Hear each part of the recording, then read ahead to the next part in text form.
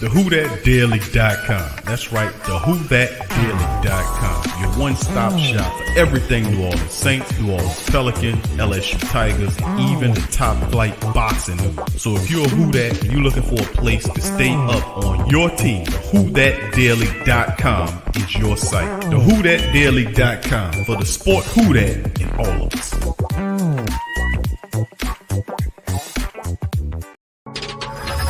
Thank you for making Saints Central your black and gold home for the New Orleans Saints.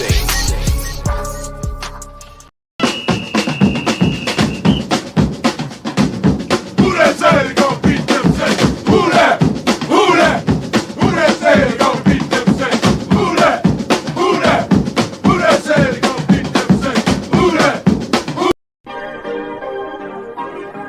Yeah. Well, all right. Like you always say, welcome, welcome, welcome. Number one sports talking D. We ain't like the Falcons, we won't blow the lead. Look, all we talk is who that, who got cut and who back. Rookies and the vets, players you should look at. It's the sports coma, you don't wanna miss it. Got the pregame, party, postgame statistics. Get a visit from Sway, maybe DC or 5. It's the hottest thing smoking, Big Q and the guys. Go to YouTube Live, make sure you subscribe. Interviews inside the Saints locker room high. Talk to Drew, Jordan, Zach, Peyton, New Orleans, Who That Nation. Best believe when I say we bleed gold and black. Ain't a miracle or robbery could ever hold us back. No, Beastquake, Bounty Gate, let the truth be told. It's the sports coma, all we know is say Super Bowl. Yeah. You're listening to the Sports Coma with Big Q and the guys on the PRO Media Network. Who that? To the black and gold family, man. Game day is going down. TSC Week 13, Saints versus Cowboy. Watch party. We in the building.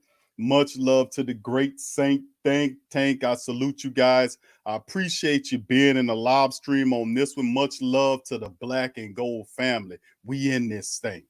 5-6, 4-game losing streak. Not feeling none of that tonight. It's a different energy in the air for the black and gold, and perhaps going to be a tear in the eye of our Cowboy family members tonight, man. We'll see, but I'm feeling pretty good tonight. Big ups to the great Saint think tank, and like I've been saying for some time now, welcome. You're now rocking with the Sports Coma with Big Q and the guys, where we have intense, entertaining, educating, and enlightening sport talk from your favorite sports family. I'm Big Q. I'm in the building. Much love to the great Saint think tank. Much love to the Who That Nation. Much love to the Black and Gold Nation. We in this thing, fam. Much love to you guys. Appreciate you being in here.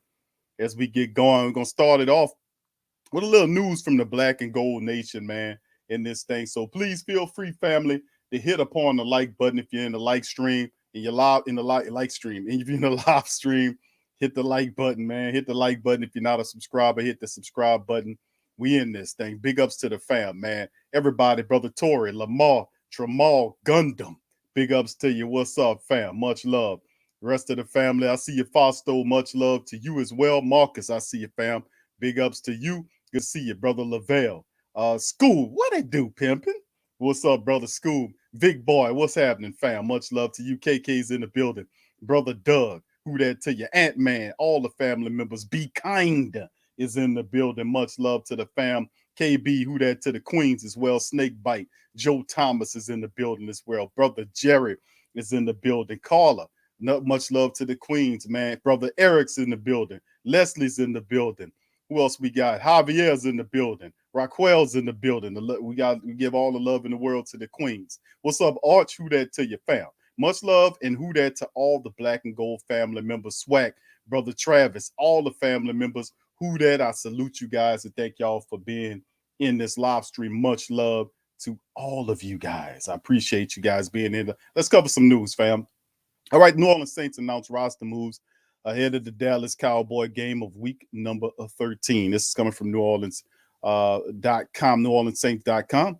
And Saints placed defensive end to New Passanio on the injury reserve. He'll be gone for at least 3 games. Of course, Passanio, before he started having issues injury-wise, was the Saints' top tackler, and he was really stepping up in the capacity. So We should get him back before the end of the year, hopefully. And of course, New Orleans Saints announced the following roster moves ahead of the game. They elevated linebacker Chase Hanston and guard Forrest Lamp from the practice squad to the active roster. Signed tackle Caleb Bennock, defensive tackle Albert Huggins, and fullback Adam Prentice from the practice squad put Passanio on IR. So Chase Hanston is a guy who is a good special teams linebacker as well. Forrest Lamp is a guard, used to play for the Chargers. You have a lot of experience, so we'll see what Coach Payton sees with him. And of course, Caleb Bennock the same way with all those starts with the Tampa Bay Buccaneers. Yeah, I'm a big I got love for Albert Huggins. He's a really active interior defensive lineman for the Saints. And the Saints are electing to go with Adam Prentice, a fullback they picked up from the Denver Broncos at the start of the season, as opposed to go to to our former Carolina Panther fullback, Adam Armah, who's currently released. So along with Kevin White, Armah should come back to the squad, man, as well. Not feeling that same love about Kevin White. Why the hell should he? You know what I'm saying? You can keep the hell out of Kevin White. I'm telling you. All right, big ups to the rest of the fam. Appreciate y'all. What's up, Carlos? Who that to your fam? Star Orange is in the building. Much love. What's up, DLP? Saints 01 is in the building. Who that to your fam? What's happening? How y'all doing, fam? Thank y'all for being here. All right, Daniel, who that to your fam? Appreciate you. Let's go black and gold, man. Let's do this. I hear you, fam. Much love. Appreciate you, B. What's up, Debo? Who that to your fam? Appreciate you as well in the stream. What's up, Tasha, baby? Much love to the queen. All right, JCL Systems. Who that to you? It's taste some time. I got you. Jerome, who that to your fam? Appreciate you being here. He says, Taysom will shine tonight. Who that nation? All right, we in the building. Appreciate you, fam. All right. Much love to the fam. What's up, Demetrius? Who that to you, fam?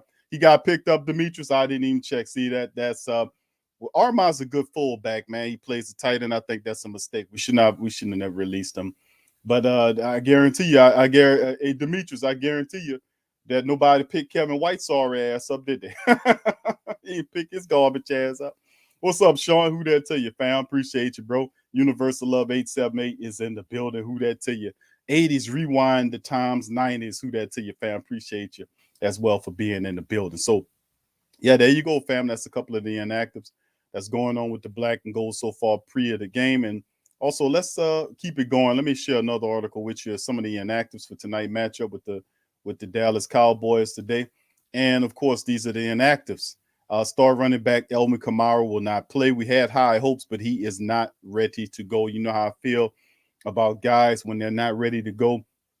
Ultimately, when guys are not ready to go and you put them out on the field, usually it hastens their injury or it don't end well when you don't have them right where it needs to be. But we do have Ingram, as you can see here. Let me superimpose this, make it a little bigger. There you go.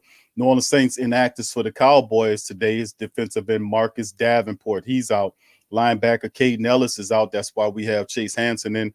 Running back Elvin Kamara is not there. Left tackle Teron Armstead is not there. Hell, and truth be told, Teron Armstead wasn't there the last game. When he never seen Teron play. That confused. Right tackle Ryan Ramczyk is not in. So our bookends are not there. And of course, a healthy scratch for Ian Book. He's out. Tony Jones Jr., who I feel we can use. He's a healthy inactive as well. Dallas Cowboys, Cedric Wilson is inactive along with Will Greer, and defensive end Azur Kamara is inactive. So a lot of Cowboys did get D-Law back in the game. So, but, they're dealing with C-19 stuff as their coach. McCarthy won't be in the game, and Dan Quinn will be coaching the team. So a lot going on with that. That'll be quite the transition with losing McCarthy. Anytime you lose your head coach, and you have to make an adjustment there. I remember when that happened to the Saints early in the season when we lost offensive line coaches and it just didn't look right. You know what I'm saying? And I'm like, man, those offensive line coach must be really good motivators of these players, because when they were not there, you could see the players had difficulty motivating themselves on the field of play. So, will the Cowboys go through that same situation? Only time will tell, but that's a difficult thing when you remove your head coach from the matrix and you have the assistant coaches calling the game. So We'll see. Devin, who that to you, fam? Good to see you. And what's up, Muse, baby? Who that to you? Appreciate you. My dog Jim Kev is in the building as well. Much love. All right, fam. So that's a couple of the inactives as well in the matchup. And of course, let me go ahead on and kind of dial up some of the statistics, because we covered a lot of this stuff on our guest preview show on Monday when we had Brother Law from Law Nation representing the Cowboy Nations in the building. That was fun. And of course, we'll have Brother Law back after the game, or I'll probably jump. We'll hook a crook by win, lose, or draw. We're gonna show up. So hopefully the New Orleans Saints can make me look like a genius and pull off this win in the Superdome with all that energy all around. So hopefully we can get that done as well. So let's look at it here as well. As Amari Cooper, the last article I seen on Amari Cooper is that he's not good. He's not good to go. He's not cleared of the C-19 that he was dealing with, so he knew he won't play. But Demarcus Lawrence, the D-Law will be available to play in this matchup. His first game there, and that's a very nasty defensive end. He always has some level of success against the Saints. And with the Saints both bookend tackles out, we have to get that ball out fast, man. We can't be sitting up there holding that ball with D-Law back out there, and both of our bookend tackles are missing. So both tackles, Armstead and Ramczyk, are out, and we got both backups in there. And of course, Lawrence is back. That's not a recipe for really good gumbo. That's a recipe for burnt ass gumbo, scraping the pot, getting all of the chard up in the gumbo. Got to throw the whole damn thing out. But D-Law could spoil the meal for you, man, if you let him. So we got to make sure we keep that brother under wraps as best we can. And also, Saints going to have to speed up those progressions, get that ball out. So I don't know what kind of game plan Coach Payton got dialed up with Taysom Hill, looking for that spark. He does provide a spark, if anything. Was hoping that Elvin would be ready, close to play, but I'm not upset about that. It's better for him to just heal. We have Ingram, though, so that's a big part, and that's why I'm not really, looking for that. But Taysom Hill and Ingram helps out, so we'll see how it all goes in the interim. But let's look at some of these statistics here, fam. As you can see, some of the elongated injury news right here. As you can see, a couple of the guys there. And of course, you see our guys, and then you get into the points per game, where the Dallas Cowboys averaging almost 30 points a contest while giving up almost 23 points a game. Saints 23.4 on offense, giving up 22.6 on defense. And that's a lot. And the numbers kind of got a little away from us defensively speaking, because the offense wasn't consistent enough to kind of help the defense out. Hopefully tonight, that if when the Saints get going with the drives, hopefully it will be a situation where the black and gold could have long drives, which allow the defense not only to rest, but they score. I prefer touchdowns, but if we can't get touchdowns, field goals, and long as 4 or 5 minute drives to help the defense stay rest and balanced. The offense can at least do that much to help our defense out, so that they can fire off and take care of business. 430 total yards, 430.6 to be precise, from the Dallas Cowboys. Total 303.2 through the air. Dak Prescott leading that attack, and they're rushing pretty respectfully at 127.5 yards per game. A miss of Zeke and Pollard, which is two fantastic running backs that'll be a challenge to the Saints to deal with. So we'll see how it all works as far as that's concerned, but that is pretty impressive offensive numbers. And of course, you look at the black and gold, almost 210 through the air, 321.1 total, 310 through the air, and 111.2 yards rushing per game. Dropped a bit, but the Saints have to get back on track to make sure that we handle business on that mission of running the football up against the Dallas Cowboys defense, which allows 385.8, almost 386 yards per game combined, 278.5 they allow through the air, while the Saints just 210 if you round us off. So that's more than enough. And of course, they allow you to rush at 107.3 yards per game through these 11 contests, while the Saints rushing attack fits just a few yards, south of that total. But all those numbers, are defensively speaking, are right within the statistical numbers where the Saints need to have success. The thing is execution and operating with a certain level of intensity, because we know the Dallas Cowboys are going to bring this level of intensity. The Saints will have to match it, or the Saints bring in the intensity, and the Cowboys will have to try to match that. And the Saints would then have to dominate the line of scrimmage to give the offense an opportunity to have success. 358.4 is what the Saints have allowed defensively, not nearly as much as what the Cowboys was doing.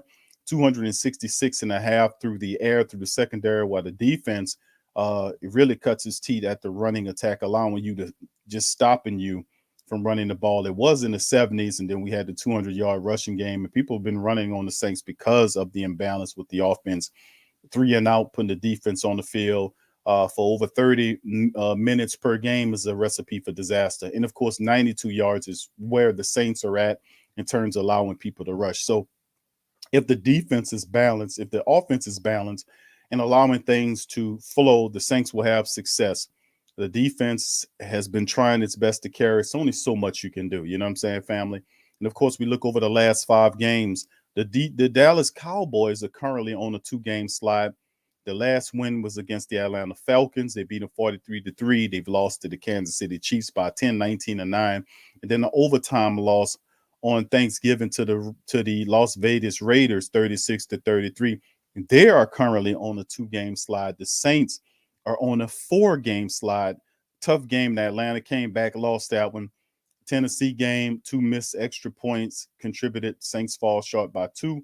And then the bottom kind of fell out. And you can see the close games, Atlanta, and of course, Atlanta game, they were just milling about and put 22 points in the fourth quarter, try to make a run at it, and almost pulled it off. Tennessee, 2 extra points, 2 extra points missed by the Saints. Could have tied it when it's overtime, and they had several other opportunities to win the game. We weren't as crisp as we wanted to be in that matchup. The Philly matchup, Jalen Hurts hurt the hell out the Saints, and of course, you can see then the proverbial bottom fell out against Buffalo 31-6, which spurred them to move in a different direction with Taysom Hill as opposed to Trevor Siemian. Even though Taysom Hill was fully practicing this week, it's still, Coach Payton was talking about pain in his foot, and that's a very difficult injury. He even described it when he had the press conference of him having a similar injury that he had to go through, and then, of course, the pain that he felt doing it. So they got some industrial strength painkillers, to be honest with you, that they're going to be using on Taysom, man, for real, man. I mean, whatever. And we playing the Dallas Cowboys. So to be honest with you, remember whatever they was shooting Tony Romo up with, whatever they was shooting him up with when he had that broken ass back running around there, and he was throwing the ball. I'm like, this dude, you know, back situation is all jacked up, but he out there throwing the ball around 40, 35, 45 yards around like nothing ain't wrong. I said, whatever he got, I want you to stockpile that and keep it in the Who Dat Nation, because we're going to need that stuff. So we need to take whatever they was giving Tony Romo, buy a big drum of it, and take some of it and give it to Taysom Hill, because, man, let me tell you something. He going to need that tonight, man. I'm going to be honest with you. Anyway, let's get on into some of this right here, fam, dealing with the depth chart. Of course, we know the black and gold depth chart right here. As you see, Taysom Hill sitting on top of that thing. Elvin Kamara is out, but Mark Ingram is back. Tony Jones is listed as out, but he's not injured, just a healthy scratch. It's Ty Montgomery will get an opportunity. 2 veteran running backs Coach Payton is very familiar with. Ty Montgomery will get opportunities in the matchup as a running back and helping him out as the wide receiver.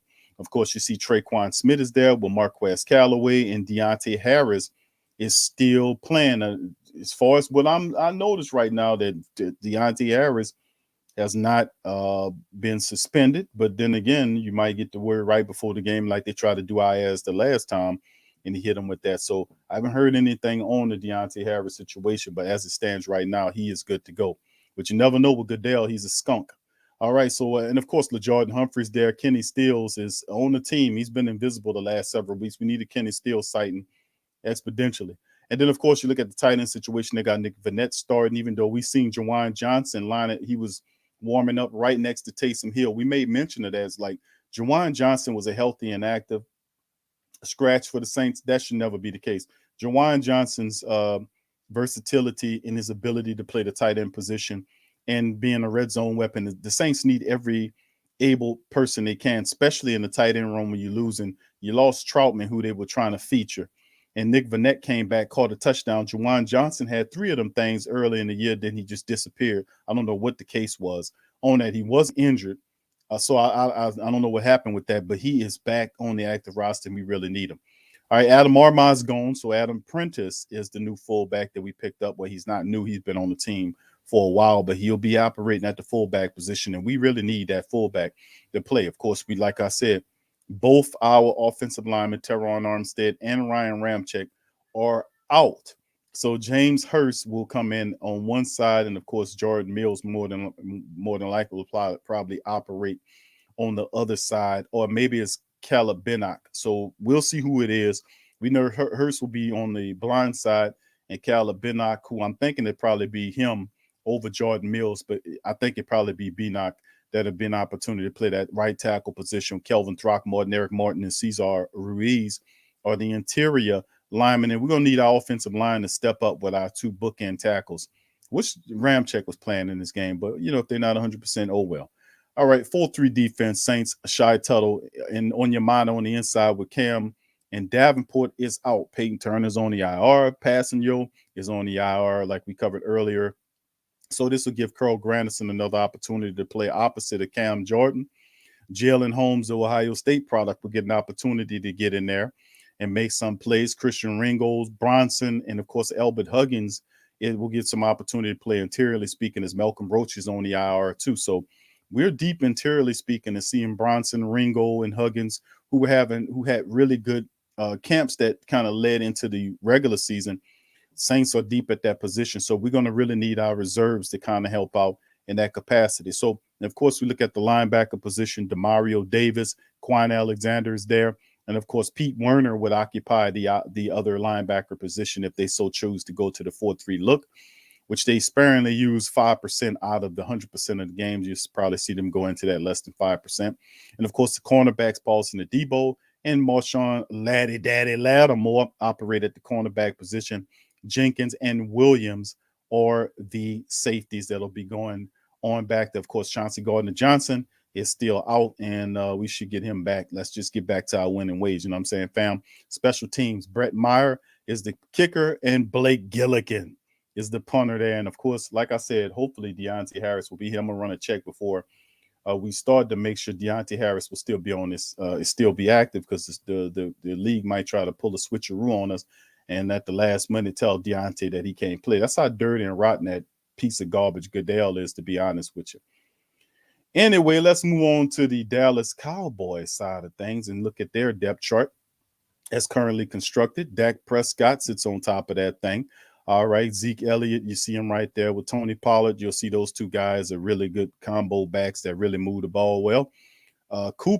Amari Cooper is listed as on here as in, but I'm gonna have to check on that because the last report I heard on Amari Cooper that he wasn't available to play. I know CeeDee Lamb is, and Michael Gallup is ready to play, and of course they have guys like Noah Brown and Malik Turner, but we'll see how that all shakes. But with Amari Cooper being available, so I'm gonna run a last minute check on that to make sure. Before the last bit of information I got that he is out. But Dalton Schultz is the tight end there. Of course, you see the fullback there on IR as well. So we'll see how they operate with that. And, of course, the offensive line. It's not a bad offensive line with Tyron Smith is a guy that we'll see go against Cam. That'll be a good matchup. McGovern's in the middle with Tyler Badassi. There's a guy that we was looking at. I think he's out of the University of Wisconsin. Wisconsin, I think, Badassi, who came out in the Cesar Ruiz draft, and he had a higher grade at center than Cesar Ruiz, but the Saints went with Ruiz. I remember looking at that. Zach Martin was one of their best interior offensive linemen. Steele is out, so Lyle Collins probably have an opportunity to play that position. The 4-3 defense for the Dallas Cowboys. You got DeMarcus Lawrence there. D-Law is back. And of course, you see a couple of their interior defensive linemen there are not bad players at all. Armstrong on the outside, and of course they have a couple of guys here that they like to rotate that play pretty well, man. So we'll see. And of course you see Vander H and a few people. Keanu Neal, who was a safety, converted to a linebacker. That's not a bad look that they did. Micah Parsons is there. Jabril Cox, one of my favorite linebackers, he's on IR for him, so he won't play tonight. But Micah Parsons is a beast.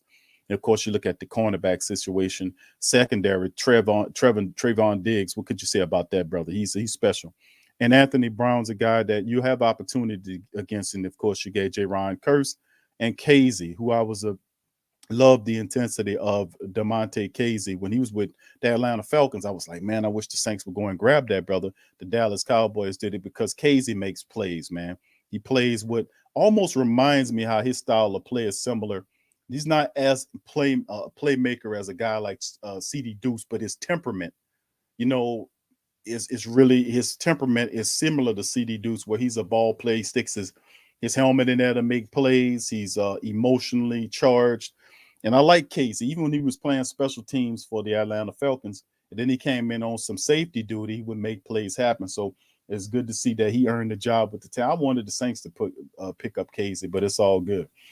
All right, so man, it's going to be fun watching this one here, fam. Give me a second because we're about to get going in a few minutes with the game as we're getting close and close to game time. But yes, that is the look right now for the Saints as we went over the news and the inactives. And we're going to get ready to get the game going on in a second. But yes, family members, we got to feel pretty good about this one, man. Hopefully the Saints don't let us down here, man. Come on, we need this one. We need this win, fam. We really do. We need this win bad. Okay, let me get a few comments from the family members before we get into this thing. Much love. What's up, brother John? How you doing? He says watching the pregame action. Okay, he watching him. Okay, so Cooper, he might be playing. I remember the last report that I seen. This was an hour and a half ago that they said he wasn't able to play. But we'll see. Let me see if I can get something new on him. Okay, they said he was expected to play, but let me see. Let's see. He has missed the pass, but he was not feeling the best because of a cough when he returned to practice earlier this week. Hold on here. We're going to pace it at first just to get him in the game. Okay, so they're going to play him. Okay, so that's just coming from, let me share this article with the family members. This is coming from, let me see. I just popped this up here, but this is the article right here from these bastards. They say Cowboys will pace Amari Cooper early. So there you go. And here's the quote right here saying that we're going to pace it at first just to get him in the game. He's playing. His playing time will depend on how he's feeling. That's what McCarthy said, who will miss the game after testing positive himself. But he said the Cowboys are 0-2 without Cooper. He had 44 catches for 583 yards, 5 touchdowns. In return, give Dak Prescott, Cooper, Lamb, and Gallup. That's a pretty formidable wide receiver core. Then you mixed in the fact that they are operating with Zeke and Pollard. Like I said, the Cowboys have a formidable little squad, and if you get Amari in there, that's just a problem that's Laddie Daddy guy right there. And of course you gotta, my goodness, that's a pretty good trio of people. I mean, you know what I'm saying? That's to get Cooper back and DeMarcus Lawrence back on the same night. While we missing our bookend guys, man, we got some work to do, fam. We got some work, so we got to take care of business. All right, so let me get a few comments from the fam. Once again, family, if you're in the stream, well over 100 of us in here for the watch party. Hit the like button. If you're in the building, hit the hell out the like button. If you're not a subscriber, hit the subscribe button as we get ready to get it going. It's just going to be fun watching the black and gold hopefully get a win. And let me give a special shout out to Tasha and my dog Sean, who got a really serious bet riding on this one, man. Between them, and they've been waiting for this one for a while, so they got a bet going on between them, and Tasha will have to give up her Cowboys for the Saints, and that is a huge bet that she made and Sean made, and perhaps we're gonna see, man. It's gonna be tough. It's gonna be tough to see because a lot of family members are conflicted. You got Saints people on one side, Cowboys on another side. You got husbands and wives on one side or another. So it's going to be interesting. Anytime the Cowboys play, that's why I was saying, man, the Cowboys and the Saints, that's a real deal. That's going west. At one time, it was the 49ers, but the Cowboys have developed into the Saints' Western rival. And every time these teams meet, it's always great football. It's always energy for it's like playing the Atlanta Falcons with our mind right. Like if the Falcons are a challenge, we gonna play them like no other. But if we feel like the Falcons and we're hitting on nothing, it'll be like one of them games a couple of years ago when Drew Brees came back and we just got mopped up by the Atlanta Falcons because the Saints didn't take them seriously. You know, or like when we didn't take them serious the first matchup this year, the Atlanta Falcons beat the Saints and of course then start falling through the floor on the rest of the games. So we know that the Cowboys are a good team. They got most of their really good players back. The Saints are not totally healthy where we want to be. Like I'm kind of nervous about that, not having our bookend tackles with D-Law coming back. That is cause for concern. But Bradley Roby, Laddie Daddy, and Paulson Adebo have to step up, handle business. Marcus Williams will have to translate or keep carrying that really good game that he have. He really showed me something the last few things, so we're going to see. All right, so let's keep it going. Big ups to the fam, man. Appreciate you. Yeah, that's a big bet that Tasha and Sean got going on. Tasha, I know you watching, you and Sean. Remind me of what the bet is again, because somebody had to give up their team. I think that was the bet. That's big. All right, so for King the Great, thank you, fam. Win, lose, or draw, the Black and Gold have to put on a fight on national television. Yeah, the last time we was on national television was the Thanksgiving game, and we stunk. 31-6, ass drumming by the Saints losing it. So we definitely have to step our game up, fam, and get this stuff on the right side of stuff for real. It's getting close to game time, fam. Let's get some predictions from the family members in the game. Let's hit some predictions from the family members. Thank you, Sofa King. Appreciate you for your super chat, my friend. Much love. Let's get some predictions from the Who Dat Nation before the game get going. What do y'all think about what's going to happen in the matchup? All right, Scoop says third game of a 3-game and 14 days road trip is usually a loss for the road trip. Well, Dallas is struggling. They're on the 2-game losing streak. We showed that. The Saints are on a 4-game slide, as you well know, Scooby, one of the smartest of the great Saint think tank. We got a lot of them, but Scoob is definitely up there. We know what we're dealing with right here. We can't have a 5-game slide. We're in the dome. It's an energy effort, and Deontay Harris is playing. So the NFL, he hit out from the NFL, so they couldn't tell him, hey, Deontay, you can't play. You know, so anyway, here we go. That's the kickoff for the Black and Gold. Let me get our screen up here so we can see. All right, and that's going to be a touchback for the Black and Gold as Taysom Hill comes out for the squad. All right. All right, so Taysom Hill is in the game, fam, as we get going and kick off. All right, thank you, Don Duck. He says 35. Okay, I got you, 35-14. He says Dallas on that one. Uncle Paulie says the Saints, Cowboys, 27-21. All right, thank you, Uncle Paulie. Slim said you got a close one, 23-20. That's what I said too, Slim, something like that. All right, thank you as well, 20-12. All right, thank you. Here we go. Power. Well, there's the play. He throws it to Traquan Smith, and they pick up about 5 yards on a quick toss by Taysom. And hopefully, if they get rhythm plays like that, as Taysom opens up with a nice little pass to Traquan Smith, and hopefully we can keep it going like that, because when you know both of your bookend tackles out, that's a gain of 6. Taysom finds Traquan Smith to the right side, man, for a completion. Saints striking fast. Let's go. All right, here we go. Taysom under center. He puts a man in motion from right to left. There's a play action. And Taysom running the ball, throws it back across his body and finds he finds Big Nick Vanette. And, yeah, he threw back across his body, which is something you're never supposed to do. Got a little nervous right there, but Taysom seen Big Nick Vanette running and threw the ball right there. And it looked like Vanderlei almost got a paw on it. But he made the play and picked up another first down. Taysom Hill 2 for 2 with 18 yards. Here we go. The Saints at their own 43-yard line. Taysom in the shotgun. He got a 5 wide receiver set with a back next to him. And there's the blitz coming. There's a screen out to and boy, he was plastered because that screen went nowhere. I don't know what Ruiz was doing on the play. But they blasted the hell out of Mark Ingram on the screen. It didn't really end up well. 28 kind of tripped him up, and then number 97 just cleaned his clock. So, yeah, that right there. Yeah, and once again, you're seeing on the play right there, Ruiz got out there late to make the play, so we can't do that. 2nd and 13, they lost 3 on there. Saints backed up to their own 40. It's a power wide formation when a man in motion is Juwan Johnson, goes all the way down to the bottom of the screen, and they give the handoff there, and Mark Ingram picks up about maybe 2 yards, close to 3, look like 3 yards, so it'd be 3rd down and long for the black and gold as they got going early. And of course, when that play happens, remember, family, and Jordan Mills is starting for him, not Benwak.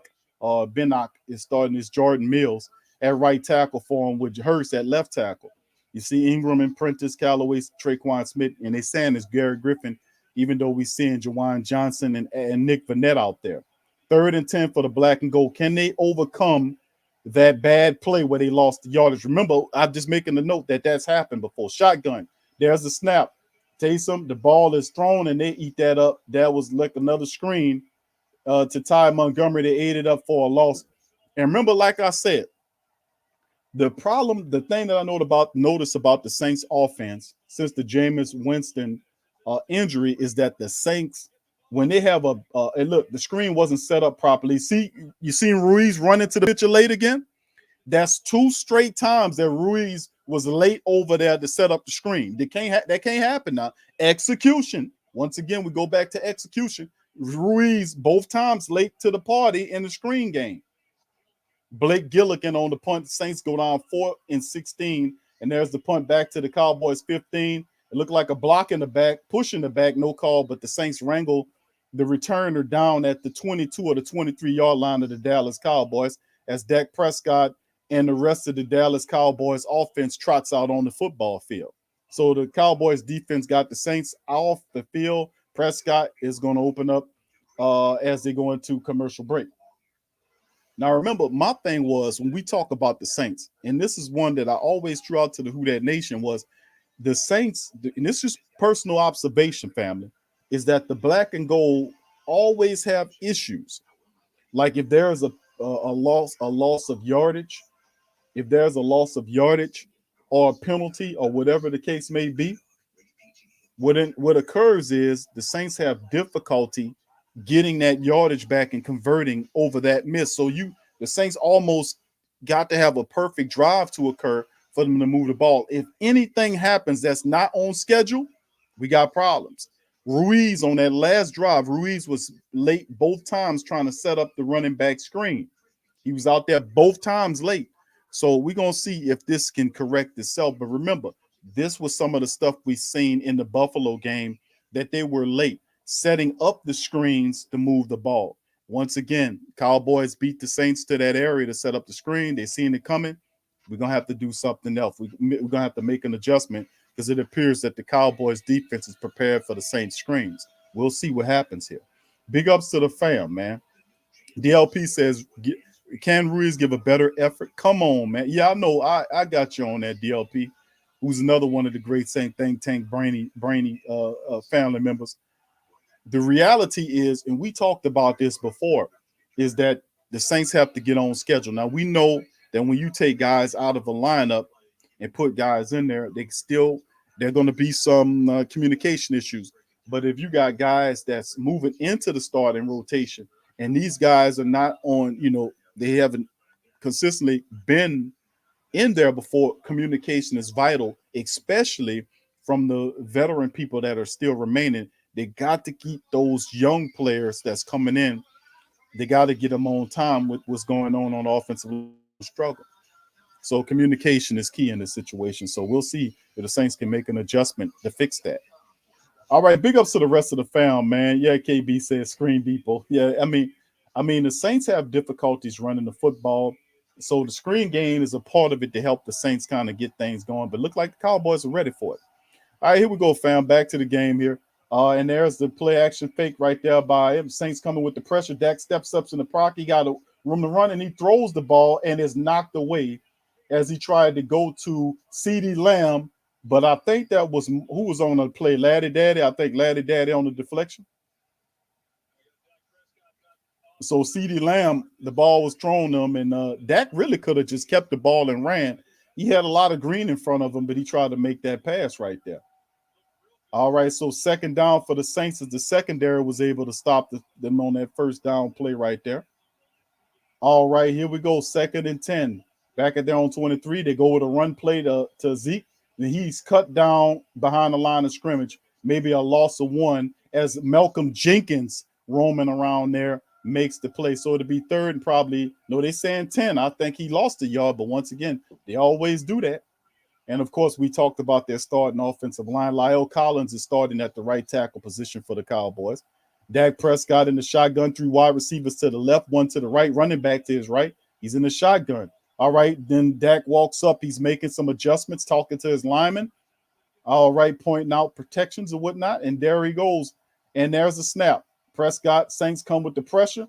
Prescott throws the ball, and the ball is out and knocked away. Bad pass. And Roby actually was on the play. So there's Bradley Roby on the play. And the Cowboys go 3 and out. Good play by Roby. He had his hands on him right there, but got right to the ball and knocked it away. Roby did a great job on the play of getting his hands in on that potential catch right there. And the Saints defense get the Cowboys off the field, man, real quick.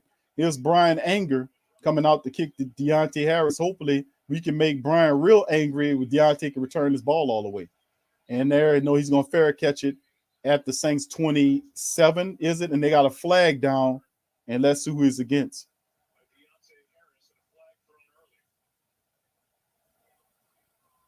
They're more than likely going to be on the Saints. We'll see.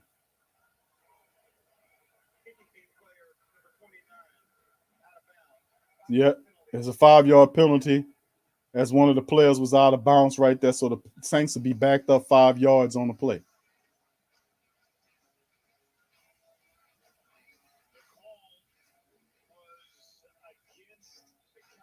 Oh, it was against the Cowboys. Okay, I'm sorry.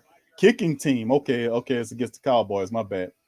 All right, so that's good. Saints get 5 yards. All right, there we go. No, he's not back, Big Bull Hoffa. Chauncey still hurt, man. I wish he was back, though. Yeah, so family, not a bad drive by the Saints. The Saints turned the Dallas Cowboys offense off in 3 plays. Run them off the field. Defense did it. That was a pretty good drive. Now, the defense is doing its part. Can our offense get on schedule? And they're having difficulty running screens, which is a basic part of Coach Payton's offense. He loves the screens. So we'll see how they deal with that and what kind of game plan Coach Payton got dialed up with Taysom in there. He loves Taysom Hill. He got Mark Ingram. Let's see if he can get the rest of these guys going in the offense. So the Saints get 5 yards on top. No, they're going to re-kick it. Okay. They're going to re-kick it. Or re-punt it better. 4th and 15, backing them up by 5 in anger. I would, is going to try to punt it, and he's going to probably angle it out of bounds somewhere where Deontay can't get a good return on it, and that's a really good punt. And Harris picks it up at the Saints 24, and he ran out of his protection, and he gets tripped up back to the 30-yard line. So a lot of going cross field to pick up 5 yards. He got tripped up on the play. So Taysom Hill scrolls out there to try to get the Saints offense on par. We'll see what goes on there as well. Let's see what the second drive looked like. The Saints looking for a spark, but they got to go fast. It's a big part of it, fam. The Saints got to speed up that offense, man. They really do. So I like what Coach Payton was doing. We just couldn't get over that situation. All right, thank you, Boo. Boo, let's go say thank you for your super chat, Boo. Boo, much love to you, fam. Appreciate you. All right, Brother Crusher's in the bill. What's up, Brother Crusher? How you doing, my friend? See, the Cowboys are 2-3 against the Saints with blue jerseys on, but never have won in the dome with them blue jerseys. All right, thank you for that stat right there, Brother Crusher. And who that to you, my friend, and thank you for the super chat, my brother. Thank you. All right, big ups to the rest of the fam, man. So, right, the Saints defense did a good job marching the Cowboys off. The offense walks back on. Can they get this thing going? Let's go offense. Let's get this offense going. We shall see. All right, big ups, fam. Yeah, I'll take a field goal. I'll take a field goal. Just be able to get down there and make plays and stuff like that. I'll go for that. I'll take some field goals. Hell, I'll take some. All right, so let's keep it going. We need some turnovers too, but the Saints offense most certainly got to score, man. That'll electrify defense if they can do that. All right, Hold'em. What's up, Mike from Hold'em Hook TV says we need a few turnovers today, fam. Yeah, I'm with you on that. But we need some touchdowns too, fam. If the Saints can score some points, and that's the thing, can the offense get going in the matchup? That's the big part of what we need to do. Can we get going and make some stuff happen offensively speaking? That's the big part of this whole thing. Right, right. Johnson's right. Johnson said no drops, fumbles, or INTs. Right. Absolutely. Absolutely. We got to do that. Yeah, I got you, Sean. He said get that pressure on Dak. Yeah, yep, you're right. I mean, but it coming out, the Saints secondary had a pretty good performance against them in that first drive. But like I said, they might have gotten a few guys back in the game. But the reality is, you look at what's going on with the team overall. To be honest with you, that's a big thing when you lose your head coach. If he's not in there, it kind of disrupts things. And we know Dan Quinn got a lot of coaching experience, but at the same time, is he's not the head coach, so it's going to be a learning curve of some sort. All right, so here we go. Taysom Hill back out there. It's at the 20-yard line for the black and gold. They're in the shotgun with the running back to his right. The Saints go with a draw play, and Mark Ingram goes ahead and picks up about 5 yards. That was a nice run. He had to fight for a few yards, but they get about 4 or 5 yards on the pickup to Mark Ingram, and that's what I like to see. Is Ingram trots out, Ty Montgomery is going to run in that game, as we see Alvin Kamara on the sideline looking.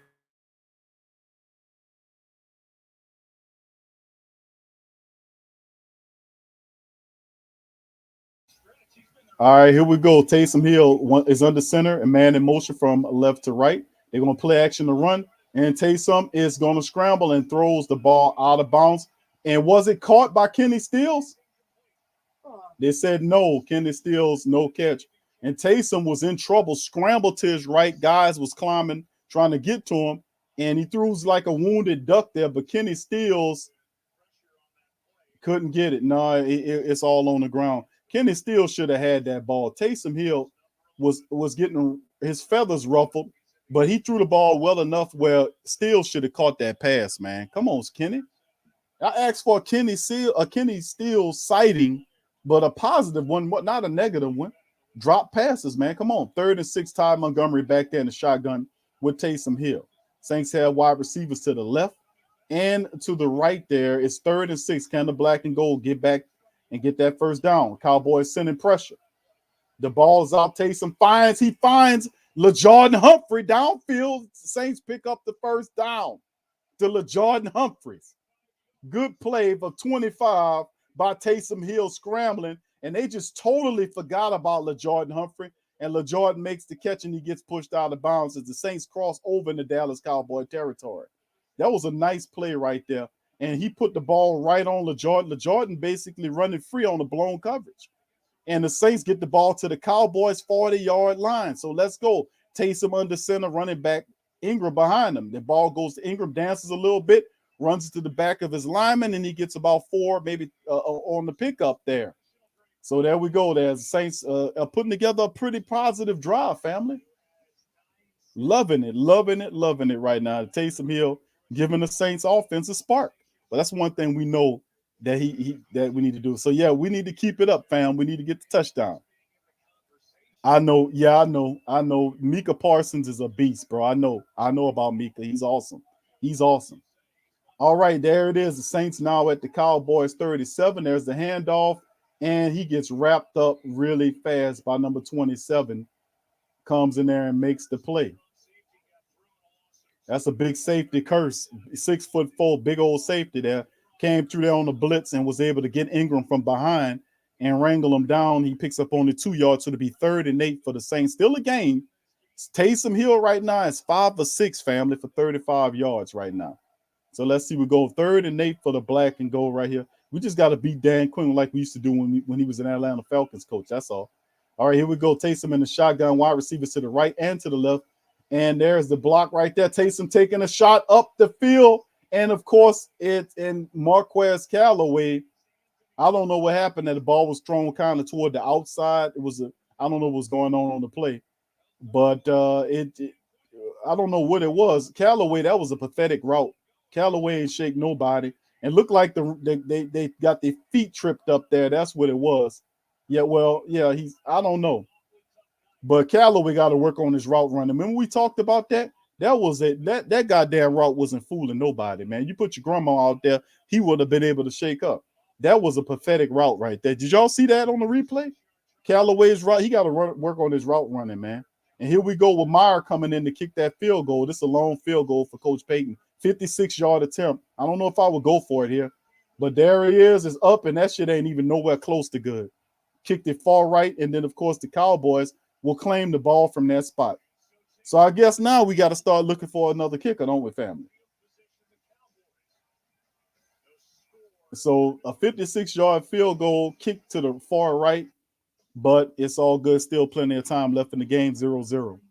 So I know a 56-yard field goal would have not been my choice. You're actually, and I'm not really that mad at the call, but I don't have confidence in Meyer to let him kick a 56-yard field goal for me. But it is what it is. But you're in the area of the field where you can attempt to go to it. You were what, 3rd and 6? I would try to get the 3rd and 6 on the 4th and 6 as opposed to kick a 56-yard field goal. I mean, whatever, man. I mean, what can I tell you? I don't know what to tell you on that one. That one right there, I don't get that part of the game. I don't get that. Like I said, I guess we're gonna start looking for another kicker after the game, right, fam? If we lose by 3 on this one, then we're gonna fire the kicker, right? I just wouldn't have done that, man. I know Coach Payton making the call, but I just don't trust Meyer or whatever his name is. They can let him kick a 56-yard field goal for me, and all I need is 6 yards in the area of the field where it's pretty much where you can go for that thing right there. You see what I'm saying? Oh, well, it is. Well, let's see if the defense can get a turnover from us for us to help us with the Dallas Cowboys. My goodness, man. My goodness. Come on, man. We got to get smarter than that. Good Lord. My goodness. Family. Oh, my goodness. Yeah, I know. We fired quite a few of them. We're going to have to fire another one. Really, I thought we should have stuck with the last one we had, Johnson, who was actually hitting the field goals, but he missed the extra points. I don't get it. I don't get it, man. I really don't.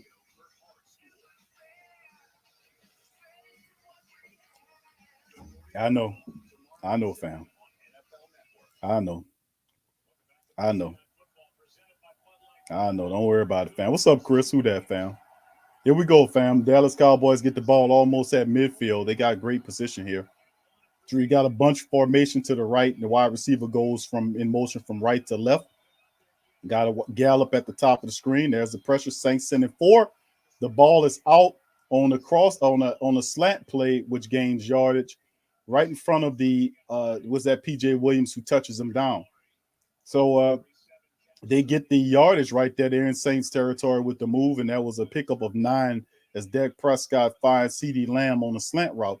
And remember, the Saints, many people studied the Saints to know that you can gain yardage on the Saints with the slant. They don't, a lot of that's open. Shotgun for Dak Prescott inside the Saints territory from the Saints 44-yard line. There's a snap. It's a handoff to Zeke, and he'll pick up maybe he got him at 3 yards. I don't see how he went way up there, put that extra damn yard up there, but they gave him 3. So it'll be 2nd and 7 for the Dallas Cowboys there. Yeah, I don't agree with the kick. I mean, it is what it is. I don't agree with the kick. I would have just, if it was 6 yards, I would have just tried to go for it if you really want to do it. But it's in the books. Shotgun from Dak Prescott, 1st and 10. They gave it to him. The first down. And then, of course, there's the pass off, and they'll find number 85. He goes down. And that's Lamb again. No, I'm sorry. That's Brown. Sorry, Brown.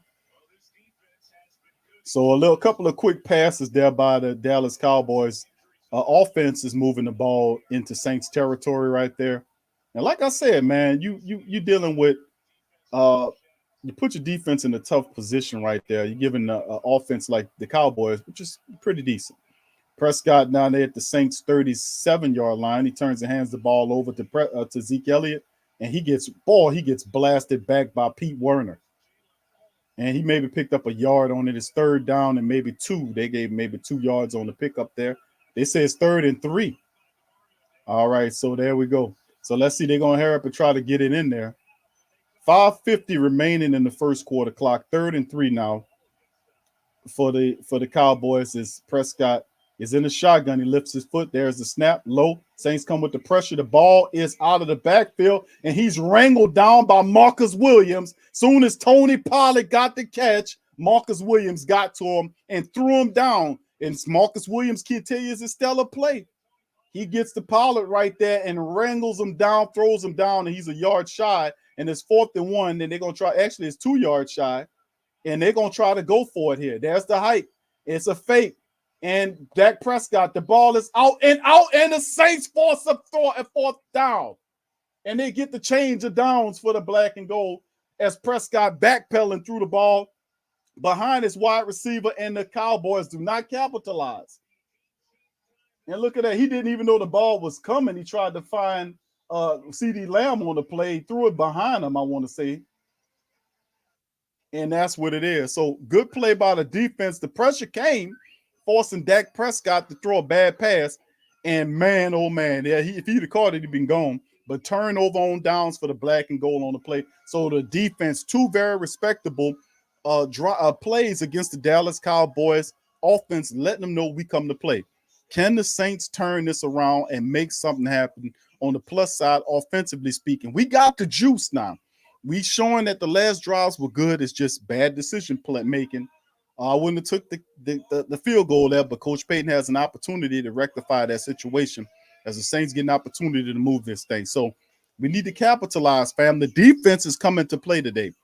The defense is coming to play. The Saints offense simply has to score and be able to gain the lead and keep the lead. So the Saints, if the offense start moving, the Saints, the dome makes it real difficult on them, and we got some positive stuff gonna happen. But once again, can the offense step up and handle their business? Big ups to the great Saint Tank, the Who Dat Nation. I appreciate y'all being in the watch party with me. It's well over 260 of us in here. Please do me a service. It's free. It won't cost you no money. Hit upon the like button. Hit the like button. If you're not a subscriber, hit the subscribe button. Join the Who Dat Nation, the Black and Gold Nation, the Sports Coma today, the great Saint Tank. We in the building. KK said we need points. I agree. We definitely need points. Yeah, Johnson says, man, Saints just gotta finish. I know, fam. We got to get it, man. Man, why is all of a sudden it become so difficult for the Saints offense to score touchdowns? My goodness. Them things we used to just drop them out of the sky. All of a sudden, it's the hardest thing in the world for the Saints to put up touchdowns. And over the last 4 weeks, well, if you are not, have a sense of urgency in the fourth quarter to score 22 points, if we can just go on a rampage right quick with that mentality, Dallas would be in trouble right now. To be honest with you, the way the defense is vibing, we just need the offense just to do what they got to do. They need to score. We need touchdowns here. All right, Tramal. Q, you have the juice now. All right. You went back in the day one more ups, huh? Yeah, you got the all right. I got you. 504 says Sean keep moving the pocket. Taysom will use his legs to make work. Yeah, I see him using that Roman pocket. Let's see. Here we go. Saints got the ball now. They at their 29. There's the shotgun. Taysom takes off and he scoots up the middle and picks up maybe 3 yards on the pickup of Taysom Hill, using his feet to get out of harm's way. And it'll be 2nd and maybe 7 for the Saints. And, man, that was a touchdown. The play just didn't develop like it was supposed to. And Dak Prescott threw the ball, but the wide receiver turned wrong. Boy, that was a touchdown. That was a touchdown. Nobody was in front of him. Here we go. Saints is 2nd and 7 after the scramble. Taysom Hill, there's a snap. Pressure coming. Taysom stepping up. The ball's out. And, it's not. What a good play by Brown, knocking the ball away from Traquan Smith. It'll be 3rd and 7 as Taysom took a shot downfield toward Traquan Smith, and the young cornerback did a good job over his back right there and just knocked it out of his hands. That was a real good play by Brown. That was an excellent play by by Anthony Brown, the opposite cornerback to Diggs. 3rd and 7 for the black and gold, which the Saints know they're going to throw at Brown all night long because you damn sure ain't going at the other guy. All right, 3rd and 7, Taysom Hill in the shotgun, running back to his right, wide receivers to the right for the Saints. There's the snap, and the ball's out, and I don't know where Taysom Hill was throwing the ball, and the Saints are now off the field now, 3rd and out. We have a mixture of crowd and boos. I don't know what Taysom Hill was throwing that football at. I don't know where he was throwing it to. I don't know where he was throwing the ball at. But at least have a conversation to whoever you was throwing to, bro. Just don't walk off the field. Go have the conversation with the wide receiver and explain what you want him to do. That's what Drew Brees would do. Now, Taysom's not any stretch of imagination, Drew Brees, but just go talk to the dude. Listen, next time when I come to you, do this, that, and the third. Now, there's Gillikin punting the ball all the way back inside the 10-yard line, and then there's Lamb with the ball, and he gets dragged down to the 20-yard line. But I don't know where Taysom Hill was going with that pass.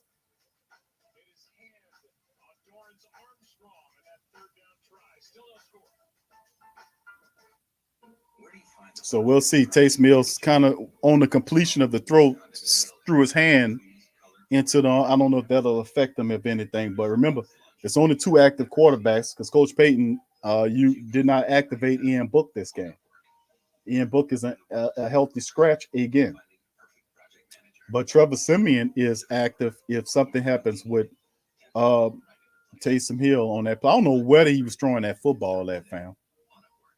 You know, and usually when you see something like that occurs, the thing you would then go to do is go talk to the wide receiver who you was trying to throw and say, next time, listen, instead of doing that, what I want you to do is go up there, you know, and you see him having dialogue off the field. Like, and then the guy was like shaking his head. Oh, okay, you wanted me to do that? Yeah, next time, do that, not what you did, but do not go such and such, do this, because we're gonna come back to you on this play, because you know I'm Taysom Hill and I don't really know that many passing plays. So more than likely, when I come back to you, I'm gonna come back to you on this play second or 2 or 3 times. You know what I'm saying? You know what I'm saying? And that's how the conversation's supposed to go, you know, to a large degree. But I mean, what can I tell you? Saints offense, man, 3 and out on that play. They punted the ball off. Not looking good, man. Not looking good at all. I don't know. I mean, maybe we need to throw a little bit more running to this thing, man. Need a little bit more running to this thing. We need a little bit more running to this thing. You know, Taysom started out real good, but all of a sudden he's kind of dialing back a bit. So we're going to see, man. I don't know. Offense still looking a bit stagnant. They got a little bit more energy than usual, but they still looking a bit stagnant to me, you know. Jermaine says it's hard to even say the offense will score in this game. Put Trevor back in at QB. Dual QB says, Kevin, a lot of people believe that too. That way you can use Taysom Hill as the weapon. That's why I was like, okay, you give Trevor Siemian in there, then Taysom Hill is, and now you can move Taysom around as a weapon, a wide receiver, tight end, whatever you need him to be. You can move him around. But him in his current role as a quarterback is limited insofar as his understanding of being a quarterback. We'll see, man. But Taysom Hill is electric. So hopefully we'll see. But, man, he might have had something.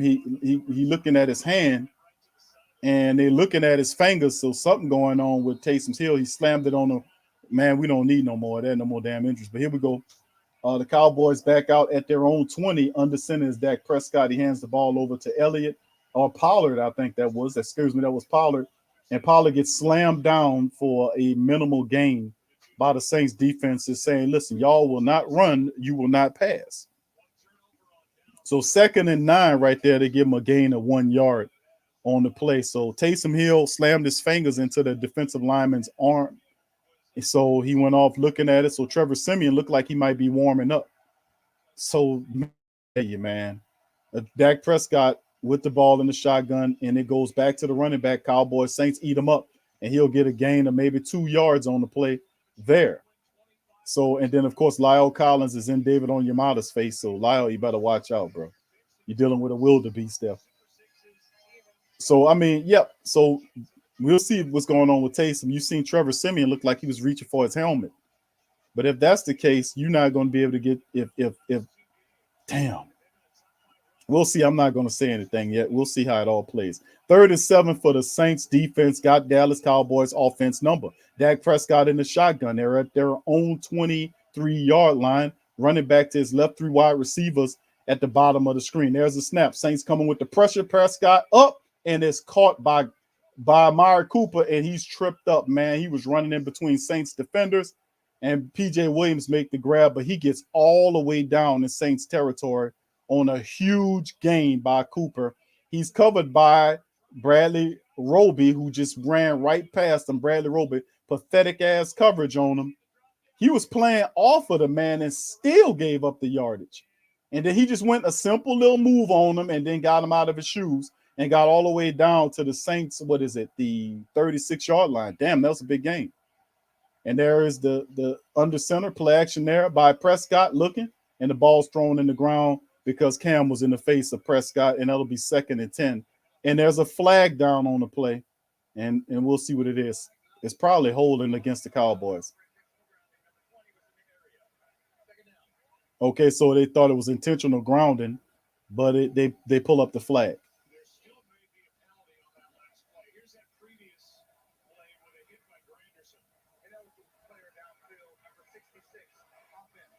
So a penalty, an ineligible player downfield for the Cowboys. So a penalty on the play backs him up.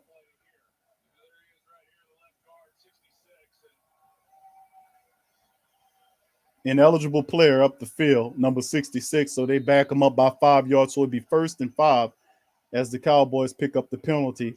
And the Saints, now they're at the 40, the 41-yard line of the New Orleans Saints. Dak under center. He turns play action to the running back, and then the ball is out to the tight end, and he picks up about 4 or 5 yards on the gain there. And he might have gotten 2nd and maybe 10 or so. But they say 7 yards on the pickup right there, so it'll be 2nd and 8 for the Cowboys as well. So Taysom Hill still throwing the ball, which is a positive. All right, here we go. 2nd and 8, Prescott under center. There's the quick throw out there, and CeeDee Lamb makes a shake, and he's still on his feet, and he gets all the way down to the Saints 1-yard line as Marcus Williams grabs him down. And boy, what a play there. And there he goes right here. And then a miss right there just broke Malcolm Jenkins out his goddamn feet. And then, of course, Marcus Williams just drags him down. And boy, he buckled Malcolm Jenkins like he almost broke his ankles. And then Lamb gets the ball, gets all the way down. Look, faked him right out of his shoes, man. So they get all the way down to the Saints 1-yard line with the CJ. So that offense is getting going. There's Dak Prescott in the center. He lifts his leg twice, waiting for the snap. There's the snap, and the ball is out, and it's caught, and it looked like a touchdown. It's a touchdown. Bradley Roby getting cooked out there, man. Bradley Roby getting cooked by different guys. Look at this. He couldn't even push the man. Look at that.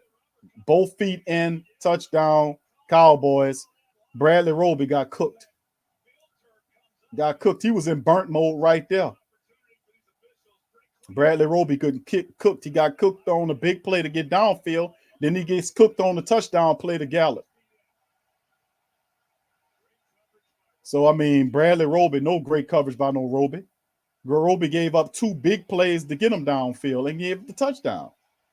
So here we go. The extra point for the Cowboys is up, and it's good. So it's 7-0. Cowboys finally get online with 59 seconds left in the first quarter. Cowboys score the first touchdown of the matchup against the black and gold as Bradley Roby was cooked on 2 big plays that helped set up one big play to get downfield and the other big play on the touchdown. So Roby getting cooked out there. Bradley Roby getting cooked. Getting cooked out there, fam. Yeah, he got cooked out there, fam. I know, fam. The Cowboys on the board 7-0. The Saints had several opportunities to make plays. And you can't play around, man. You got to execute. And then you let the Dallas Cowboys defense get going. It's going to be offense gets going. It's going to be a long day. The Saints offense has got to get in check here. They've got to get their heads out of their rear end, and they got to make something happen here, fam. Bottom line, we need to score a touchdown. Come on. All these millionaires on this team. You mean to tell me they can't score no more touchdowns? You can't win games without scoring no damn touchdowns, especially when the other team is scoring touchdowns. And there's the kick by them out the back of the end zone. Saints will receive it at the 25-yard line. 59 seconds left in the first quarter. And here comes Taysom Hill back out. So we got and Taysom Hill comes back out there and to throw the ball. So his hand slammed on the arm of the defender. And they looked at it. Might be a little sore, but hopefully this wakes up here and he's rubbing it with the towel and everything. So let's see what goes on here. 5 of 9 for Taysom. Let's see. Saints look like they got the fullback moving in motion. And then, of course, here we got a false start against the Saints. 64 on the false start. Will Clapp, false start. No false starts in your own building, bro. Take your ass off the field. Come on, bro. No false starts in your own building, bro. My goodness. All right, here go the Saints, and they go to the same play they called before the fullback goes into motion. Taysom Hill hikes the ball, and he's going to who? Nice pass, and he finds Juwan Johnson for a big chunky-ass gain of yards from Taysom Hill. So 27 on the pickup as Juwan Johnson gets upfield and cuts back in and makes a really nice catch. How about that catch, man? Look at that throw and a nice catch by Juwan. Look at that catch, man. My goodness. Well, that was a nice one right there, family. 27-yard pickup by Taysom Hill, and we got a guy down. It's Juwan Johnson. And Juwan probably got shook up on that play. He hit the ground kind of hard right there, and he might have got the wind knocked out of him. We'll see.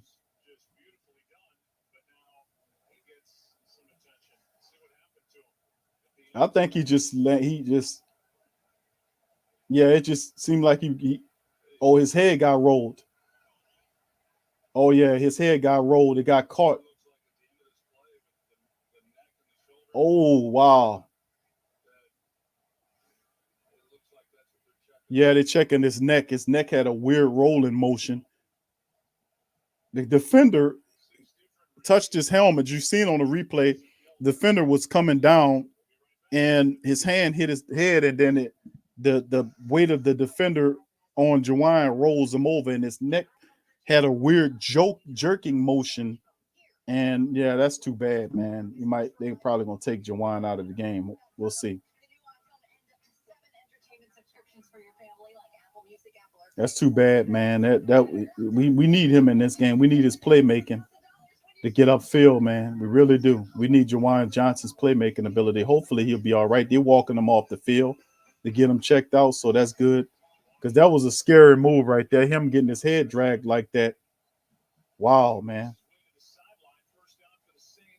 So they'll check him out, and we'll see what goes on with Juwan Johnson. We'll see. So they'll take him to the medical tent so he can get checked out. All right, here we go. The clock's still moving there with 33 seconds left in the game. The Saints at their own 47-yard line. Under center, Taysom goes with the running play, and it goes to Mark Ingram, who was ripped back, and he gained maybe 2 yards. They're going to give him probably 3, so it'll be 2nd and 7 for the black and gold. We'll see. 2nd and 8, they say. So they'll wait. That'll run the clock to halftime right there, family. That'll be the end of the first quarter right there, as the Cowboys up 7-0. As that'll end the quarter. So hopefully Juwan Johnson is all right, man. He made a fantastic catch, and his neck got rolled up on that one. That looked pretty scary.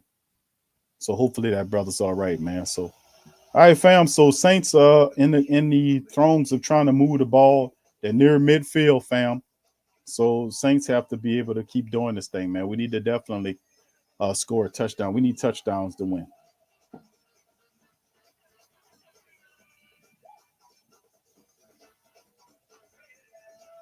So we're going to see, fam. We're going to see. All right. Much love to the fam. Big ups to the fam. 504 Cole, what's up, brother? Says Devin C. Had all the O-line standing around watching that is pathetic. All right. Big Smoke, it says definitely drafting a receiver in the first round. All right. Marcus says we've seen this for weeks. Saints will wait until the fourth quarter to do something on offense. Yeah, they did that twice in the last 4 games, but last game they didn't do it. You know, it's almost, I think, you know, we'll see how it goes. I just don't think, you know, regardless of whatever it is, fam, we got to do something. You know what I'm saying, fam? We got to do something. We got to do something, man. We need to score. Yeah, I know King Isaac said we can't catch a break with all these injuries. I know, fam. Right now, the Saints, and we definitely need Juwan Johnson's contribution from the tight end position. He's a guy that, you know, with everything that's going on, he brings a unique skill set to the Saints tight end room. As he's a former wide receiver converted to tight end, natural fit there. He's a great blocker. He makes good catches, as you've seen, and losing him in the game, and we really need him. And so hopefully the man will be all right. We'll see as the game going on. So we'll see. Man, I'll tell you, man, it's going to be tough. 5 o'clock, Taysom giving us more than Trevor, in my opinion. He definitely electric. I mean, if anything, Taysom will provide a spark for the Saints offense. We just need to get in the end zone. That's what we need to do. And he making some good throws. That throw to the Juwan Johnson was an excellent throw. But we also need guys like Kenny Stills who dropped that pass where he could have caught that pass. We need these guys to start catching the goddamn ball, man, or get the hell off the team. I mean, for real. What are you here sucking up money for if you're not going to catch the ball? So we need people. We need them to start doing what they're supposed to do here. All right, so here we go. We're going to keep it going, family, as we move into the second half of the game. Right now, start of the second, Saints trailing 7-0 in the Superdome. Offense has not gotten where it's supposed to be, and we need to take care of business in epic manner. We need to really take care of business, man. Johnson says, I wonder how we're looking at everyone's contracts. Are they structured correctly for us to survive another salary cap? Because, well, we and DeMarcus Lawrence on the play batted away the ball. So 3rd and 8 for the Saints right here. And Lawrence gets in there and he just pushes and gets his hands up right in the face. He backs that backup ass offensive lineman. And Taysom throws the ball right upside his head. There's a snap. The pressure comes. Taysom steps up. Is he going to run it? He's going to keep it. And he's going to slide and pick up the first down. So good play by Taysom as Taysom takes off. And that's a big part of Taysom Hill's game. He stood in the pocket, waited, and then took off with the pressure. And then they let a lane open for him, and Taysom seen it, and he just beat everybody to the opening and then slid down in front of the guy. And I had the guy upfield blocked instead of stood on his ass watching Taysom run. He might still be running. Guy stand up there watching the run. Get your ass and block the man. All right, here we go. Taysom gets all the way to the Cowboy territory. They're at the 42. Taysom on a rollout, and he finds Deontay Harris, and Deontay is wrangled up for a gain about 9 yards. So not a bad play by Taysom. Rolling to his right, finds Deontay Harris, and he picks up about 8 or 9 yards with the play. So 2nd and 1 for the black and gold as they're in Dallas Cowboy territory. Can the Saints score a touchdown here, man? Can they score a touchdown? Let's get that touchdown. All right, big ups, fam. Thank you for your super chat, brother Tim. Tim says, I found a new saying, Big Q. 2 rushes. Saint done calls all it takes 2 plays, and we get, yeah, I know, fam. Thank you for your super chat, though. There's the handoff, and it's Ty Montgomery running, and he gets a chunk of change on the play. As you see, number 79 throwing his hand, and that's what I'm talking about. Show some passion, Saints offensive line. And number 79 threw his arm like, come on, let's go. That's what I'm talking about seeing as Ty Montgomery hit the hole and picked up 10 yards for a first down for the black and gold. That's a good play, good running play by the Saints. Come on, let's get some more of them. 5-4 on the first downs. Black and gold get the first down right there and to keep it moving. Taysom Hill under center, man in motion from right to left as Traquan Smith. He got Ingram behind him. Taysom turns, fakes actions it to Ingram. And it's a wide open play, and he finds LaJordan Humphrey for the touchdown. Saints on the board. LaJordan Humphreys scores the touchdown. Black and gold up top, 7-7. Here we go. Black and gold all the way, baby. That was a well-thrown ball by Traquan Smith. Did you see that? By Taysom Hill. Taysom Hill floated. He went to the play action to Ingram, and a great fake by Ingram. And watch LeJordan goes open, and look at the throw by Taysom right to him, and he just walks into the end zone. Good play by the Saints, and we get the score, baby. And then we complete it by the kicker actually hitting an extra point. So we get an extra point. So we got a tie ball game, baby. That's what I'm talking about. Taysom to LeJordan Humphrey. Like I said, the Saints' young wide receivers just catch the ball, family. Just execute. And you can see the Saints offense playing with a spark. They're alive because Taysom's alive. He's an energy player. So it's good to see that, man. Demi says, thank you, Lord. The Saints actually scored a touchdown. Whew. Man, listen. Man, I'm just happy to get that touchdown, fam. All right, Johnson says if we would have missed that pad up, yeah, we'd have been up 10-7. But it is what it is, fam. Let us see. There was a positive there. The positive was the Saints scored the touchdown. Not only that, but the defense had an opportunity to rest while the Saints scored said touchdown, which means once the defense returns to the field of play, they'll be refreshed enough to be able to hopefully get some turnovers here, get the Dak Prescott, get a third and out to give the Saints offense an opportunity to kind of build off of that momentum. That's what I'm looking for on the next time around. So big ups indeed. All right, B. Will says, taste some time. All right, that's what I'm talking about. What's up, Eternal? He says, who that? Man, we got to do it, fam. We got to keep it going. What's up, Annie? Much love to the queen. Said we need to win to get some more confidence. Yeah, well, you know what? They got the touchdown there. Remember, the defense, minus that last drive where they gave up the touchdown. But remember, we do that from time to time. But if the Saints offense, if the defense can feed off the offense, okay, now we got some traction now. Okay, the offense scored a touchdown. Let's hurry up and get them the ball back so they can go do it again. So let's see if that'll be what we really need. Applied pressure says Hill is simply a baller. That was a nice pass. It was a little behind me at the just to get it, but I like the fact that he went with the play action. Mark Ingram sold the hell out of it. You seen Mark Ingram jump to the line of scrimmage like he had the ball, really sold the play action to Ingram. And then, of course, LeJordan worked his way over and got open enough where Taysom was able to float the ball to him. So really nice pass right there. And hopefully that'll be something that helps the offense steadily gets going, and it should be able to help out the confidence in the defense as well. So, man, I'm loving it, man.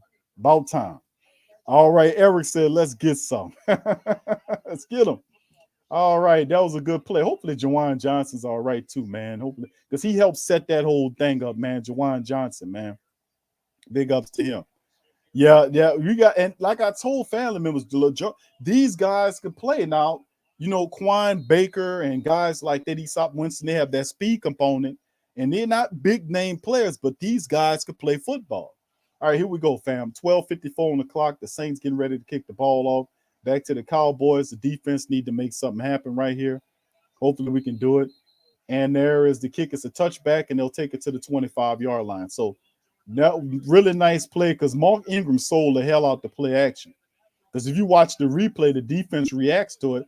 Ingram, look, it sucked in the linebackers, and the play action, Ingram sold the play action so well, the linebackers got sucked in. Vander H and LeJordan Humphreys running behind them free. You know, so I mean, yeah, the play action was excellent.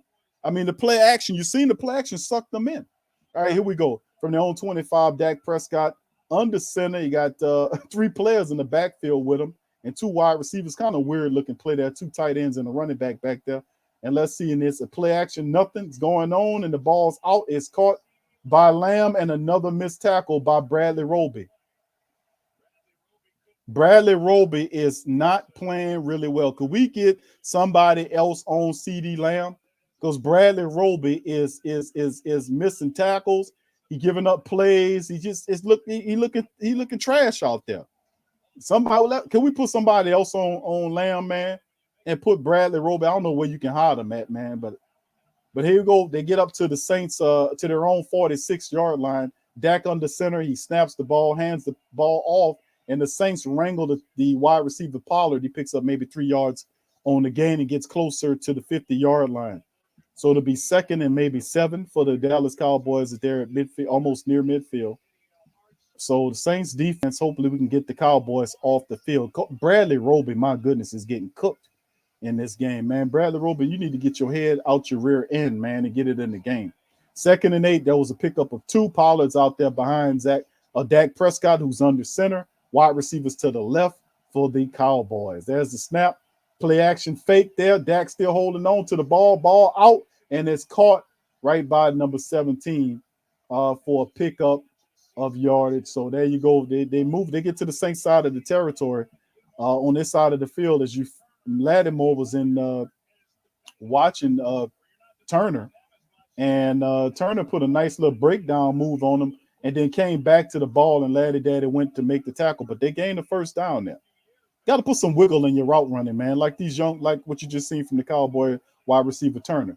There they go. They're at their own Saints 43-yard line. The running is to Pollard, and Pollard gets stood up at the line of scrimmage there. So it may be a gain of 1. So it'll be 2nd and 9 or maybe 2nd and 8 as the Saints run defense is doing a damn good job of taking a running attack away from the Cowboys.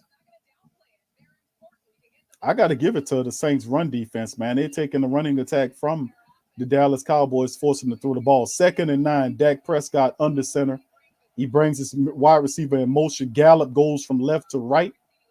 And there is a play action. It's a toss back to him. Granderson pursuing them, and he throws the ball, and it's out of bounds. So great play. As Carl Granderson seen it, is a flea flicker of sorts. And then they got a flag down 2nd and 9. Hopefully they ain't roughing the passer. It's probably intentional. No, it's not intentional. It's holding against the tight end. So that they give him the hold. So there's the tight end right there. You see being held, David Onyemata. Who is that? Yeah, what you talking about? You got your goddamn hands on. These guys is natural liars. You know that? I didn't hold them. They got video footage of you. You look up there, stupid. Oh, yeah. Shotgun, that puts him back behind the 50-yard line, back on this side of things. 3 wide receivers to the right. He got a running back to his left. There's a snap. Saints come with pressure. The ball's to Shop, and he gets a pickup, but it'll be 3rd and still long. Maybe a gain of 8 yards on the play, maybe. As Schultz gets maybe almost 10 yards out of that play, I won't say. So right now, the Saints are doing themselves a service defensively. The offense needs to just keep on doing their thing. The Saints defense is doing a good job. It's 3rd and 9, a very good 3rd and 9, and it's a difficult kick from that side of the field forms. But Prescott is out there. You got 3 wide receivers to the right, the tight end to the left, and Zeke Elliott is sitting to Dak Prescott's left. Saints come with an all-out pressure. The ball is a wide receiver blitz, and he's ate up and stopped right there by Quan Alexander. And he gets a gain, maybe about 5 or 6 yards, but it'll be 4th down and 4. Actually 4th and 5 as the black and gold force the Cowboys out, so they'll send their kicking unit out there. The Saints went all-out pressure on the play, and then the ball comes out on the wide receiver screen right there, and then the Saints were able to have enough speed to get back and make the play. Now, they'll roll out their kicker to try to kick this one, and this one is from 56 yards long, a 55-yarder, and looked like he hit it because it changed to 10-7. And, boy, he pooched it and got it and hit a 55-yarder, my goodness. And you know what? If the defense can force you to kick a 55-yarder and you hit it, I can live with that. I can live with that. I ain't going to lie to you. I can live with that all day, man. You hit a 55-yarder, I can live with that, fam. Now it's up to the Saints. Why offense now to get involved. Big ups to the great Saint Think Tank, man. I appreciate y'all being here. Please hit the like button if you hadn't already. Hit the like button, baby. Hit the subscribe button if you hadn't already hit that either. Let's get some get back on our family members, some feedback there on it. Yeah, you seen him, Johnson. Granderson in pursuit on the play. Yep, we doing this thing. All right, Big Bull Hopper says, we ain't getting no pressure. They was able to run that slow-ass trick play. Yeah, that play right there kind of set them up to take that field goal. But, man, listen, 10-7 right now, the Saints in this piece, man. Let's see how the offense comes around on this next series and take care of business. What's up, Teflon Don? Who that to you, fam? Much love to you, fam. Good to see you. All right, B Con says, look what a real kicker can do. we had a real kicker too. His name is Will Lutz. Unfortunately, he is Hoyt right now. So you know how that goes, fam.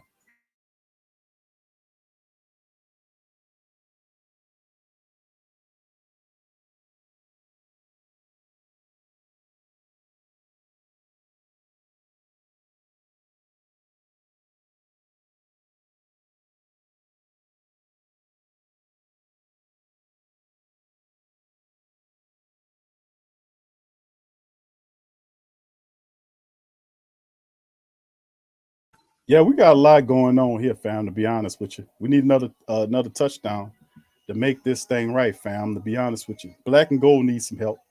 Offensively speaking, let's see if we can duplicate that last offensive drive, man. That's what I'm looking at. We can get that. All right, Travis says we playing good football. I know we're not all the way back, but I feel like this is Saints football. Yeah, and that's a part of it.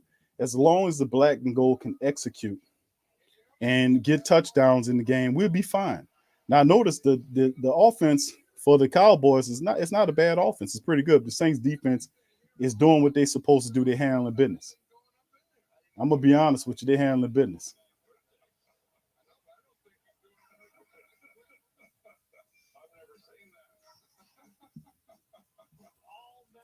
Robert says, how about we send Meyer back to Dallas to get this guy?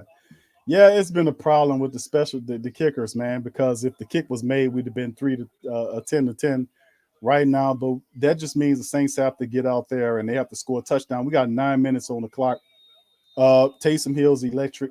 The offense is responding behind his electric style of plays, providing the spark the offense needs. We're running the ball pretty decently. We have a nice mix of plays. We just got to keep executing and playing with that intensity. And the Saints should be able to handle business because I think the defense will do what they need to do to stop the Cowboys. Now, there's the kick by the Cowboys. Kicks it out the back of the end zone. Saints pick it up at the 25-yard line. So we'll see how it all goes here. 10-7, Saints trailing. 9:04 is on the clock for the Black and Gold as Taysom Hill marches out to the field. First down, 6-6 in the play. Taysom Hill is doing his thing. Total yards, 153-127. The Saints have 32 rushing yards versus 44 by Dallas. 95 yards passing versus 109 by the Cowboys. So the Saints offense kind of hanging in there with the Dallas Cowboys offense is doing.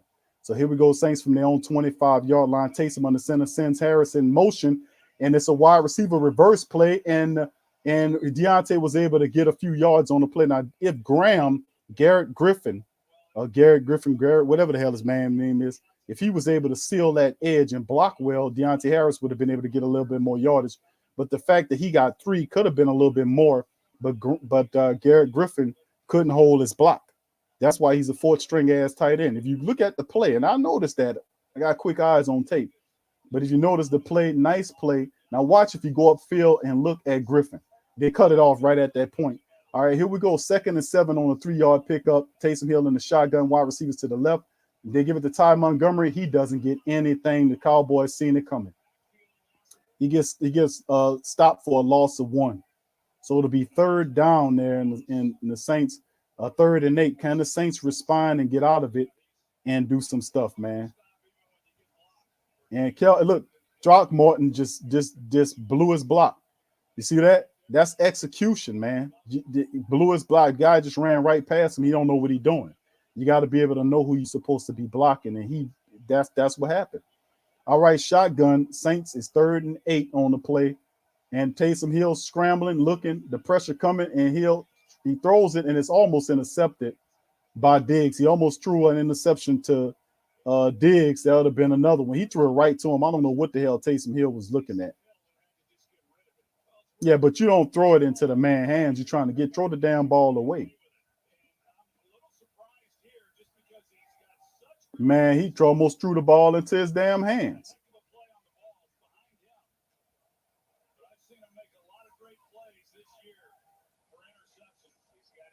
And then, of course, that's a bad play altogether. Almost threw an interception. So the Saints go 3 and out and have to punt the ball.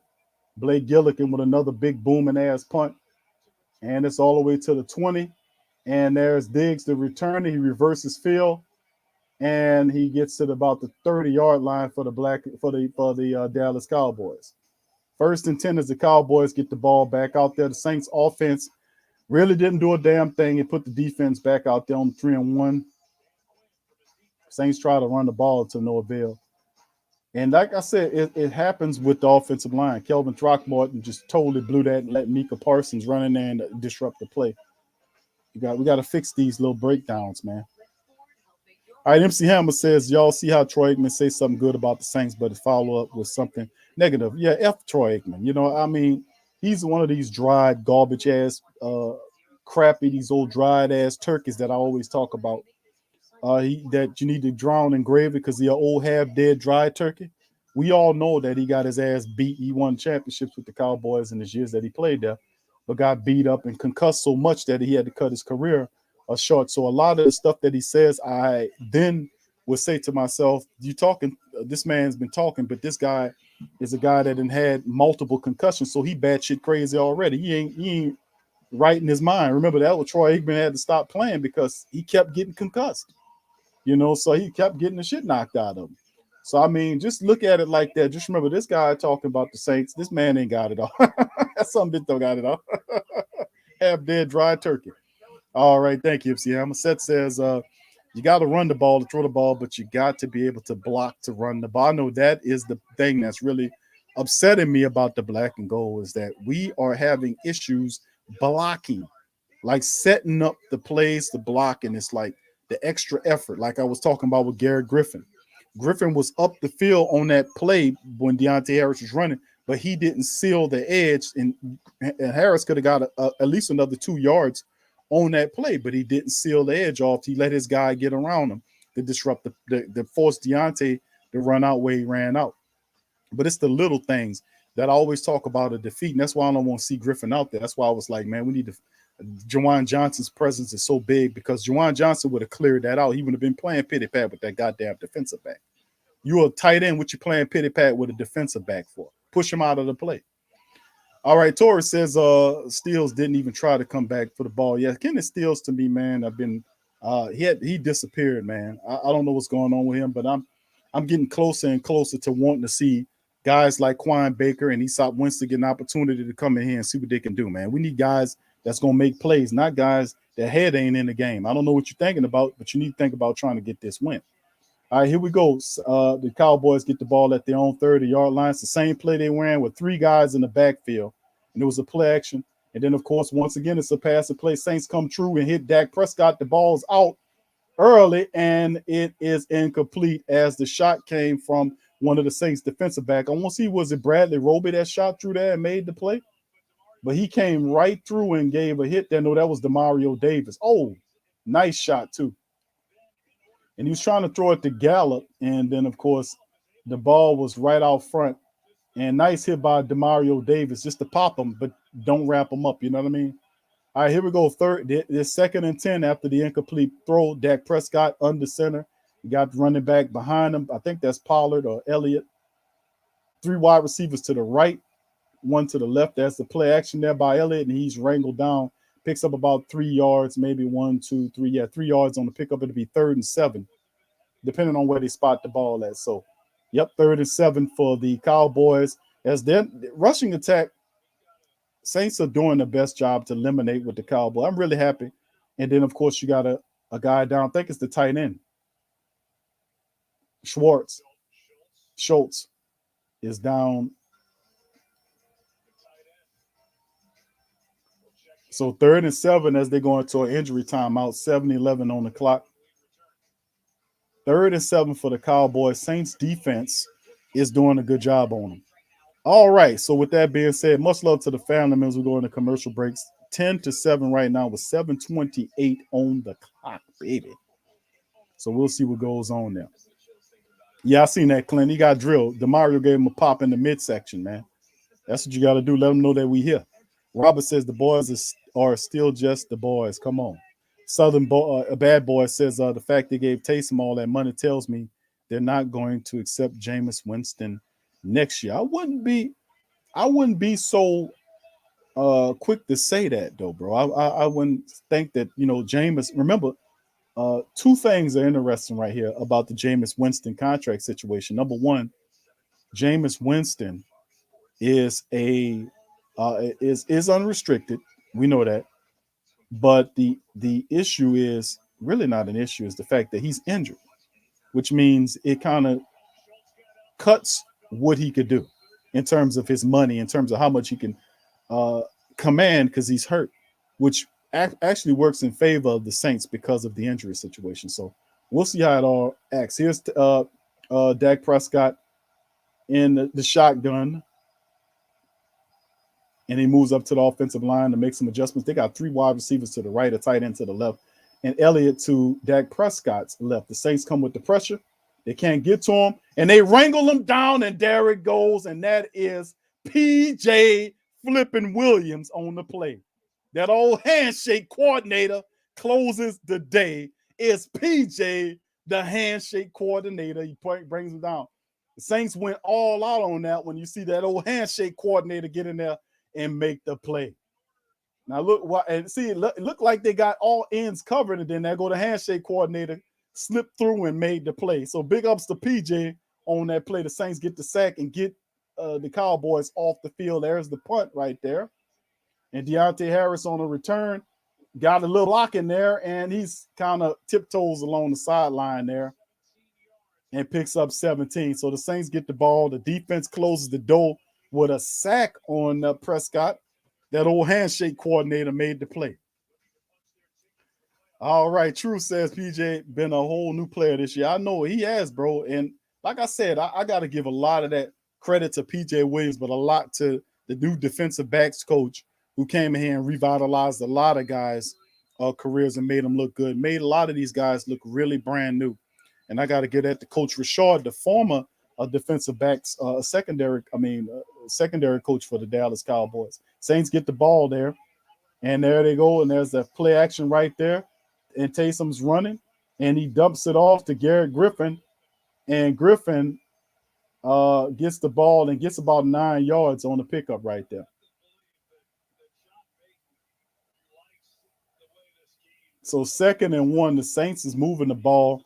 And to be honest with you, Saints got the defense is keeping Dallas under control, and the offense has a spark to it. They just need to put together some consistent plays to get there. And my goodness, you look at all the players that's on the offensive line, Will Hurst and Throckmorton, and these guys are banged up highly. And there go the extra blocker in for Coach Payton. 2nd and 1, they go to Ingram, and Ingram's on his feet, cutting and running, still on his feet. Ingram runs upfield, and he cuts, and it's a flag down. They're going to bring it back. It's a flag down. It might be coming back as Ingram picks up a big chunk of change. What's the call? And then it's a hold. It's a holding call. They called it against Nick Vannett. Put it on the screen. Let's see if he got caught in the hole. Yeah, that's definitely a hole. That's definitely a hole. And usually with a big run like that, somebody got caught up in the hole. So yes, indeed, that is definitely a hole. That is definitely a hole. So the referee, you can't be mad at him. That's why Coach Payton took him off the field. Can't be mad at it. There's definitely a hole. But if you're Nick Vannett, you don't need the hole like that. What the hell are you holding them like that for?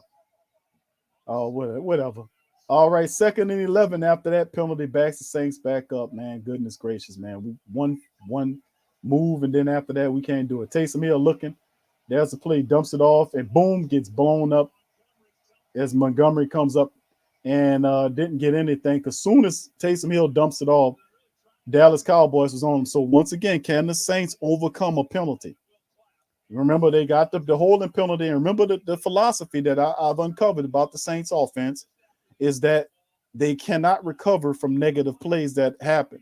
Let's see if they can prove that theory wrong. Let's see if they can do something. That was a dangerous pass by Taysom Hill, by the way. 3rd and 9 now for the Saints. Right here on their side of the field at their own 35-yard line. Taysom pointing. He moves Ty Montgomery up close to the line. He's in the shotgun by himself. There's a snap. Cowboys coming with pressure. The ball is out, and is it caught by Traquan Smith, And it was, and it's a first down. So the Saints do finally make a play and beat their negative plays. It's Taysom threw the pass there. Boy, what a play that was, because Diggs was right up on it. And he put a dart in there. Good play. Good pass by Taysom. That was a really nice pass by Taysom Hill, man. Look at that through. Boy, he threw it right in the breadbasket, and Diggs was right up on that thing. To Taysom with the throw and Traquan with the catch. All right, so that gets the Saints the first down. It puts them at their own 44-yard line. The Saints have 7 first downs versus 6. There's the snap. It's a play action. Taysom looking. He's climbing. He throws it, and it's dropped by Ty Montgomery with Vanderleich on his back. So, you know, and Taysom shaking. He wringing that finger, that hand. And let's see what happened, because Parsons came in on the blitz right there. And took, well, he just jolted him. No, it wasn't too bad. But you got a guy running into your chest like that. That's a whole nother thing. 2nd and 10 right now. 3:22 on the clock. Dallas trying to stop the Saints from doing what they do. Taysom under center, 2 wide receivers to the right. There's a snap. Blitz coming. It's a screen to the wide receiver, Vanette, who's upfield, and he's still on his feet. Vanette running, and he gets all the way down to almost the 25-yard line for Nick Vanette on the catch. So it's 3 minutes left and ticking down as the Saints go wide receiver screen. Tight end screen to Nick Vanette of all people. Now, we'll Taysom right there. And, of course, they're out blocking for him. And look at that. Great blocking upfield by the Saints. And big Nick Vanette right there. And Lawrence, D-Law almost got a hand of that. But look at that. Big Nick Vanette gets stumbling and bumbling up the field, running pretty good for a big guy. And he was able to get down to the Cowboys 25, almost to the 25-yard line, 26 by the Saints. Taysom under center, power wide formation, man in motion from right to left. There's the play action, blitz coming. The ball's out, and it's on the ground, incomplete as he tries to throw it. And Diggs in the area almost got the interception. And Kenny Stills, stop throwing it to Kenny Stills. Kenny Stills is the most non-interested goddamn guy out there for the New Orleans Saints. He's the only one not playing with any intensity or any emotion. Stop throwing the ball to Kenny Stills, because he don't go back to the ball. He don't look for the goddamn ball. Stop throwing it to him. He got to earn some shit. But damn. 2nd and 10. Taysom Hill in the shotgun. Saints at their own 20. At the Cowboys 26-yard line. There's a snap. Taysom looking. The ball is out. It's caught. Is it? It's intercepted. They're saying, I don't know if it's intercepted. He was out of bounds. They're saying it was an interception. But I know I don't think that, man. The hell with that. Go back on the replay. That looks close.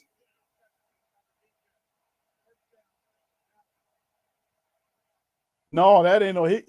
Look, I told you stop throwing it to Kenny Stills, didn't I tell you? Don't throw it to Kenny Stills.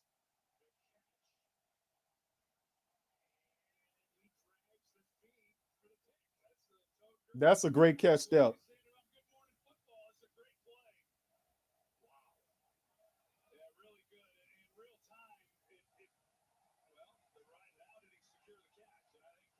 That's an interception, family. That was a tough pass for them to throw it to Kenny Stills. But, dude, that's an interception. That's an interception. He drags the feet. That's an interception, man. And he controls the ball. I want to know how the hell Kenny Stills lost his feet like that. I kept saying, don't throw the ball to Kenny Stills, man. Don't throw it to him. Bad shit happen when you're throwing to Kenny Stills in this game. He ain't got it, man. Stop throwing the ball in his direction. And what happened the moment you throw it to Kenny Stills is it's a goddamn pick. The next play, I said, don't throw it to Kenny Stills. So, yeah, I think that's an interception, man. That was a hell of an interception, too, by the Cowboys. The man dragged his feet in, and while Kenny Stills is rumbling and tumbling and depleted itself. Take Kenny Stills the hell off the field, please. But that was not a good pass by Taysom, trying to throw that ball to Kenny Stills, man. Interception by Taysom kills the drive, the energy to drive. They're at the 5-yard line. The Cowboys in the shotgun right there. That was an interception, big interception by the Cowboys, because the Saints could at least got a field goal out of that thing, and they snuffed that out. So the Saints defense trying to do something so to be 2nd and maybe 8, as the Saints defense trying to make the Cowboys kick the ball off. Remember, the Cowboys, I think they get the ball back. Man, don't throw the ball to Kenneth Stills. Kenneth Stills is dead as a hammer, man. He ain't got no energy in this game.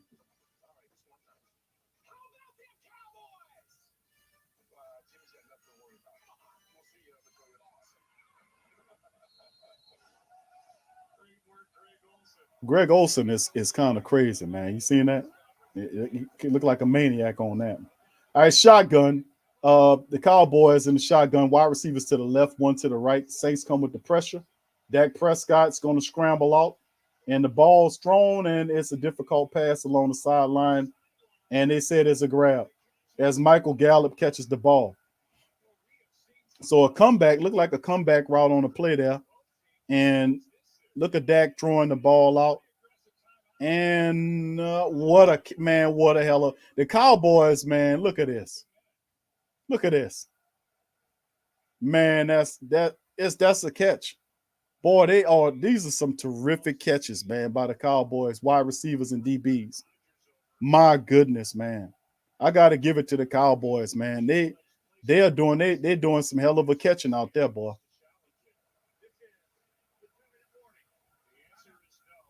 Nah, don't challenge that. That's an excellent catch right there. On Lattimore right there, gets to the side. Look at both the legs down, holds the ball in, braces for the fall. That was picture perfect right there. The Cowboys receivers are doing a hell of a job, man. I got to give it to them. And even the defensive backs, you got to give them credit too.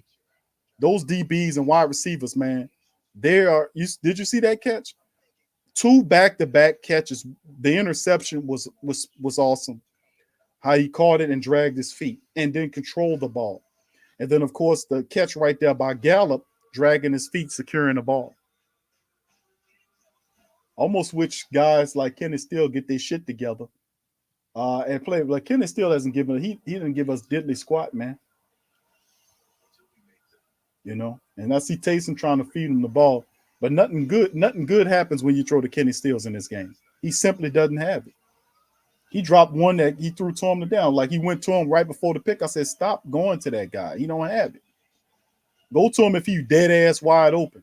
But don't go. Nah, he don't have it, man. Don't throw that goddamn ball at Kenny Stills no more. All right, Marcus says Lattimore is so damn trash. He only shows up. I can't put that on. That was a good throw. And then the guy braced himself up against the sideline, made the catch. That was a difficult defense because only thing Lattimore could do is come over there and push at him. But by the time he made it to him, the guy dragged both his feet and made a good catch.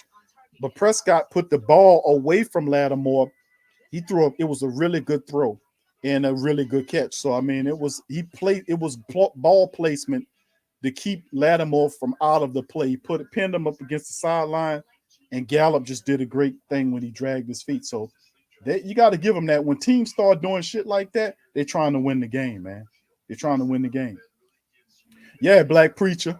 Yeah, Black Preacher, man. Sports fan Khalif says Stills came here to steal money. He hadn't done listen, Kenneth Steele had some positive plays for the Saints early in the season, but Kenneth Stills hadn't done shit for the Saints over several games. He hadn't done nothing.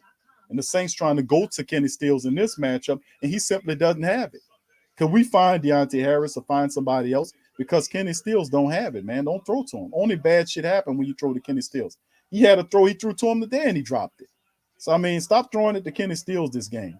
All right, Dallas says, besides Cooper, Dallas drafted wide receiver high in the draft. Saints, remember that in April. Yeah, you got it. Look at it. Look, Gallup was a guy that was on the trading post. Thank you, Dada, for your super chat, my brother. Here we go. The Cowboys move the ball to their own 25. There, the Saints come with the pressure. Prescott out, and he gets Elliott, and he picks up maybe 2 yards on the game. It'll be second down, and he knocks him out of bounds there, so it stops the clock at 1:56. And only a gain of 1, actually, so it's 2nd and 9 for the Cowboys.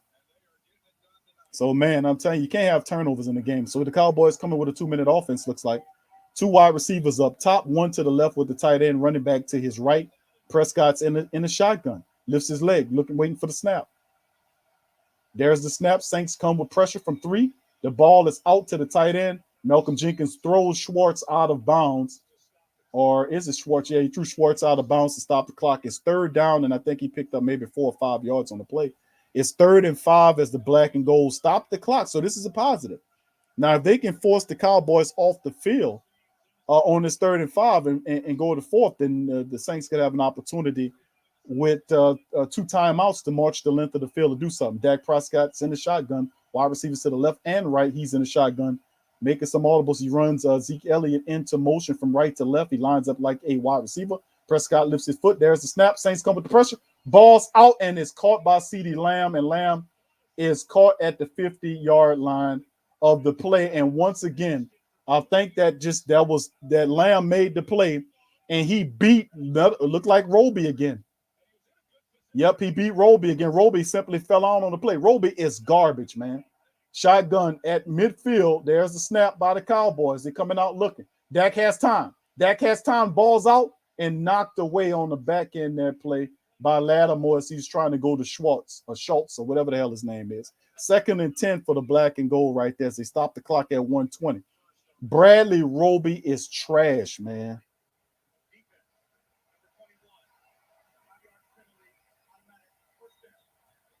And then a penalty.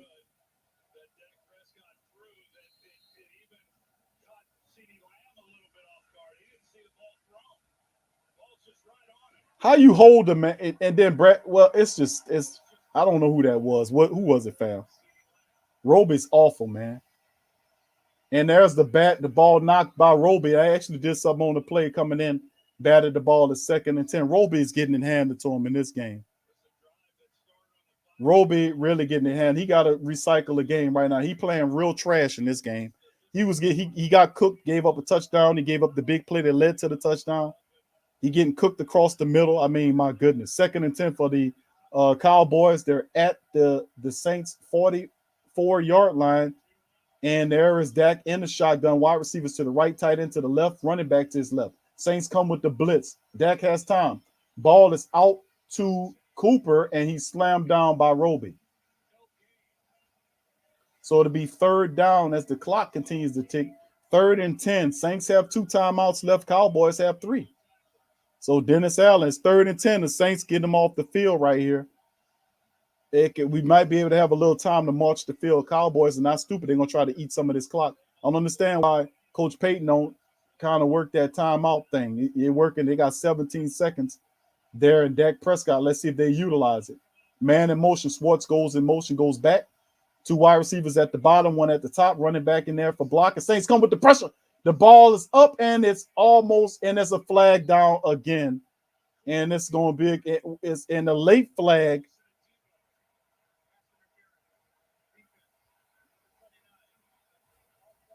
And it was holding. You can boo all the hell you want. It was a pair. You ain't supposed to touch him after 5 yards, bro. That's definitely pass interference against. You can't touch him after 5, bro. Can't touch. Yeah, that was the right call. You can't touch him after 5 yards, bro. 1st and 10 gives the Dallas Cowboys a new set of downs. Saints 4 penalties for 33 yards. Dak Prescott at the Saints 3rd and 1. He's in a shotgun. Wide receivers to the left, 1 to the right. Running back comes out the backfield. Ball is up. It's caught and by Schwartz, who was then chopped down by P.J. Williams. And they get inside the 20. The Cowboys burn one of the timeouts. They are right now with 23 seconds on the clock. The Cowboys trying to set up another field goal.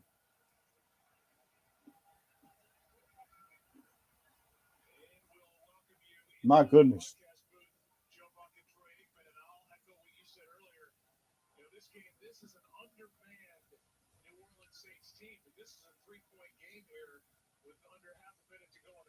My goodness, man. I'm going to just keep it real with you. I love what I'm seeing from the Saints defense insofar as the whole body of their work. Roby has to clean a lot of his play up. 19-yard line. Here go the Cowboys. Shotgun, Dak Prescott. Saints come with a little pressure. Nope, nothing there. And he just dumps the ball over to Pollard, who skirts out of bounds for a gain of maybe 1 yard.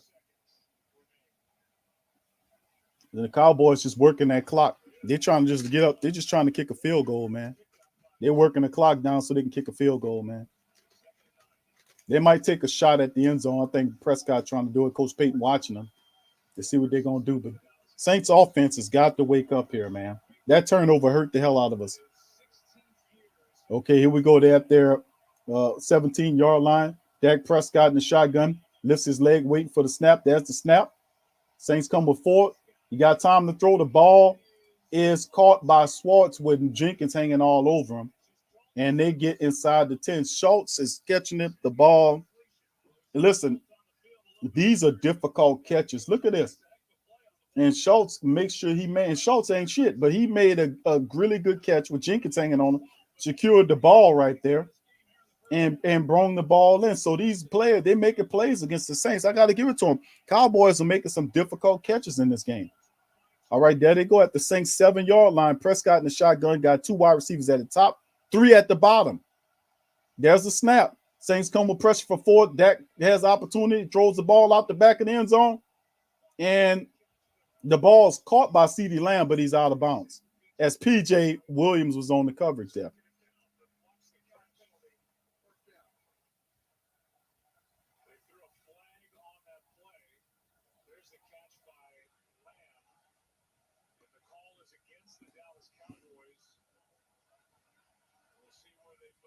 So Cowboys get hit with a penalty, and then marches them back on the play.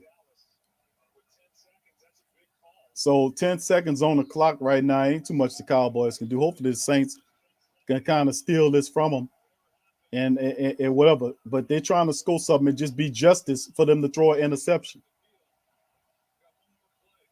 And they got a timeout by the Saints right here. And there's holding right there by Tyrone Smith. He literally grabbed Granderson and held on to him. So it's good to see the referees calling against the Dallas Cowboys, which they're going to give them equal calls because, number one, Goodell don't like either one of our teams. He don't like the Cowboys or the Saints. And like I said, I don't know how many penalties it is, but I told you it might be a 20 penalty game. It might be a 20 penalty game. I think we're at 7 right now, maybe 8. All right, here we go. 10-7 right now, Cowboys. It's backed up to almost the 20, Saints 20. They're at the 17, though. Dak in a shotgun. Wide receivers to the left, one to the right. Running back there for blocking purposes. He squirts out. Prescott is feeling a little pressure. He finds Elliott out the backfield. He just trucks on out of bounds for 4 seconds on the clock. So they'll send out the kicking unit right here to try to see if they can get a little something.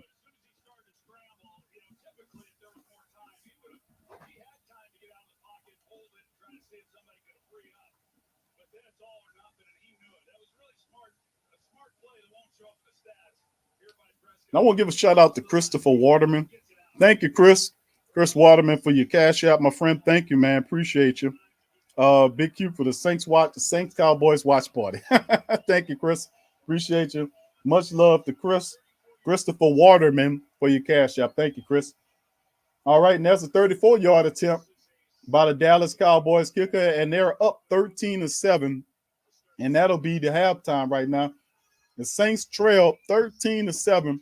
Not feeling bad about that at all. I don't like the interception, but this game is set up for the Saints to be where they're supposed to be in terms of the offense come back out. And I think the Cowboys, they get the ball back after the half is over with. So we're going to need the defense to put up another stance to get the ball back. So let's go into some halftime stuff, fam. And it's big ups to the family members. Once again, I'd like to thank everybody for being in the watch party. There's over 300 of us in the building.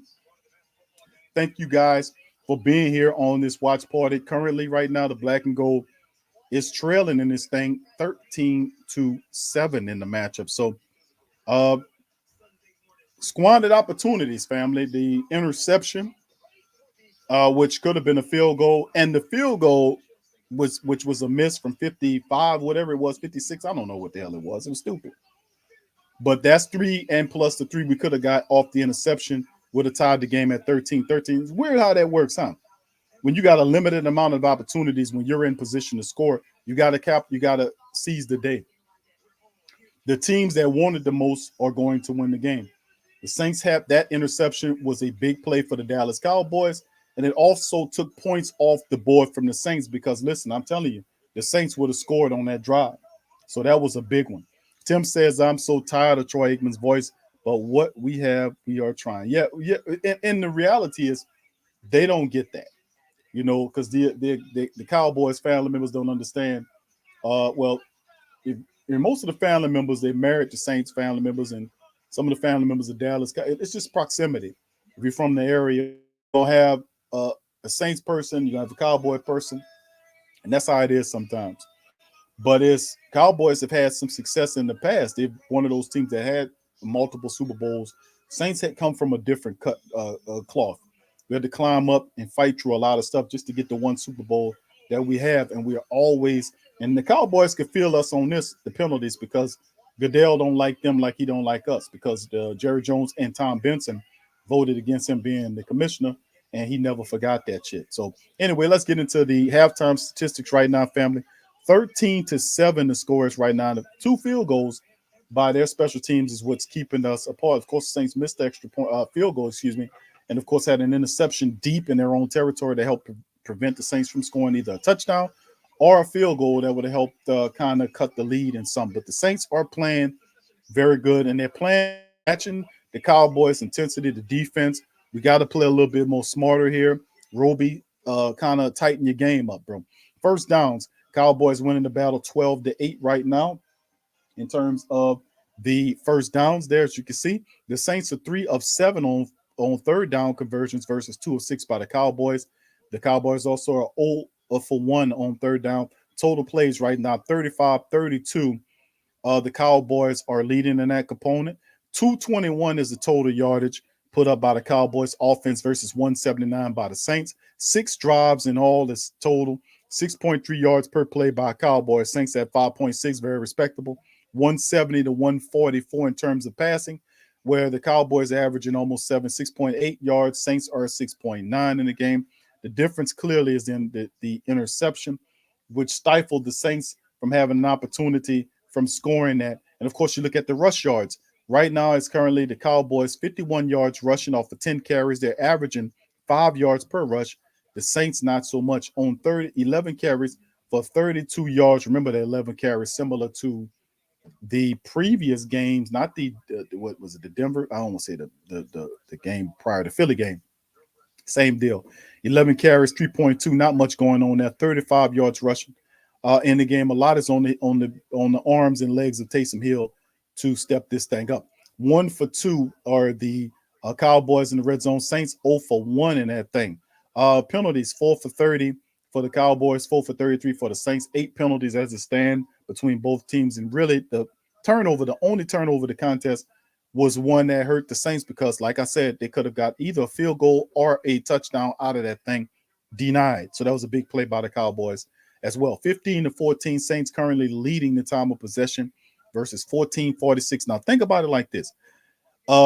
This is as it stands right now, the offense of the Cowboys have had the ball for 14 minutes, 46 seconds, which is exactly the same time frame in which the Saints defense was on the field. That's not too bad. If we can keep the offense right now in the time position, could come up with points in some of these drives, this could be something of positive nature for the Saints down the stretch. Because I could see the Saints defense getting a couple of more sacks and getting a turnover over Dak Prescott and kind of neutralizing what they do. But we can't allow them to slip away.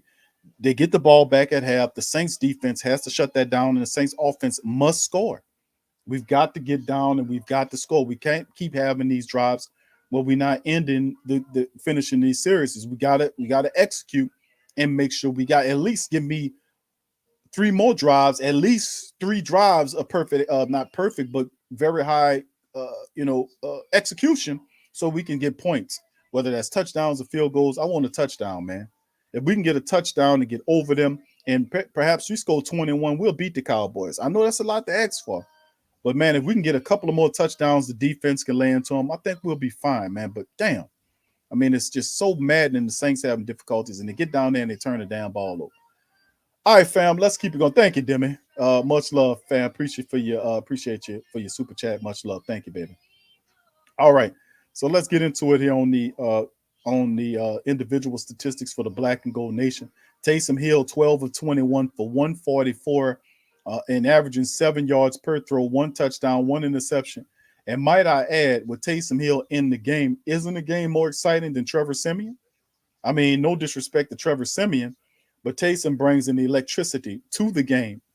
And, he's and if he gets in his bag and starts scrambling around and running around, it could be problematic Cowboys defense, because if he starts using his legs a little bit more in the second half, it could force the Cowboys to spawn, which would take a defender away out of the passing game, just to stick close to Taysom. So he hadn't been that guy right now to command that attention, but perhaps we can do something in the second half to kind of help that happen, because we need to really get back to running the football too as well.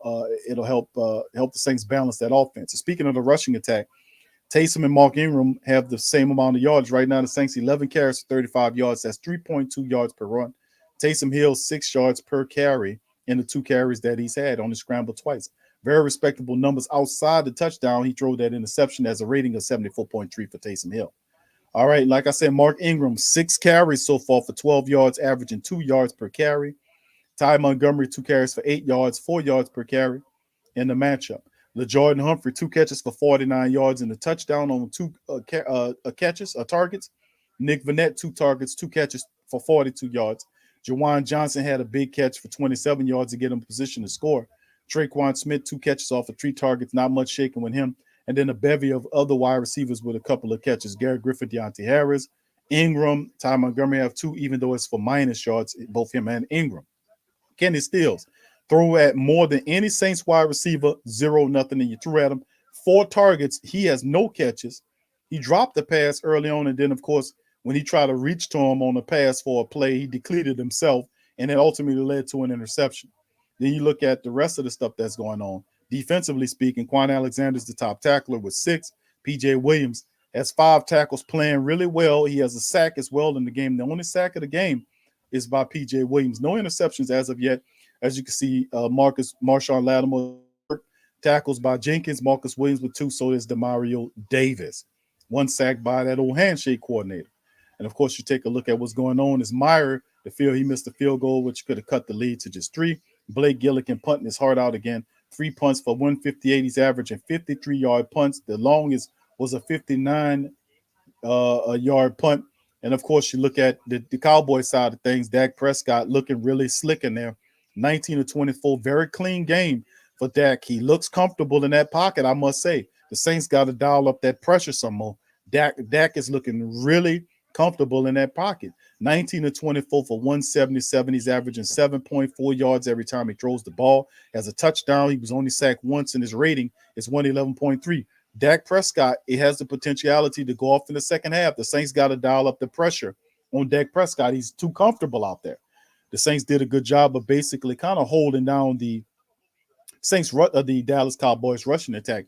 What got them at 51 yards was the fact that CeeDee Lamb had that carry, the throw that became like a 33-yard little run there, and that's what got their rushing attack spiked up in the air. His 1 carry was for 33 yards, and that jacked it up to 51 because Elliott is under wraps. Saints have him under wraps, 5 carries for 12 yards. Pollard's 4 for 6, not much better. So the Saints stopping the rushing attack. And, of course, if you think about the top wide receivers, even though Michael Gallup had a splendid catch over top of Bradley Roby for the score, you look at what the top target is Schultz, the tight end. He's finding him. He has 5 targets, 5 catches for 43 yards. Cooper thrown at twice for 41 yards. CeeDee Lamb was thrown at 5 times, nothing shaking with them. So pay attention to that. CeeDee Lamb thrown at 5 times, only 2 catches for 41 yards. Schultz has helped moving the ball, keeping it on schedule. Cooper thrown at twice, 2 for 41. And, of course, he had that pass interference with Paulson Adebo had on him that helped them move the ball. And, of course, you look at the rest of Michael Gallup. He had the only touchdown, 3 catches off of 4 targets. And, of course, they're trying to mix in a few other guys. And, of course, their top defensive guy is DeMarcus Lawrence. He has 2. Well, actually, it's Anthony Brown, who has 5 tackles in the matchup in the game. And, of course, the Saints offensive line is busted, bruised, and battered as they are. Props to the Saints offensive line because they have not turned over a sack. And they have not given a sack up.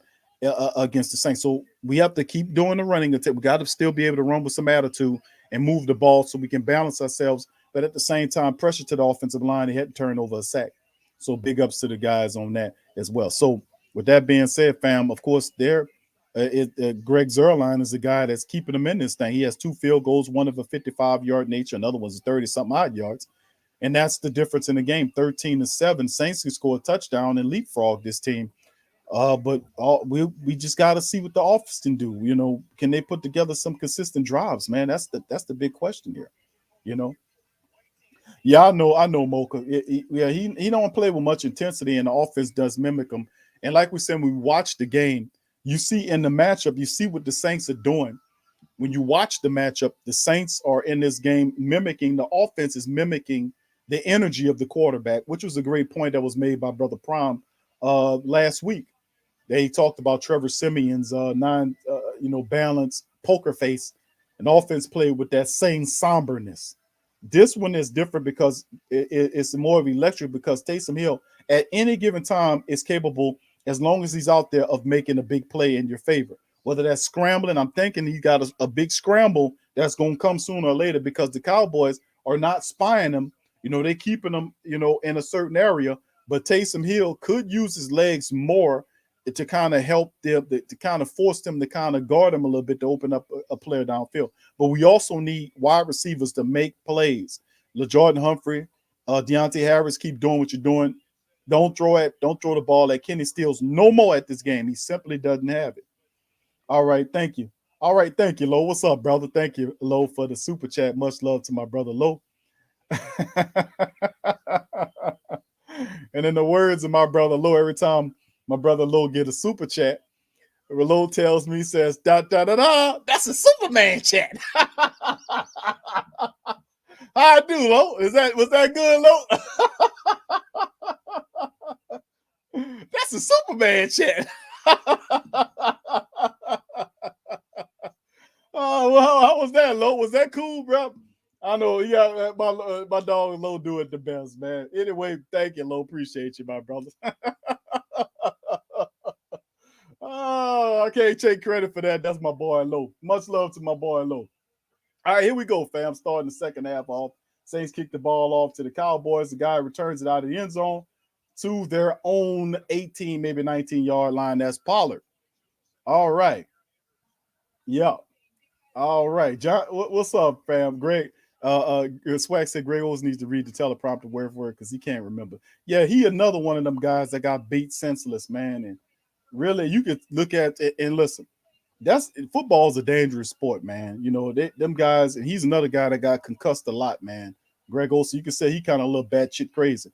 Anyway, let me get our regular screen up there. Yeah, he kind of trolled off like a dog. Y'all can see that. All right, here we go. And the Saints right there, and the wrap up there by Pete Werner, and they about 3 yards behind the line of scrimmage, so to be second and a loss of 3, as Pete Werner was able to blitz through on a run play and make a play, and they saying it's 2 yards lost. It looked more like 3 to me. Pete Werner got right through there. You can see Shy Tuttle forced him in, and Pete Werner was right there to clean up on Zeke Elliott. So a good play. They say 2nd and 2. So the Cowboys backing up. And if the Cowboys bunch formation, wide receivers to the left, man goes in motion from left to right. And you got 2 wide receivers at the right. To his right, Dak is the running back. There's the snap, ball out. And there's a great play there by Laddie Daddy right on CeeDee Lamb as soon as he got the ball. And the Saints looking like they're going to run the Cowboys off this first series and get the ball back to our offense. All right. I love that, man. Thank you, Lo. Lo, that's my brother there. All right, yeah. Who that to you, Brian? Thank you for being here, fam. Thank you, fam. Appreciate you. All right, here we go. Black and gold, 3rd and 10, man. The Saints got them at 3rd and 10. There's a snap. Dak in the press in the shotgun. The pressure out. The ball is out, and the ball is overthrown on the play. Laddie Daddy on Gallup. Nothing. Saints march them out of there. So it's turned that the Saints get them to punt the ball. Great plays. You can see Chris Richard giving Laddie Daddy some depth as he go to the sideline. Laddie Daddy right there on top of it, man. He was on top of the play. Big time on Gallup. And great play, more. batting the ball down before it even got to Gallup's hand, man. Great play by Laddie Daddy. Here's Anger to punt, and there it is. It's away, and he's kicking the hell out of the ball, too. And Deontay Harris, for whatever reason, says, you know what? I'm going to fair catch this thing at the 20-yard line, which is probably a good thing to do because a defender was able to leap forward. The Saints, once again, I keep saying this about the Saints special teams, is that they are not blocking well enough to open up lanes for Deontay Harris, man. You seen that guy was able to get through that shit and get down there, and that's why he fair catched it, because the guy was in his face when he was there.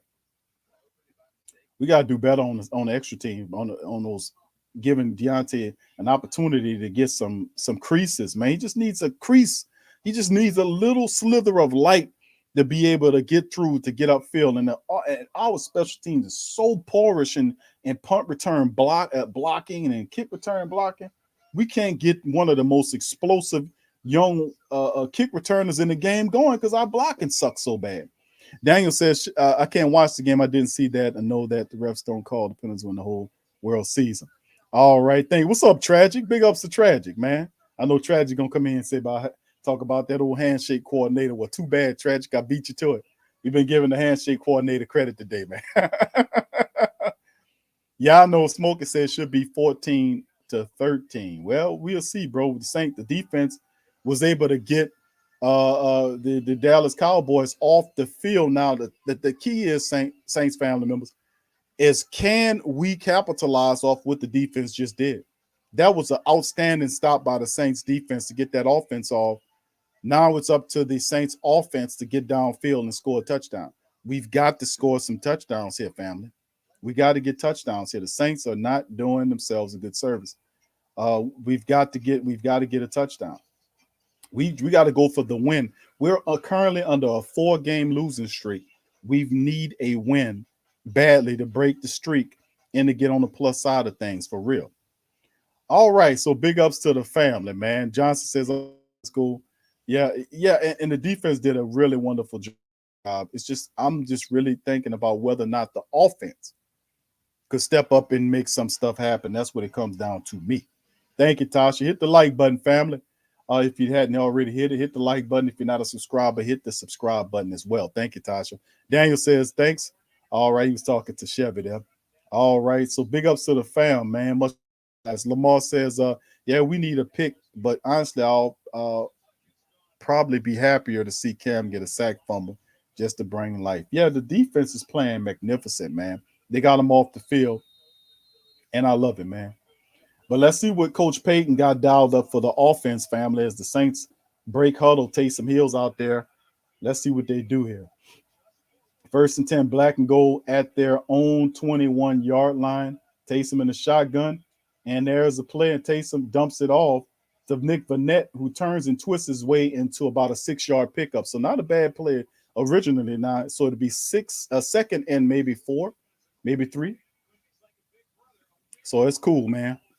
Not a bad play right there to dump it off to big Nick Vanette, who making the catch, man.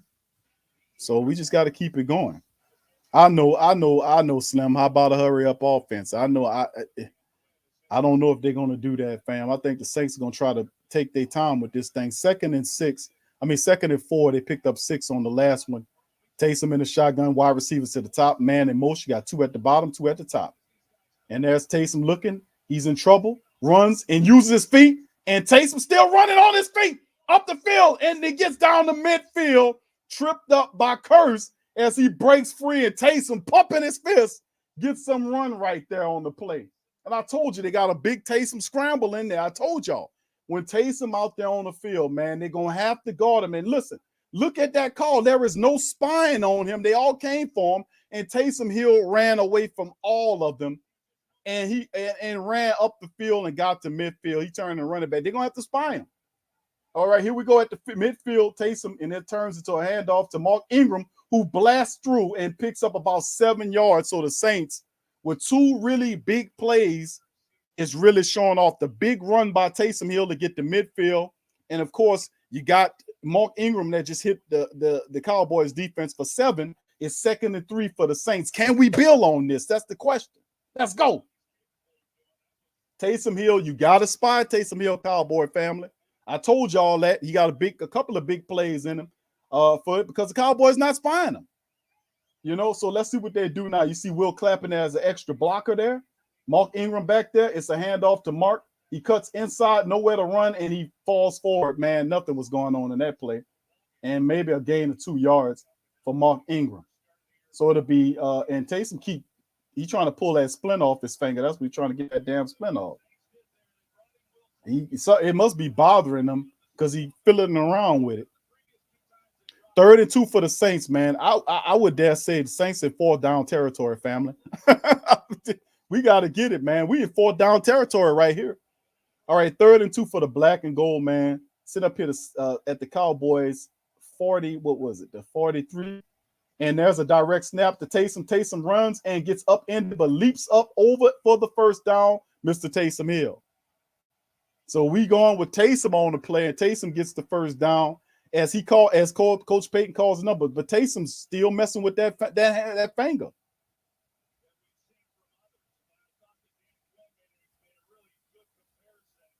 And Taysom Hill gets the first down, man. So the Saints get a new stack of downs as he picked up 2 or 3 yards. Now, D-Law was on his back.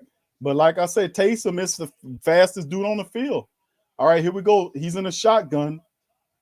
Saints got a unique skill, and that's a Taysom run package. And Taysom's running it again. And Taysom gets down to the 30-yard line. He picks up about 8 yards. So all of a sudden, Coach Payton calling Taysom's number. So there you go. He's saying, listen, we need a spark. Just hit him with some Taysom. And then Taysom turns into a running back. Well, Taysom beat the Cowboys by himself pretty much, running and catching the ball. I mean, that's what I'm saying about Taysom Hill. But he's messing around with that finger. So I don't know with that too. So we'll see. He got to be tired. Coach Payton, you got to let him throw the ball, man. He looked tired. Taysom in the shotgun, 2nd and 2 for the Saints. They're at the 30-yard line right here, the Cowboys. There's a shotgun. Taysom calls his number again, right up the middle for a first down, and he gets to the 24-yard line, right up the center of the offensive line. Taysom runs, and he keeps going. He's fiddling around with that hand again. Coach Payton calling it. Coach, you got to give him some. You can't. Coach is saying, man, let's give him a run now. Now see, the thing is, the Cowboys getting sucked up in there. And then now's the time you hit them with that shot over the top. Let's see if that's what Coach Payton does, because he's been center. Is this the time we take that shot downfield?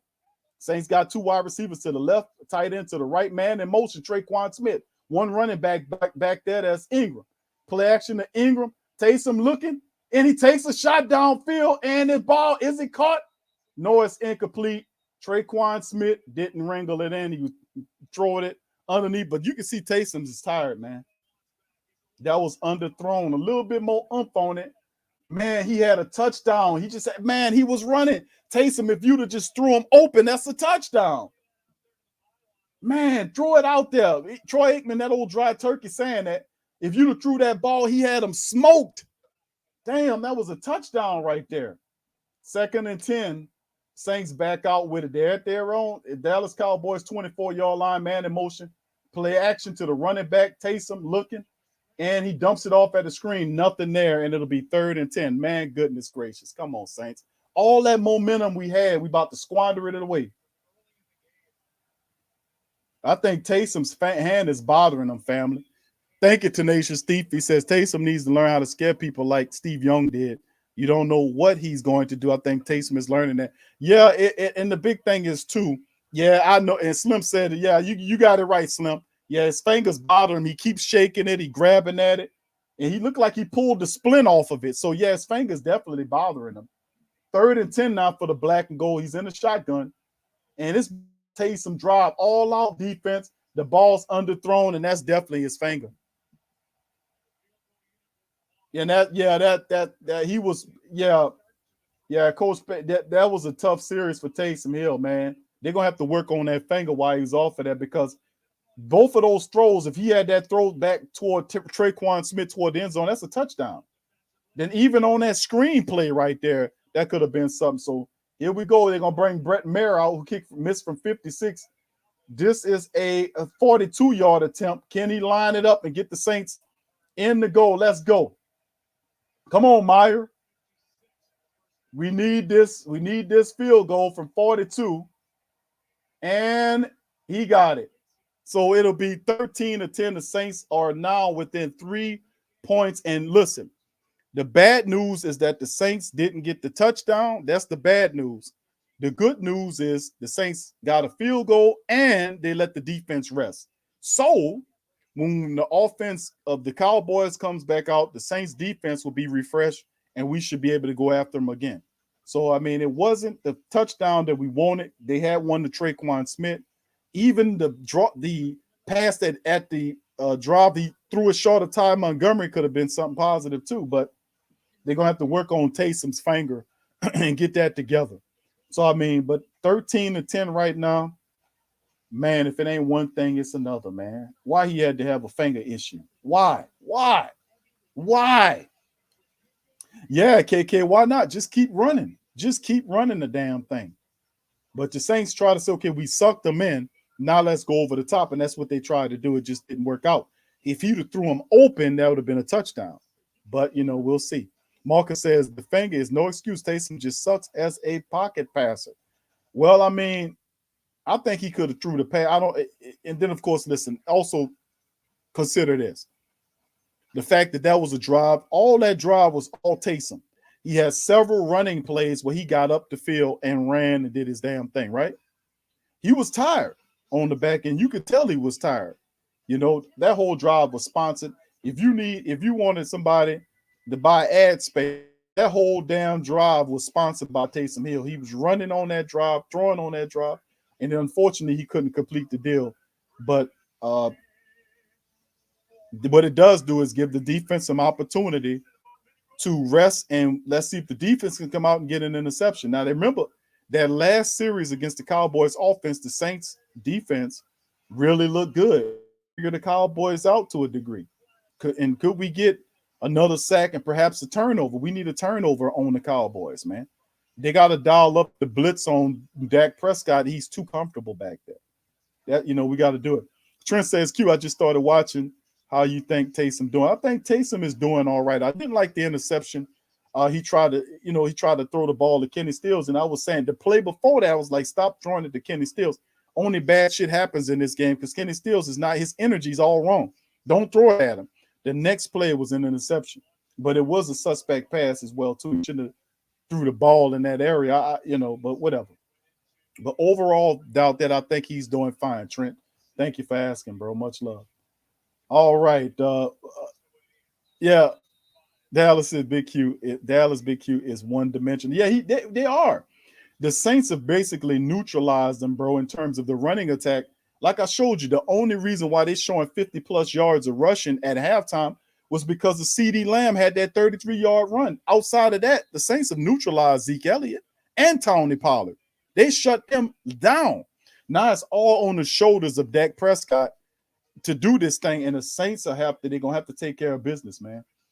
This is pretty cool. They're showing images of the old Dome Patrol, man. The linebacker corps, the Dome Patrol. It wasn't just the linebackers now. The Dome Patrol, it really talk about the linebackers, but listen, the defensive line up front made the Dome Patrol as good as they are because they kept them clean so they can roam around. But anyway, there from the 25, Dak Prescott, they move in the pocket, the ball is thrown, and he finds Gallup for a gain of maybe 4 yards before he steps out of bounds. So to be 2nd and 6 for the Cowboys as Dak snaps the ball and rolls to his right and finds Gallup for a 4-yard pickup, 2nd and 6 as the Cowboys come back out. All right, here we go. From the Cowboys' own 28-yard line, Dak Prescott under center, got wide receivers to the left, one to the right, and the running back, Zeke Elliott, behind him. He's audible out of the play. Comes back up to the line of scrimmage. Saints set in. He goes with the run to Elliott, and the Saints once again stops Elliott. He gets up maybe a gain of 4, so to be maybe 3rd and 3 or 3rd and 2.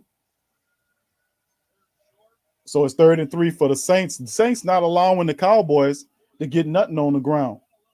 I just love how the defense is playing. That's what I'm saying. The bad news was we didn't get the touchdown. We got a field goal. But the good news was that we to make sure that the defense got rest. And that's pivotal in this game because you do that, the defense plays better.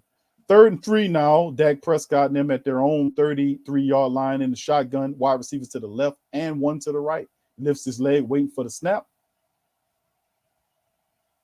And there's the snap by Prescott. Saints come with pressure. The ball is out, and it should be a holding penalty. It should be holding against the Cowboys, even though they'll say 4th and 3, because the left tackle for the Cowboys held the piss out of our blitzing line defensive lineman. But they won't mention that shit.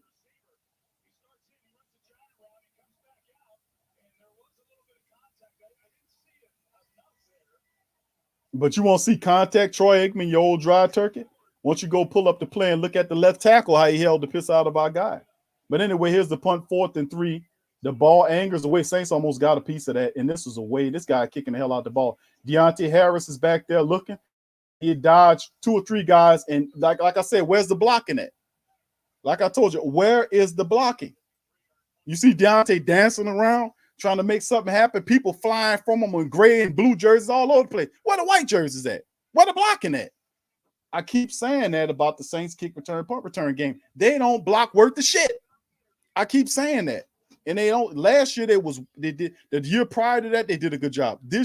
Last year, they wasn't really that great. And this year they did a little bit better. But where is the blocking for Deontay Harris on that play? I mean, he dodged 2 Cowboy people, and there's 2 more popped up. So I mean, where is the blocking? But anyway, we got to do better, man. Like I said, man, we got to do better than that. But anyway, much love to the family members that, like I said, it's just the reality is the Saints are keeping it close, which Taysom Hill got some rest. He comes back. The defense gets him there. Can we mix in some more plays right here? Can we get Deontay Harris involved in the wide receiver aspect of it? Can we get him out there getting involved with it on the reverse or something to effect where we get him the ball in space and he uses his speed to kind of make something happen? Could we set up, something? And I know I don't want to throw out another screenplay, wide receiver screen, because we know fast defenses like Dallas Cowboys usually eat that shit up. But we need a little something to kind of shake this thing up a bit. Taysom Hill is started just straight ground game, punch him in the mouth. And I think Coach Payton, does he go back to that because he had success on that, went away from it because he was too ancient in the run? That's typical Coach Payton. Coach Payton was doing the success with Taysom Hill. The Cowboys couldn't stop Taysom Hill, hitting him right in the mouth, right up the middle, running and gashing him for 10-plus yards a play. What did Coach Payton do the next play? Go to which wasn't a bad call, by the way, to go to the throw, but the throw didn't happen, and then you threw it again. Why didn't you just go back to that? But usually the logic is you keep doing what you're doing until they try to stop you, until they stop you. But Coach Payton was doing that to try to set up the pass, and Taysom just couldn't get the throw out there. For whatever reason, he couldn't throw the damn ball out there out front of Traquan Smith, and he threw it behind him, and he threw it to Ty Montgomery at his feet, which shows me either one or two things going on. He kept pulling at that finger. I think it's bothering him a lot. And I wonder what the game looks like moving forward, because obviously his finger is bothering, his hand is bothering him right now. Does Coach Payton keep him in there doing that, or do he mix in? You can't put in Trevor Siemian, he cold as a flounder. And it's in the middle of the third. So Taysom's out there, man. Put a little ointment on it or whatever and keep the goddamn thing. All right, here we go. 6:50 on the clock right here. 1st and 10 Saints. The Cowboys' body language, they don't look like anything, to be honest with you. 20 from the 21-yard line, the Saints. Taysom Hill under center. It got Ingram. Damn, Ingram way back there. And then it's a play right there. Great block by Vanette. And the ball is underthrown again. But Deontay Harris comes back to it to make a catch for 10 yards. He had to come back to it. It was a poorly thrown ball. But watch Nick Vanette on this play. I mean, that's Garrett Griffin. Now, listen, Griffin cleaned him up. You know what? And I was just giving Garrett Griffin some problems. I got to give him credit on that play because he did a hell of a job cleaning up that block, cleaning up that player. Because if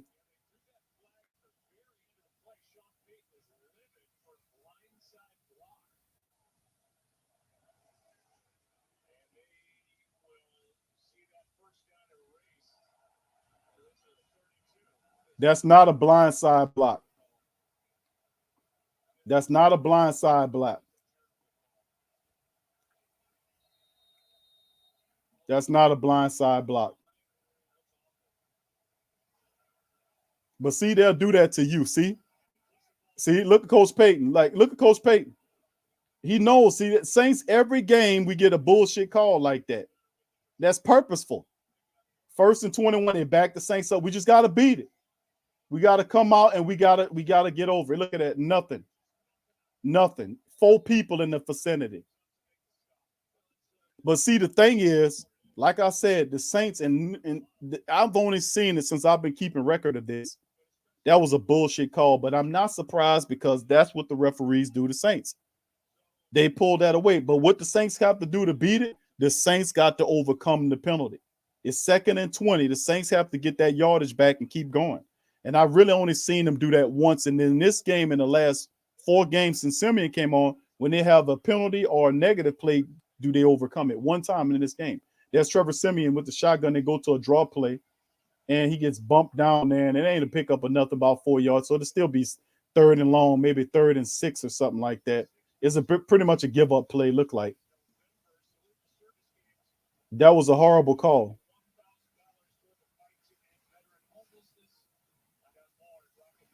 Terrible call, man. Shotgun, Saints 3rd and 16. The Cowboys come with the pressure. Taysom scrambles out of the pocket looking. The ball's up and it's thrown into the ground, and the Saints have to punt the ball. See, it's like they have one bad thing. They can't overcome it. That happened one time in the last 4 games I've seen the Saints overcome the penalties. That was a terrible, terrible call, a block in the back. But see, that wasn't a bad call. That was purposeful. They do dumb shit like that to stop and stifle you, to make it difficult on you. The Saints just have to overcome it. That was bullshit. I'm so used to that happening to us. We always get the bullshit calls from these bastards. That's why I'm always lambasting them. They know that wasn't no block in the back. And Blake Gillikin with the punt, it's another boomer.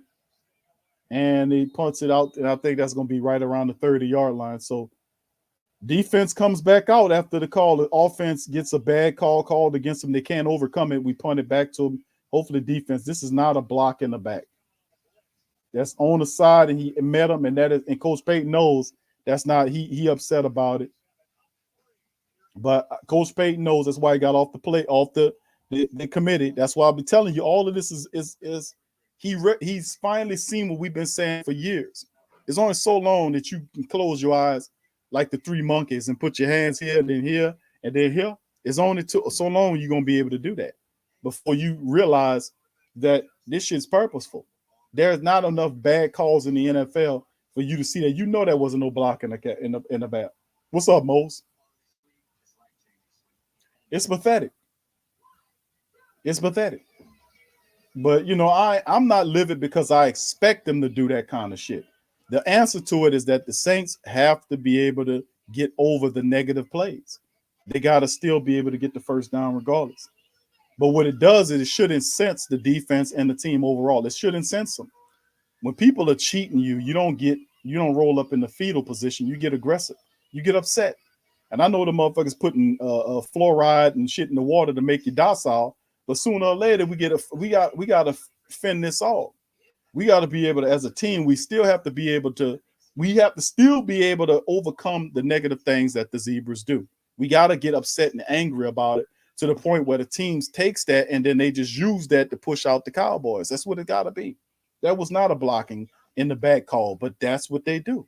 They won't. That's how they impact the game to try to make it go in the direction that they want. They use the referees. I've been telling y'all that. You can't criticize the referees. You can't talk shit about the referees. Referees make bad calls all the time. They don't lose no money. You know why? Because they told to do that shit. That's why I don't respect them. That's why I don't respect professional referees. I don't respect them because you're not really doing what you're supposed to do. You're not upholding the sanctity of the game or the integrity of the game. The only thing that some bitches is doing is upholding the sanctity of Vegas so they can do what they got to do. So the bottom line is it's a done deal. We need to now focus on how we overcome this stuff. We only trailing by a field goal. The defense is still playing hot. They still shut down the Cowboys, the last 7 offensive series. Now we need to dial up the pressure. And we need to put some pain on their ass. That's how you respond to this. So let's get it going. All right. So 13-10 right now. Dallas Cowboys out there on the field, man. Picking up at their own 29-yard line. Dak Prescott under center. Wide receiver to the left and right, running back behind him. fake to Tony Pollard. Saints pressure come in there, and Onyemata pops Dak Prescott, and the ball flails away harmlessly to the ground as Onyemata broke free, and a lot of holding going on there. Watch on the replay. Watch all the holding going on that the referees don't see. Look at Onyemata. He was holding him. 64 was grabbing his shoulder. 84 or whatever his number is was grabbing Onyemata until he broke free. Look, he was holding him right there, and he got away and packed Prescott. So it's 2nd and 10, back at the 29 again. He licks his leg. He's in shotgun, 3 wide receivers to the left.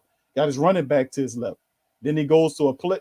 It's a slant play across the center, and P.J. Williams, CeeDee Lamb gets it. It's the same thing. The Cowboys defense, the offense know to hit you with the slant. Now watch, this is across P.J. Williams. I don't know what he's doing, Gardner, but he went right across P.J.'s face, and that's bad. You can't let that happen, P.J. You got to jam the son bitch or something. But that's what the slant plays, the defense, the slant plays open all day. Saints, when that happens, that's what they do. They go into the slant. All right, Dak Prescott under center again. They got the ball at their own 41-yard line after that play, picked up a little chuck of change. All right, Prescott under there. He snaps the ball. Saints come with pressure, and it's a deep shot downfield. And, of course, Bradley Roby not even looking at the ball. He's just running.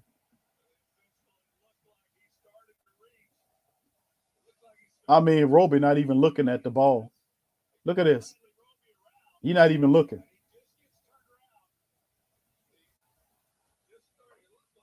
Roby looked right at the last minute, but he was. He leaped right up over him. Look at that, man. Come on. All right, here we go. All right, shotgun. And I mean, there's the toss right there. The toss play to Tony Pollard. Pollard's up, and he gone. And Marcus Williams is the last line of defense, and Marcus Williams pushes him into the end zone. What Marcus Williams? What was that, Marcus?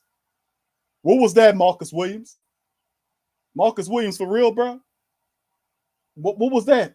You push him into the end zone, Marcus Williams? What was that? What was that, bro? Marcus Williams, what was that? You the last line of defense. How you push him into the end zone?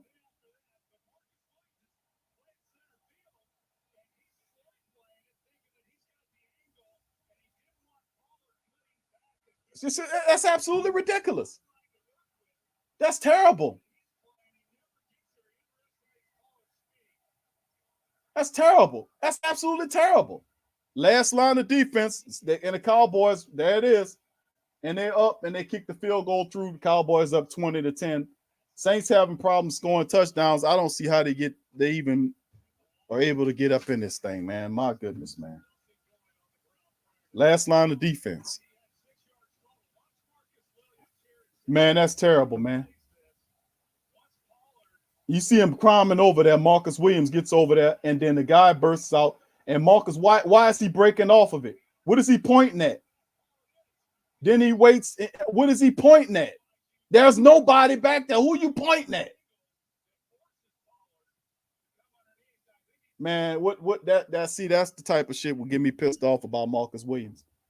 See that? That's some bullshit. That's why you can't pay that guy that kind of money. That made no sense. None of that made no sense. None of that shit made no sense. None of it. Marcus Williams had the beat on that dude and played that bullshit ass stuff. I mean, what was that, bro? Then Marcus Williams get there and don't even hit the guy out of bounds. I mean, he pushes him. What's that about, bro? Man, Marcus, that's why you can't get that bread, dog. That right there, that could be real bad right there for the Saints. Can't move the ball already. The Saints defense had to keep the score to a certain minimum. My goodness, man.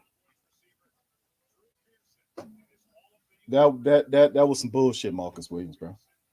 What you pointing at? You the only dude back there. What you pointing at? Why are you pointing in the first place? What are you doing? You the only guy back there. I see that I don't like that, man. I don't like that. Man.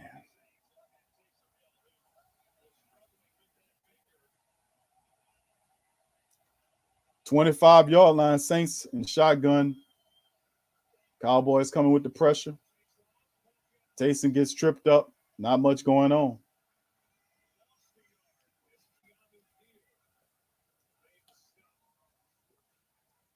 My goodness. My goodness.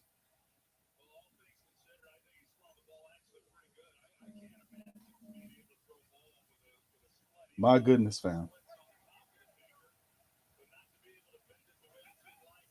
All right, here we go. Saints Taysom under center around the Saints 25-yard line. The ball goes to Ingram, cuts up there, and Ingram gets a good gain on the play. Picks up about 7 yards on the run. Good to see him get a ball to Mark Ingram. Man, thank you, Carla. Give a shout out to Carla P, man, for your Cash App. Thank you, Carla. Much love to you. Appreciate you with your Cash App. Much love to Carla. Thank you. Appreciate you. All right. Hold on here. We got another person here. All right. Thank you again, Christopher. Christopher Waterman, thank you again for your Cash App, my friend. Thank you. Appreciate it. Hold on, give you a shout out just a second.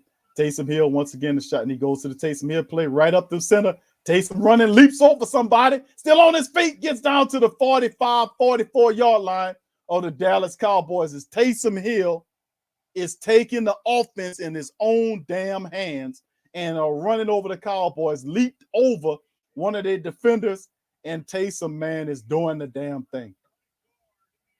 Taysom is doing the damn thing. Somebody got to do it. And Taysom gets up over him. Now, if Callaway would have did a better job of blocking,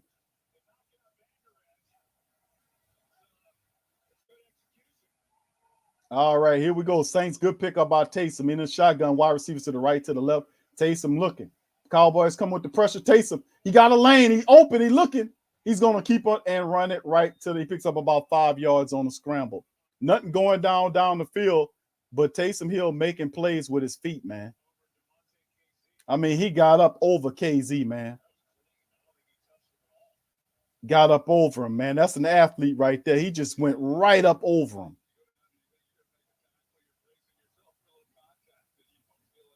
I'm telling you, man. 2nd and 6, the Saints, and that's Taysom picks up 4 yards.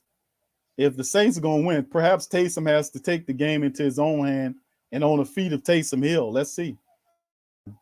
Deontay Harris in motion. Taysom keeps the ball running behind his blocker, still on his feet, dives for the first down. And it's an all Taysom drive here, family. Taysom Hill is basically the Saints offense 100% right now. I mean, he running the ball, doing the damn thing. Thank you, Chris. Chris Waterman, thank you for your super chat, my friend. Appreciate you. Thank you, Carla. Much love to you guys. Thank you kindly for your super chats and Cash Apps. Thank you, fam. Thank you so much. I mean, family, I'm sitting up here looking at it.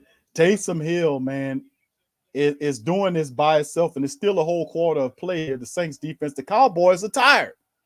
Taysom in a shotgun, 3 wide receivers there, running back to his left. Taysom is tired, man. Let's see what happens. It's going to be a pass. Taysom steps up. The ball's out and is knocked away by Brown on Traquan Smith. So Taysom runs is positive, but when he throws, it's not positive. And the ball was thrown in his gut, but that was just a great play by Brown.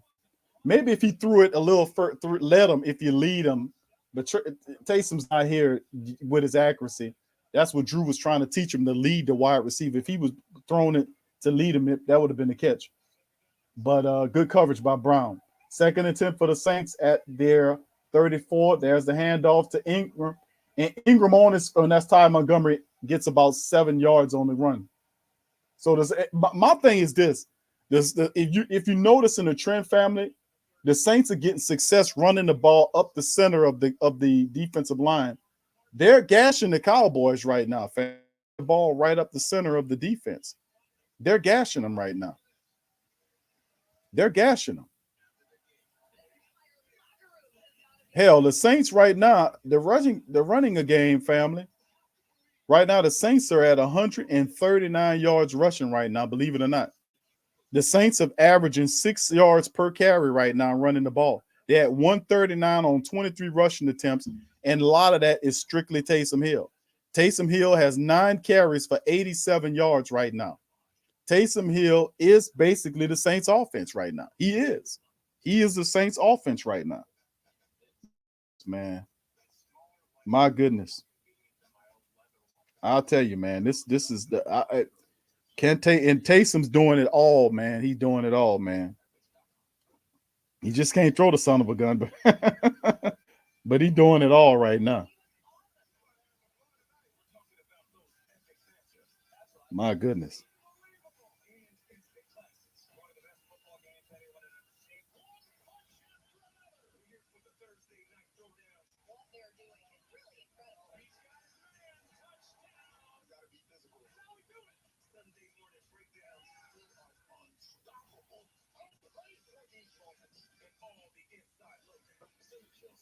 Man, family, all I could tell you is, man, I'm just looking at the statistics of it, fam.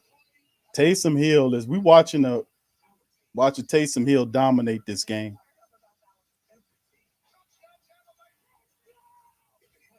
I mean, they're dominating this game, fam. They're dominating this game. Taysom Hill, family, right? Taysom Hill he's 14 of 28 for 151 yards. He has a touchdown. He has the bad pick when he tried to go to Kenny Stills. It should never went that way. But he has 9 carries for 87 yards.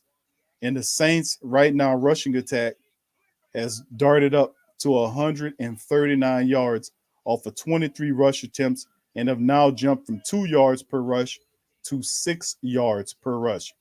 The game is right now, if you're a guy, you've got to pay attention to that. And like I'm just merely documenting and saying to the family members out here, is that the Cowboys are tired. The Saints are punishing the Cowboys right up the center. We need to go to that, whether it's Taysom or running Ty Montgomery into there, who had a pretty good run on his own right, and Mark Ingram. We need to start punishing the Cowboys directly up the center. They're going to start moving resources there to try to stop Taysom Hill. That's the next thing they got to do. They got to stop Taysom because Taysom is killing them right now. All right, here we go. Saints in their category. There is a fake play right there, and the guy gets them right there, and that's Parsons. That was a huge sack by Parsons because with that, that's a big sack by Parsons, man. And Parsons wasn't fooled. He didn't go toward the running back, and Taysom could have just threw the ball out there, but he decided to keep it. And of course, you can see number 28 was on Montgomery anyway. That's probably why he kept it. And it really, the Cowboys defense sniffed that one out. So credit to the Cowboys on that one. So it's I know, Ike. Why not run it? It's been working. Now you take the sack and it kicks you, it pushes you right out of field goal range. God damn it, man. And then he punts it off to him. See, that's the type of stuff that really burns me up. Because you go to that play. You could have kept running that play, but instead you run a predictable ass play. They eat it up and then sack you out of field goal range, and then you got to punt. So you get no points for that. No points for that. And you sit up here with 14 minutes in the game. Come on, man. That's not smart football, man. If you got to stick with what's working. The passing game is not working right now. It's not. Man, come on, man. That's the frustrating stuff about it. My goodness, man. It's just crazy, man. Yeah, Dev said he can't help himself, man. Come on, bro. You don't have a passing attack right now. It's all about the run. That's how we get in the positive game. So you mean to tell me you're going to run that silly ass play? The dude gets sacked. Taysom should have got rid of the ball, to be honest with you. At least you don't take a sack right there. I'm not saying the goddamn guy hits the field goal, but you don't take a sack right there. Throw the ball away. Throw it at the feet of Montgomery. You don't take a sack right there because then it eats you up. It pushes you out of field goal range, and you get nothing for that. You get nothing for that. You get nothing for that. You get nothing for that. Josh says, really, the D has set us up with and we squander. Yeah,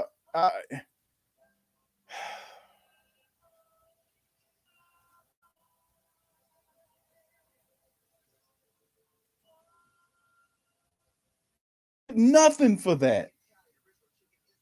They would take them off the hook by trying to do that type of play.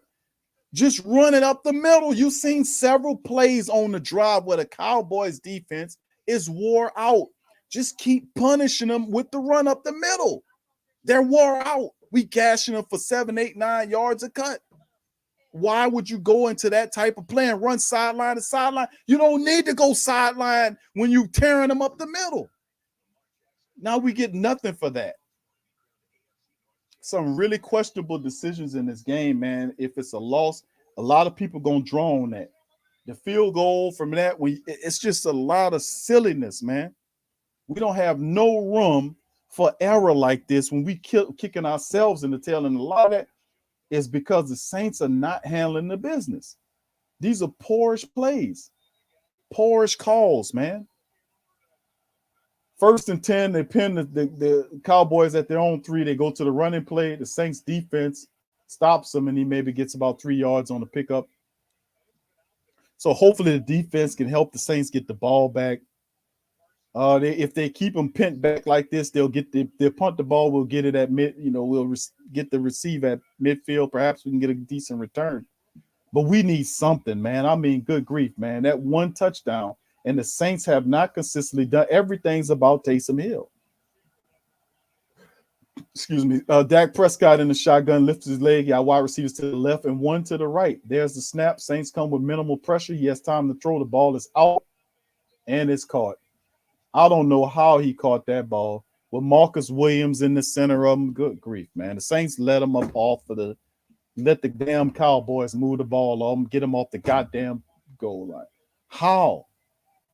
No, that you got to call it, man. Go look. Stop it, Peyton. You got to look at it, Peyton. I don't even know if that was a catch. Well, it's too late now. Shit.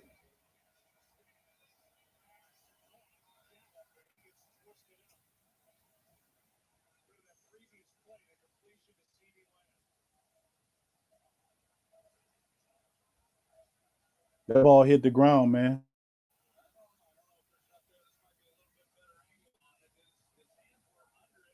Nah, that ball ain't cut. See, that's what you miss.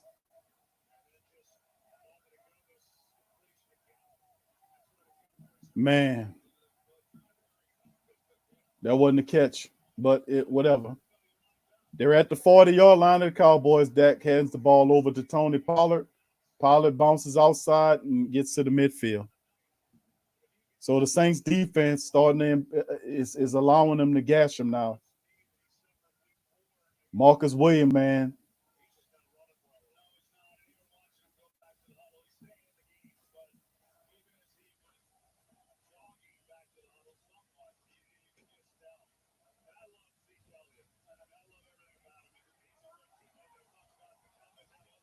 Here we go, Cowboys with the ball in their midfield. 1st and 10 for the Cowboys at midfield. Dak in the shotgun. He got 3 wide receivers to the right, 1 in motion. He tosses it to Lamb. Lamb on a run around. He picks up maybe 3 yards on the run around. And they use him well in that. He's such an athlete, man. Cowboys on the move, man. 2nd and 6. That was a gain of 4 by CeeDee Lamb as Elliott runs out of the field. Pollard's in there.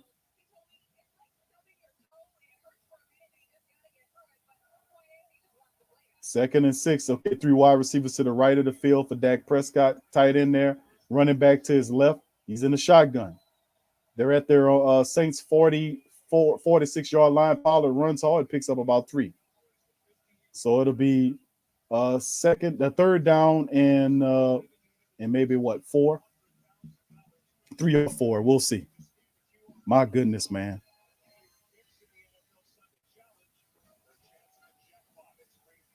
Defense has to help, but listen, fam. What is the offense going to do here, man? For real, fam. What are we going to do?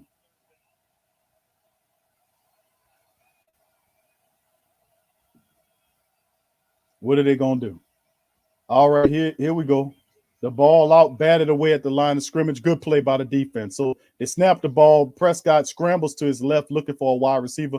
The Saints deflect the ball, and it might be Jalen Holmes, a former Ohio State player, bats the ball away, gets his hands up right there, and almost tried to look like he tried to get an interception on that thing.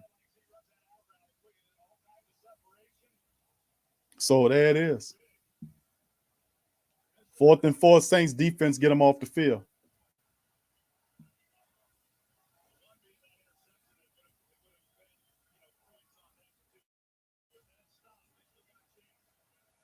There's the punt by the adult, and they kick it out of bounds. So it's around the 10-yard line. 10-21. What the Saints offense going to do, family? What we going to do here?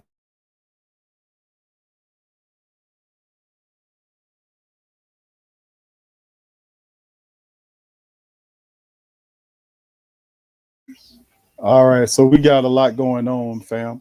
What the offense going to do? What the offense going to do here, fam? What we going to do here? We need to get this. We need to get a touchdown here. We need a couple of scores right here, family. The game getting down. It's 10-21 on the clock. 10-21 on the clock. We need 2 scores here to at least tie. So what the offense going to do here, fam? What's your call? What you think happens here? Offense has been struggling all game long to produce points. What we going to do here, fam?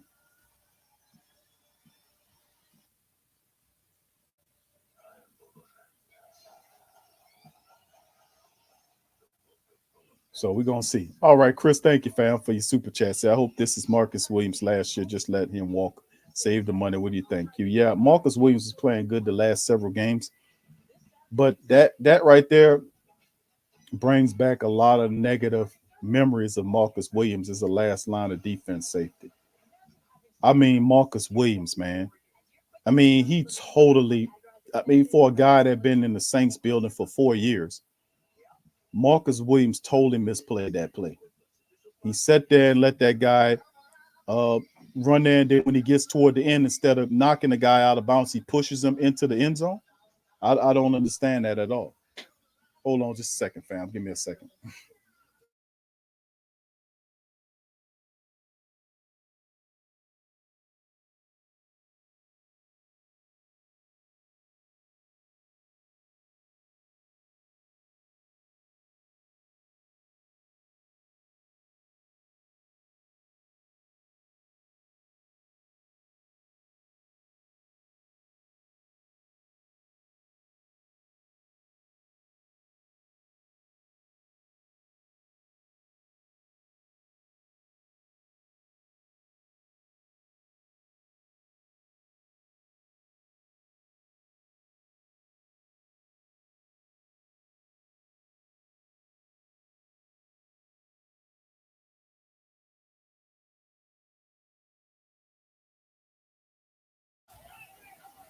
All right, fam. And here we go. The shotgun right here. The play goes toward them, and the Cowboys chop them down. The Saints try to get a run on the first offensive play. Not much going on to be 2nd and 10. Saints didn't get any gain on the play as the Cowboys did a good job of run blitzing on the play to snuff out what the Saints got going on. And look, Traquan Smith, see that? Traquan Smith blew the block. You seen that? You seen that? Traquan Smith blew the block. You got to execute, man. That's why the play fell. He blew the block. There's the snap right there. Taysom Hill finds Deontay Harris trying to turn. He slips down.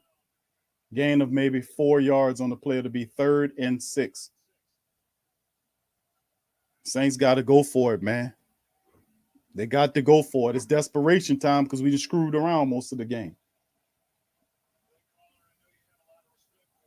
You got to get ahead of the play. You can't blow blocks. You seen Traquan Smith late to the party, blew the block, and his guy he's supposed to be blocking was the guy that made the play to cut down the running attack. 3rd and 6. There's a snap. Taysom Hill looking, and Traquan Smith fell on for whatever reason. He fell on, and then it's the flag. It's probably going to be roughing the passer.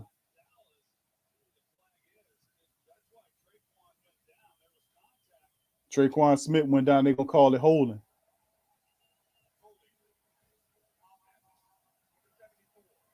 So the Saints get hit with the penalty. So the referees call the Saints for the penalty, number 74 for holding, to kill the Saints drive. And, of course, the Saints punt again. That's a flag.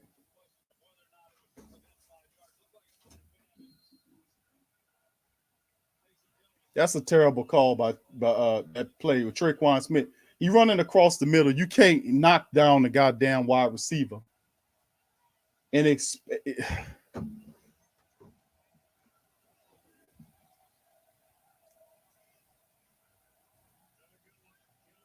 bad. It's bad, man. It's all pathetic. It's terrible, man. Terrible calls. All terrible.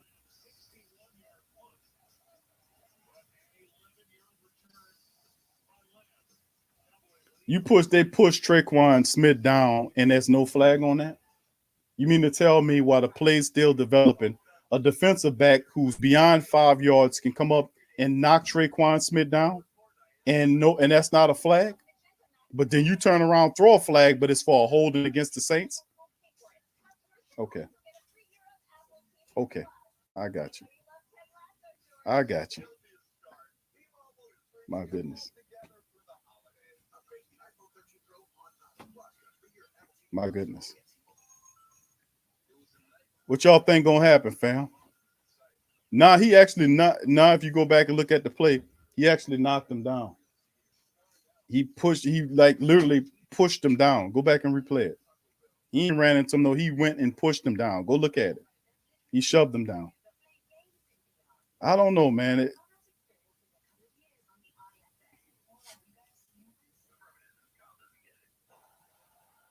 There's some bullshit plays going on here, man.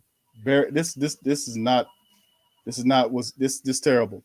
The block in the back was some bullshit. The Saints are not executing. Traquan Smith, of course, prior to that had a block he blew. See, we're just not executing here, man.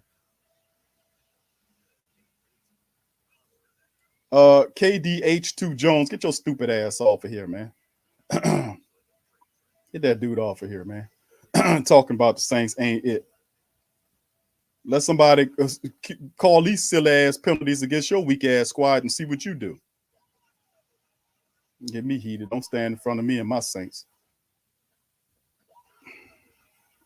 Too many injuries to overcome. I hear you, fam. It's just terrible, man. Terrible execution.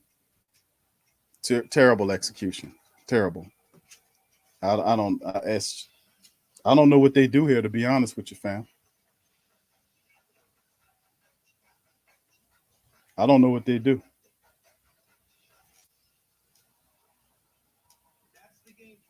Bro says Sean Payton didn't help either. It's not over with. He still got some time here. We'll see what they can dial up. But, man, this is not good, man. This is not good.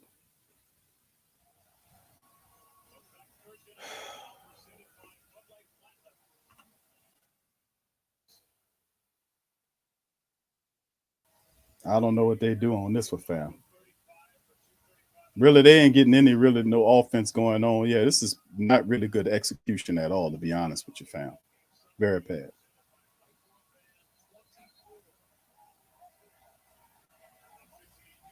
Not good at all. All right, here we go. Cowboys get the ball, man. And Elliott gets about 4 yards on the game right there. And Cowboys just going to work at that clock, man, and drain that clock. You can see Coach Payton fussing and complaining about it.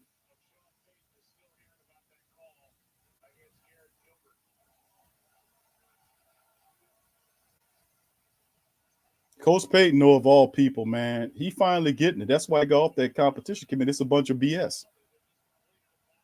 2nd and 7. Cowboys in the shotgun, 3 wide receivers to the right, 1 to the left. There's a snap, pressure. The ball's out. Good defense right there by Lattimore. Covering Zeke Elliott, bats it down. It's 3rd and 7 for the black and gold, man. So, and then they go to handshakes. 3rd and 7, man. Defense is trying to clean this thing up for the offense, but we damn sure we need some help. We need some help. Offense got to get going sooner or later. It's 8 minutes left Our offense got to get something, man.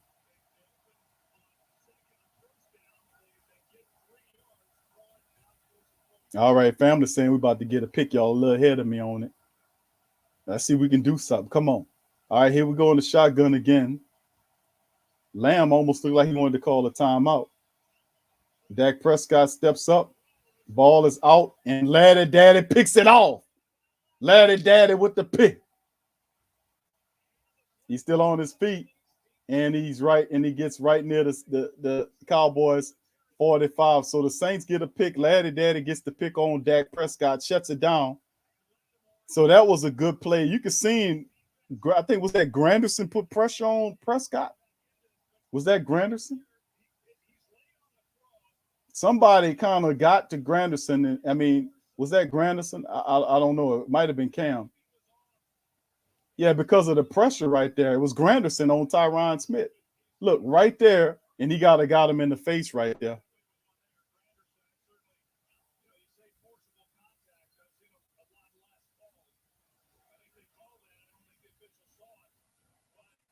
You hear Troy Aikman belly aching about that one? It's all right, Troy. You're going to get one later on. Saints get the ball back in Dallas Cowboy territory. Taysom in the shotgun. He turns into a running back on the play, and he picks up about 6 yards. So Taysom is running, and he ran over Mark Ingram. Don't hurt our dude. See, that's just funny how they always point out, but they never show the holding that's going against the black. When the people holding, they don't never show that. That was a good play by the Saints, though. I think Granderson definitely got Prescott uncomfortable to throw that ball early. But yeah, I'm glad we didn't get that penalty because you're right, they would have thrown that penalty.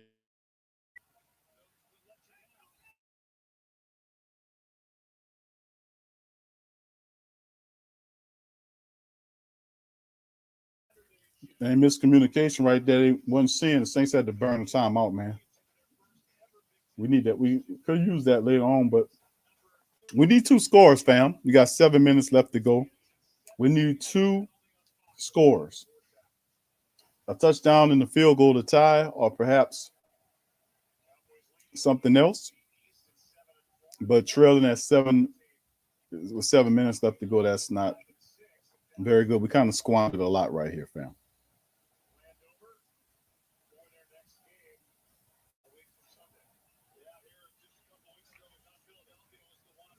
Second and 3, black and gold, man. Taysom in the shotgun, Ingram on his left, wide receivers to the right, one to the left. We're at our Cowboys 40, and there they come true, and it looks like a false start, and it is. Which lineman is it on?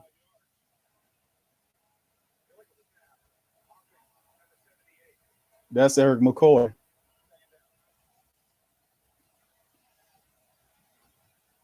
See? The veteran offensive lineman, that's McCoy, man, on the false start. In the crutch moments of the game. We can't do that, man. But, let's see if we can overcome it. 2nd and 8 right now. Saints have 6 penalties. There's a snap. Taysom stepping up. The ball batted away. The ball, it's a bat away, man. Come on. Referee saying it's Cowboys ball. That's bullshit, man.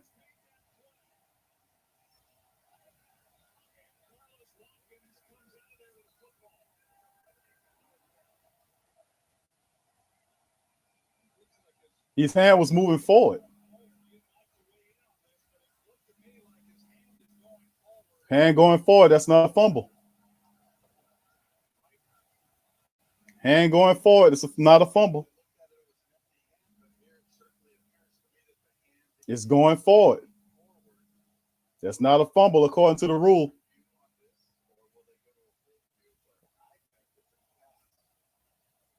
Let's see. Rule says it's according to the rule, family. That's a forward pass.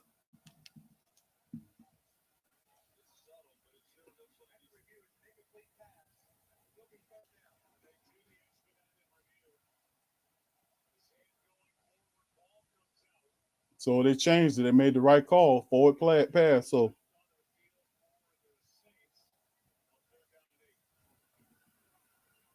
3rd and 8 now for the black and gold. Let's see what's going on here.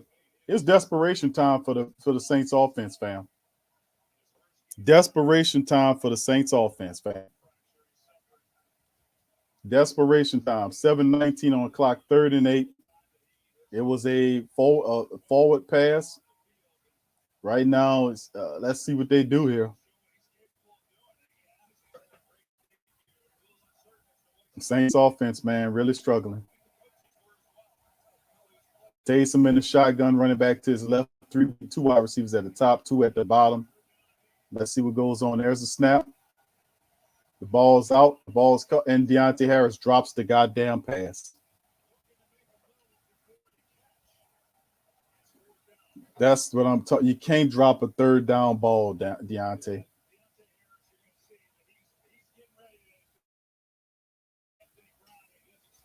My goodness.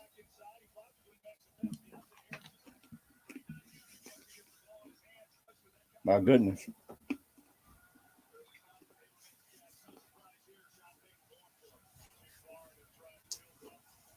Fourth and 8 for the money down, family. 4th and 8.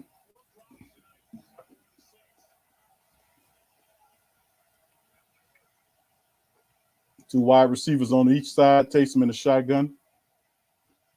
There's the ball out. Ball out by Deontay Harris. That time for the 1st down, so he makes it up. Can we speed up our tempo for a second? And Taysom put the ball right on Deontay Harris. Deontay made sure he catch the ball. He caught the ball that time.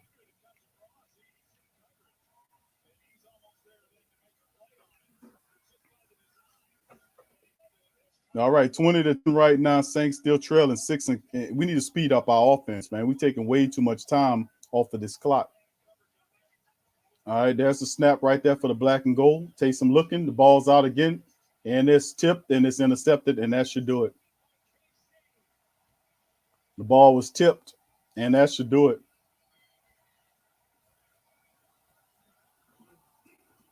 Damn.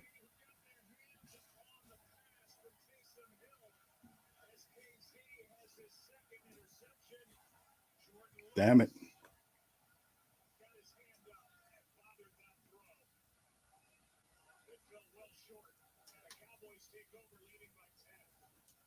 Defensive back got in there and batted the ball at the line of scrimmage. And Casey made the intercept. That was a tip drill.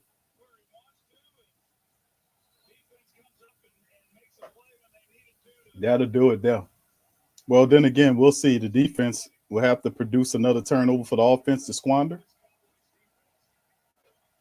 Man, the Cowboys get the ball. That's 2 interceptions right there, 2 turnovers. And the Saints, once again, man. And Pollard picks up about 6 yards on the run. He cuts back in. Saints in trouble on this one, fam. Saints can't score, man. Damn.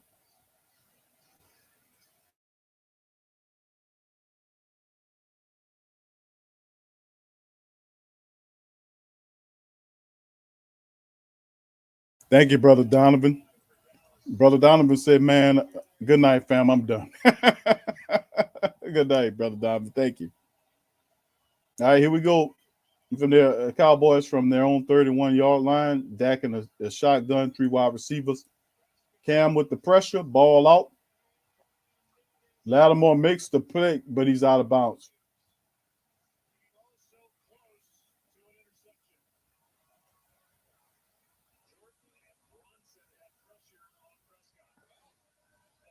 Third and 5. So the clock is stopped. So, and Marcus Williams couldn't get both feet in.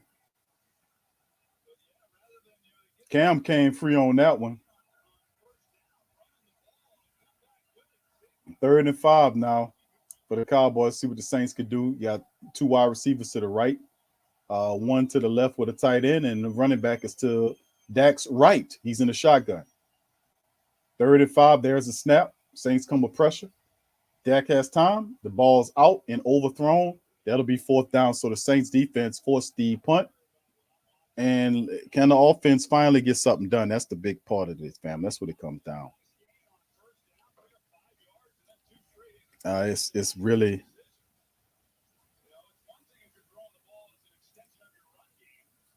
man, the defense is giving the Saints opportunities offensively to do it. They got Dallas off the field, but the issue is, can the Saints do anything with it? I mean, the Saints can't seem to get out of their own way. They would drop passes and penalties against themselves, and then there go another penalty on the ground, another flag. That flag came out as Deontay Harris was fielding the ball. So what's the problem now?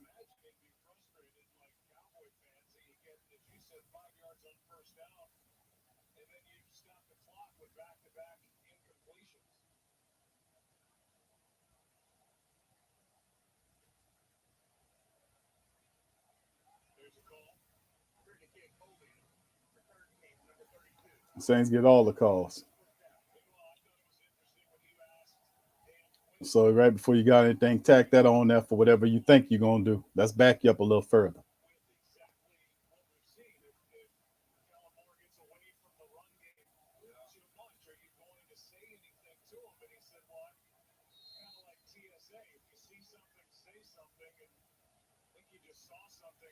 Man, it's just so frustrating because we can't seem to execute. That's the cold part about it is 5:20 on the clock. Let's see if we can speed this thing up. There's a snap from the Saints 25. Ball's out there. Ty Montgomery catches it, gets up to maybe the 37-yard line. Let's get a little speed into the drive. Come on. Let's get the 2-minute offense going. And then the Cowboy guy goes down.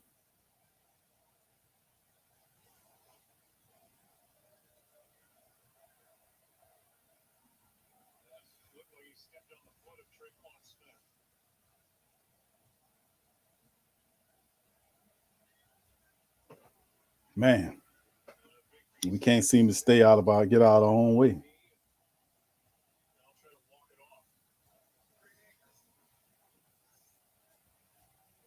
Man, it's a tough one, fam.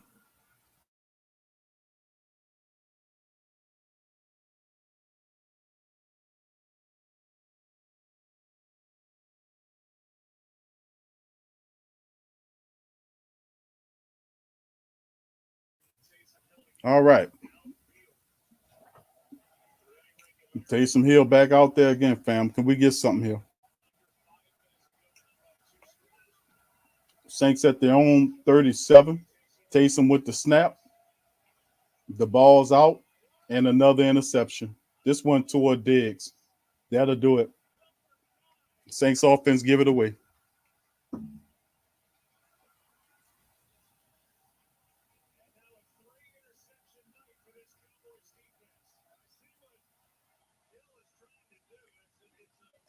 My goodness.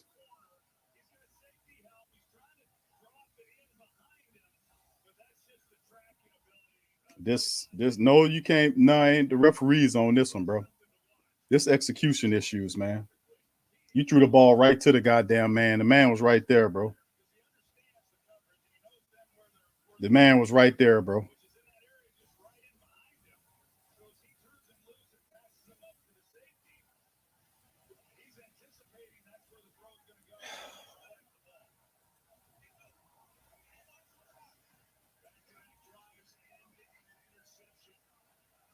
Cowboys get the ball and they run, pick up about 3 yards, and the rest that should kill any expectations, man, or anything. Hank Hale in the house. Green Farland. Man. Big Ken says I'm done. Man, family, this is not good football, fam, to be honest with you. This is not good football. I mean, the Saints on their way to 5 straight losses. I mean, did anybody see that coming this year? My goodness. I think you might be right, Eric. Ian Book time, man. Man, my goodness, man. My goodness. The Saints, man, execution issues, man, abound. Drop passes. 5 straight losses for the black and gold, man. That's tough. Now we can't put it totally on the referees. Well, we had execution issues that we should have been doing, missed blocks, drop passes. Taysom Hill tried his damnedest with his feet, but with his arm, he was no use. Banged his finger up. It's just mild, man. Defense tried all that they may. Offense couldn't do nothing but one touchdown and turn the ball over 3 times. You will not beat anybody like that in your building. And the Saints just can't beat anybody in the dome. PJ Williams showing up. He's still playing hard. Saints defense still playing hard, man. As PJ comes through with the cleanup on CeeDee Lamb. Oh, PJ came through.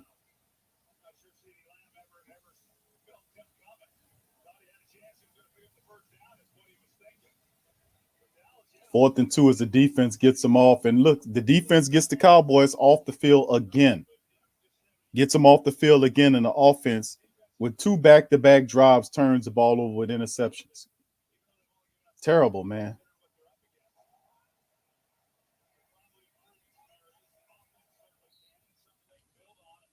It's terrible. Defense gets the Cowboys offense off the field again and gave the offense plenty of opportunities to score 2 scores to take the game. This is 2 scores. Defense gave them opportunities, continues to play hard. We go out there and turn the damn ball over twice with interceptions. It's pathetic, man. It's very sad. It's good to see Juwan Johnson back out there. I just seen Juwan Johnson back out there. So that's a positive.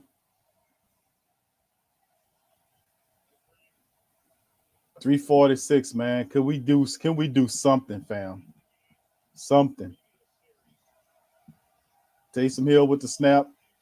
Taysom in trouble. And should be a flag on number 42 from riding into him. No flag, no call. Taysom Hill saying, I'm sliding while the guy jumping into me. No flag on the play. Taysom went into the slide. The guy got down and still hit him. No flag. 2nd and 3 now after the run. There's this dip out right there, and he finds Marquez Callaway, who picks up a chunk of change. The Saints got to operate fast. Come on, 2-minute offense. Run. Come on, move. Get it together. I know it's probably all futile, but there's the snap right there. Taysom, the ball's out and throws it into the ground. That'll stop the clock.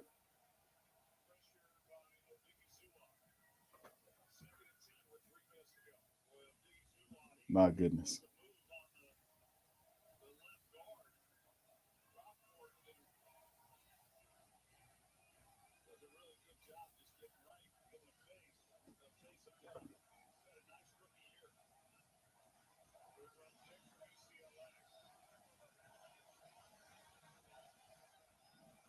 There go a flag up.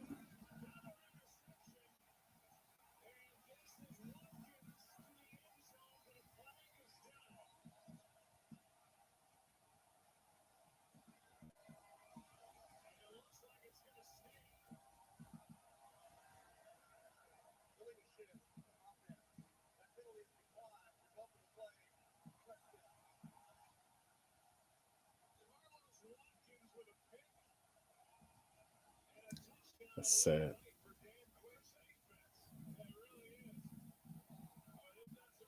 You mean to tell me the Saints defense give the offense the ball back and they have 3 straight drives where they throw an interception?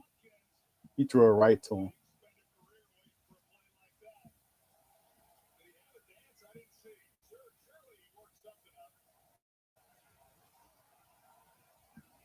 The defense gave the ball to the offense 3 straight possessions, and they turned it off 3 straight times in interceptions. That's amazing. Damn. Saints, this is ridiculous. Funny, this is tragic. It's epic level. Yeah, I know, James. I mean, Chris says, yeah, it's sad.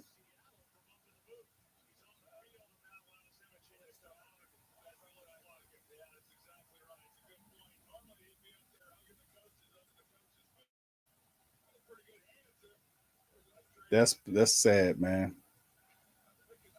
The defense gave the ball back to the Saints offense 3 times. Plenty of times, and each time the offense gave interceptions to the Cowboys defense. And the last was a pick six to amp the lead up to what it is. Offense is a major issue, big problem for the Saints. The defense did all they can do. The offense ain't carrying its weight, and they're just not.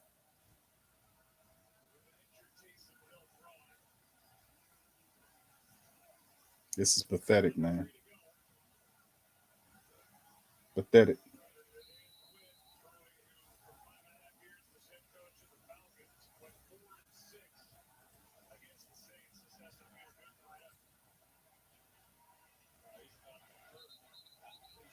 It's pretty bad, man.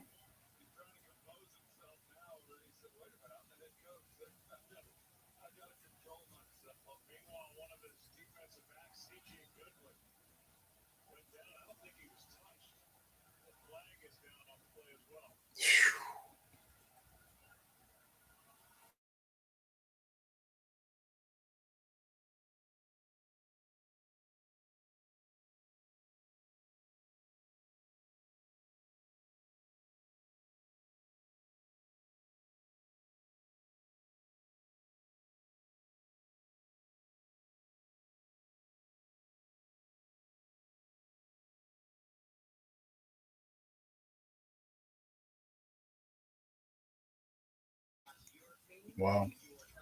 I don't know what to say about this one, fam.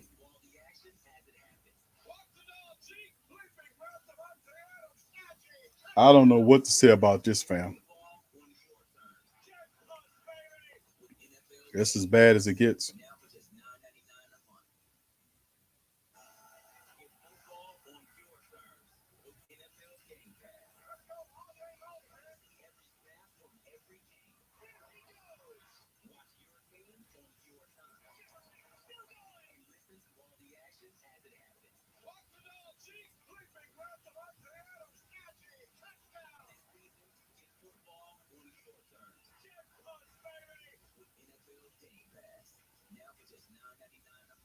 This is sad, man. Defense played their ass off to give them the ball back, and the Saints offense, I just can't get over that. Defense took the ball from the Cowboys, shut them down, and then the offense gave it back to the Cowboys defense.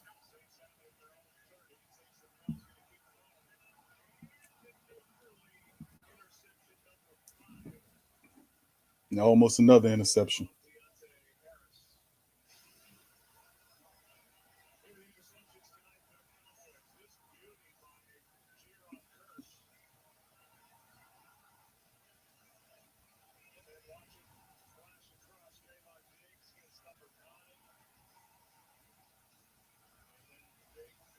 Sad, man.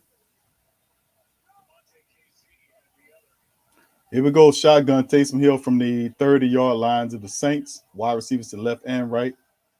And there's the pass right there to Deontay Harris. Still on his feet running. And he cuts up toward the left-hand side. Juwan Johnson, he gone. And as he finally gets a touchdown in garbage time for the Saints, really not hitting on nothing. But Deontay Harris gets a touchdown in garbage time. Wow.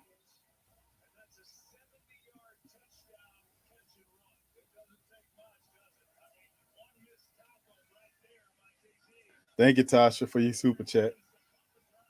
Saints, man, I'm really sad. I thought we would put up a better performance than this, man. This is so pathetic, man. We're not going to beat anybody with this. I thought we would put up a better performance in the building. I just don't understand how you don't pray with no pride in front of the Who Dat Nation. If you on the road, that's one thing. But you score a touchdown in garbage time. It's pathetic, man. It really is. Thank you. What's up, KT? Who that? He says Trey Thomas, cut Taysom, draft Carson, Strong, and Trey Leon. Burks. All right. Thank you, KT. Good to see you, my brother. Appreciate you. Chris says, would you sign Winston and draft wide receivers first round or draft wide receiver first round QB if we can't sign Rodgers, Russell, or Watson this season over with? Well, Chris, thank you for your super chat first and foremost, my friend. Thank you. It's kind of, it all feels different now. It's different when you're winning and then you just add to the winning and you just keep things moving smooth. But the Saints obviously are in dire straits right now. You've bottomed out. You've hit you've lost 5 in a row. That's 5 in a row games. So it's different. You know what I'm saying? I'm just kind of putting out there the 2 roads we on. One road, you look at the Saints as prior to this losing streak, the Saints are a contender. They make the playoffs. You just build on what you got. Another road is you're bottoming out to the point where you have to consider, I don't know if you call it a rebuild, but you retool, rebuild, however word you want to use. But you got to look at that. Now, Ian Book, if he's anything for the future, you got to start playing him right now. And that's obvious. Ian Book has got to be somebody you look at playing. You got to, because the Saints are in a spot right now. Well, I'm not saying they aren't going to make the playoffs, but you've lost the Saints are currently 5-7 now. When this game becomes final in 2 minutes and 32 seconds, the Saints will be 5-7. You've lost 5 straight games. You fell out of a opportunity to be where you need to be, and you've literally moved into a spot where you're a bottom feeding ass team. You're falling through the flow faster. You can't soften your blow. The offense cannot produce any points when it matters. It's just it's a big freaking mess, and they have to look at that. They have to look at adding young talent there, and wide receiver. Even though we like the wide receivers that we have, oh man, Kenny Stills with no speed, he gave you nothing tonight. The Saints holding on to garbage like Kevin White prior to them. But he's finally gone, hopefully. But yeah, I mean, you got to. This all plays a strong part. You got to start looking at the wide receivers and improving upon the offense again, because Teron Armstead is going to be gone, and you got to start looking at the wide receivers. I ain't mad at you for looking at the wide receivers. I don't know about the Jameis thing. I think the Saints still could be still interested in Jameis, because I don't think he obstructs what Taysom does. I think if you bring Jameis back, you get him at a discount because he hurt. And of course, Taysom, you don't have to use him as quarterback. You can still use him where you want to use him, at running back, tight end, all this other stuff. I mean, you make a great point, Chris. At some point, we got to start looking at that, man.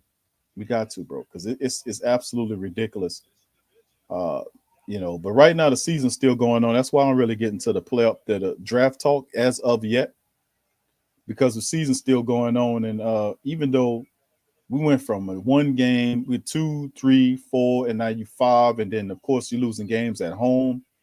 No pride, no courage, no balls, no nothing. And then it's all of the stuff that we're dealing with.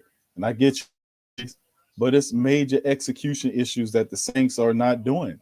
The Saints are not executing. They're not making the blocks. You got veteran players like McCoy and people like that getting caught in false starts in their home building. You're getting, it's just terrible. Guys missing blocks, dropping balls. You can't have that. And then you had a 5 interceptions today? I lost count. 5 interception game in your own building against a hated foe like the Dallas Cowboys. 5 interceptions. The Saints they're awful. They're awful. And this is a joke. This is joke level football, man. This is joke level football. This is sad. This is pathetic. I mean, even if you're hurt, guys got a sense of pride. You got to play with a sense of pride. And these dudes are pathetic, man. I mean, offensively speaking, they are pathetic, man. I mean, this is some bad football. You can't win games in your own building throwing with 4 or 5 interceptions. You can't do. I mean, it's just stupid. It's shitty ball. It's offensive garbage, man. It's pathetic. The defense is good. The defense did the defense took the Dallas Cowboys, and that'll do it for the game right there, family, by my account. That they took the Saints offensively and just put them in the ground, man. Offensively speaking, they could not manage up enough pointage. They couldn't do anything properly. They had drive after drive after drive that was stalled. They couldn't overcome anything. They were not executing properly. They were dropping passes, missing blocks, and then low IQ football. It's just terrible, man. I don't have any answers on why this team. It's just a sucky ass football team right now in terms of offense. They can't do anything on the offensive side of the ball. They can't. You know, they can't do anything on the offensive side of the ball. Really, they can't. You know, and of course, like with them bottoming out like this, hell yeah, everything's on the table when this happens. Everything's on the table. 5-7. The Saints are a tragic, garbage, bullshit 5-7. Dropped 5 straight games in a row. They done bottomed out. They literally done bottomed the hell out. And people gonna say, well, Q, it's all the injuries. Listen, fam, I get you, and I'm not taking nothing away from your injury spill. What's up, Hoodie? What's up, my man? Thank you for your super chat, bro. It's awful. Thank you, Prime. He says Taysom is not the future. Thank you, bro. It's awful, man. I ain't gonna tell you no lie. This is trash football, man, at epic levels. T says, what's up, TP, baby? She said, Q, don't forget, our points are better. And we're going to lose the season, but we are a great team. We don't be down for long, and deck cards are not, what she says, and the deck of cards are not on our side, but next season we will. Thank you, TP, baby. Thank you for that positive commentary right there. Wallace says we had too many people. Q, I hear you on the injuries, bro. I'm not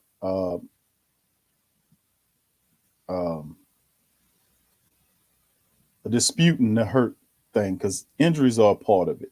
Because if you ain't have the injuries, if you had Elvin Kamara out there and Mike Thomas out there and Jameis Winston, this would have been a different affair. But you don't have those guys. You got Callaway, you got Taysom Hill, you got whoever you got. And the offense got to flow through somebody. It really do. Saints don't. It's pathetic football. I can't get around it. It's just, you know, execution is a big part. I'm not expecting anybody to be better than your starter, but I'm expecting execution. That's how you got a job here. You're supposed to execute. We don't execute. Keelan says we suck. Yeah, we do suck right now. It stinks, but it is what it is, fam. You know, we can't win a football game. Josh says my boys did it, and I won the bet. Yeah, poor chemistry. Yeah, you're right, fam. You're right. Yeah. What's the bet, Tasha? Tell me again. I know Sean upset, man. Big ups, a big supporter. Big ups to Sean, man. What was the bet, Tasha? What did Sean got to wear? A Dallas Cowboy jersey. What was the bet? Let me know again. I forgot. Trent says, "What the hell you want Sean to do? He working with shit." Listen, and Trent's talking to the rest of these people out here. I guess I don't know. All I can tell you, Trent, is Coach Payton, and Robert says it here. He says Trent, it's Payton's fault. He has crap. He did nothing to address the wide receiver problem. Nah, I'm gonna say the issue is the execution issues, man. Before we even get into injuries is a part of the game. It happens. Injuries are part of football. That's why you have depth charts where we add players. The players that are at the bottom of the depth chart, or the next players coming in, ain't always better than the players that's ahead of them. That's understood. But what is a constant is when you pick up these rosters, remember, you don't have these rosters by default. Somebody picked these players to come on this roster and sign them. So when you get these players that come on the roster, you want simply for them to execute. That's how you earn a job, whether it's a starter or a role player, second or third. You have to be able to execute. And what we see in the day is not an execution. You don't play football like that. You don't throw the ball. It's just,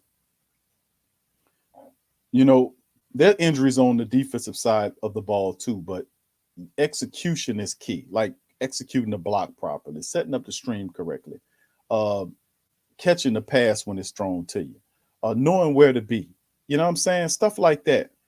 Execute the plays. And if you got role players, a bench it, back up second or third string, execution is not foreign to what they're supposed to be doing. Every goddamn body on the football team got a job because at some realm, the coach seemed that they can execute what he's attempting to do.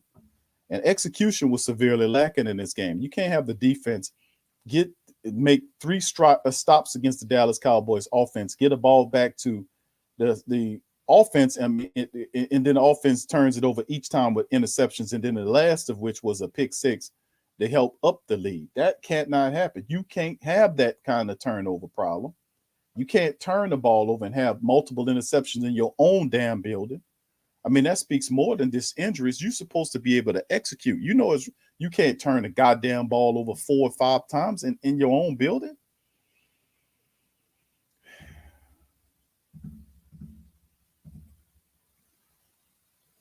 Yeah, you're right, Sean. Execution not in their vocabulary. Man. Yeah, this is bad football. Sean is looking more in the depth, second and third, and that's how he's going to pick in the draft. Marcus W is not going to be here for long. Wide receiver, offensive lineman, more DBs and safety. Thank you, TP. A lot of people are already looking past it, man, and I ain't mad at y'all for feeling the way y'all feel, man. Kelly says, Q, I know you say injuries are part of the game, but no team wins with all this super. You asking undrafted players to play like superstar. Ain't going to happen. No, I'm not asking them to play like superstars, Kelly. That's not what I'm saying. I'm saying do your goddamn job. That's what I'm saying. Execute. I'm not saying, listen, I want Marquez Callaway to be Michael Thomas or Tony Jones Jr. to be Alvin Kamara. That's ridiculous. I'm not saying that. I'm saying that if you're a professional athlete, you're supposed to be able to, you got the job because that the coach seeing you as a person that can execute the game plan, whether it's offensive, defense, that he's seeing you as a person that can beat the guy in front of you. That's what I'm saying. I'm not asking guys to be superstars to win because you don't have to be superstars to win. Just do your damn job. Block the goddamn guy in front of you. Make the goddamn catch. That's all I'm saying.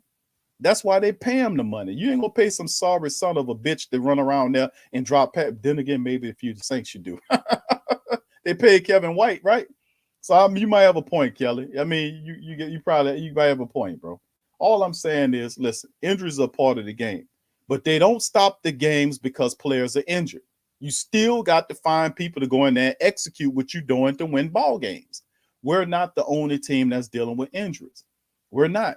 And there are other teams that are banged up that are winning games. So it's not about having a bunch of superstars. That's cool and shit. But what I'm saying is you still have to execute if I'm paying you. If I'm paying you to catch the ball, you got to catch the ball. If I'm paying you to tackle, you got to tackle. If I'm paying you to block, you still have to block. You see what I'm saying? You still have to execute. Just because you're a third string or a second string does not give you the right not to execute, is what I'm saying. That's all I'm saying. It's all it is. But the reality is, you're right, Kelly, to a degree. You're all right. You're right. But I'm not asking them to be superstars. I'm telling them to do their goddamn job, bro. That's what I'm saying. That's what they're getting paid for. All right. Thank you, Prime. He says, calm down, who that's the 70s where garbage is and injuries, no chemistry. Yep. And listen, I don't think that's coming back around, man. But listen, my goodness. This is just pathetic, man, all the way around. Dallas Cowboys for life says, no hate, Big Q. Peyton has to be the worst play clock manager in football every time y'all need a timeout. He used them all. Well, Coach Peyton did a lot of stuff in this game. He was trying to, I don't know, in many cases what he was trying to do, fam, to be honest with you. Had some real curious things that happened in the matchup, and it's just unfortunate. But the offense just could not do what they needed to do to make it competitive. We had a lot of drives. We kept stammering, stuttering, bumbling and fumbling, and we just could not move the ball consistently. We could not set up anything. We couldn't execute the game plan properly. And, of course, when you turn over the ball and you don't execute, you deserve to lose. Chance said, I'm still confused why we gave Taysom all that money. He is our utility, man, and Coach Payton loves him some Taysom Hill. Right. Chris says we asking them not to throw. Yeah, that's what I'm saying. Execute. I'm saying, listen, injury, because people gonna lean on that injury thing. But listen, y'all know, like I know, that the NFL don't stop because players are injured. They gotta you still gotta make it through it. That's the toughest part of the business, is you gotta find a way around the injuries, which is nothing new to the Who Dat Nation, because we've dealt with injuries before. But you still have to be able to build your team in the weight, in the cap, underneath the cap, where you can be able to have success and keep it going. And that's what it's about. It's about finding players to execute what you're doing, whether they're second or third stringers, whether they're starters or not. Players have to execute when they get an opportunity to get in there. They have to execute what they're being asked to do successfully.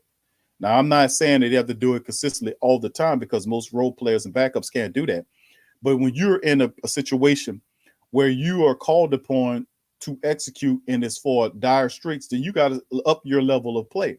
You can't play like a third stringer or a second stringer if you're in a starting role. You can't do that. You got to elevate your play up to that level. That's how it operates. You can't play at third level and all this kind of stuff. Elevation is required. That's why they say next man up, or the team rises up over. When people get hurt, then the overall team rises up for the occasion so they can get the win and win as a team. That's what I'm saying. The difference is from last year and this year and last year is that you had guys that will come in and execute. Now, part of that is economic, because the Saints went so far up into the cap, they had to come trim down, and they couldn't afford to keep an Emmanuel Sanders who was steady the wide receiver room. They couldn't afford to keep a Jack Rabbit Jenkins or an offensive lineman like Cam Tom or whoever to help steady the offensive line group. They chose to go with younger players, and you have to be patient with younger players, because it takes younger players a little longer to get it. Some guys get them like a Paulson Adebo gets it, Chauncey Gardner-Johnson or a Deontay Harris. Some other guys like a Troutman, they take a little longer.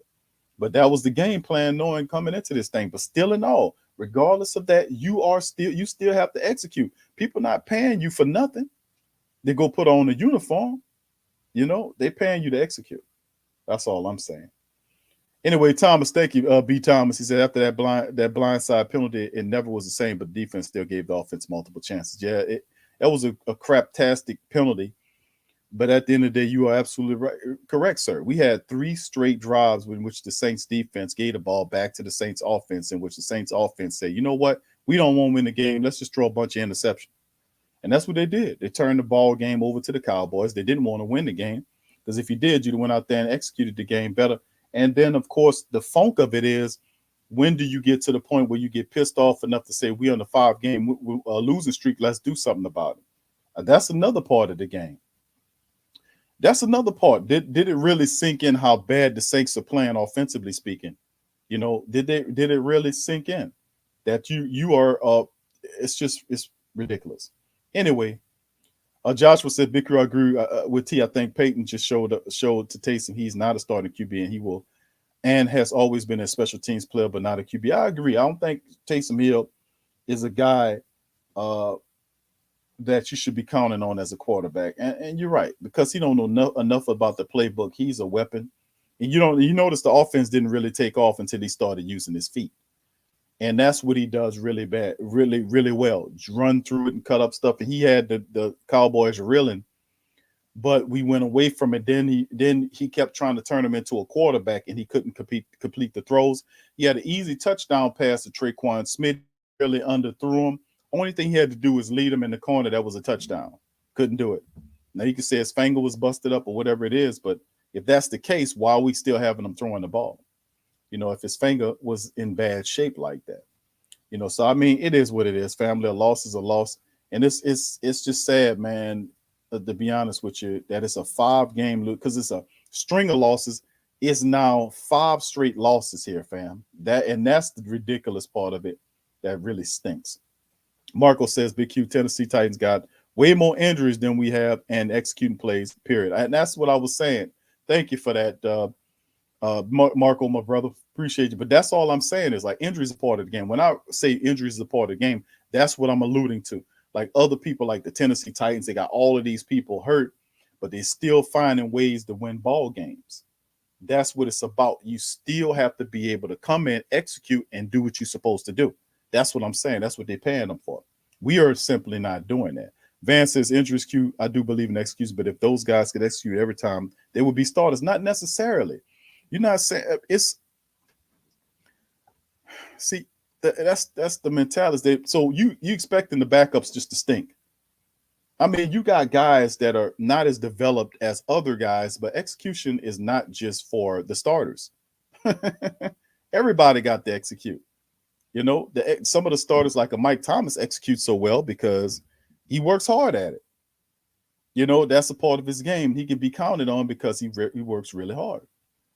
But, you know, I'm not expecting them to be perfect because if you have several drives in which you're in the game, the Saints only had to put together 2 more drives to be successful in this game prior to all those injuries. They couldn't even, I mean, to all of the turnovers. They had 2 drives, just 2 more drives. They could have beat the Cowboys.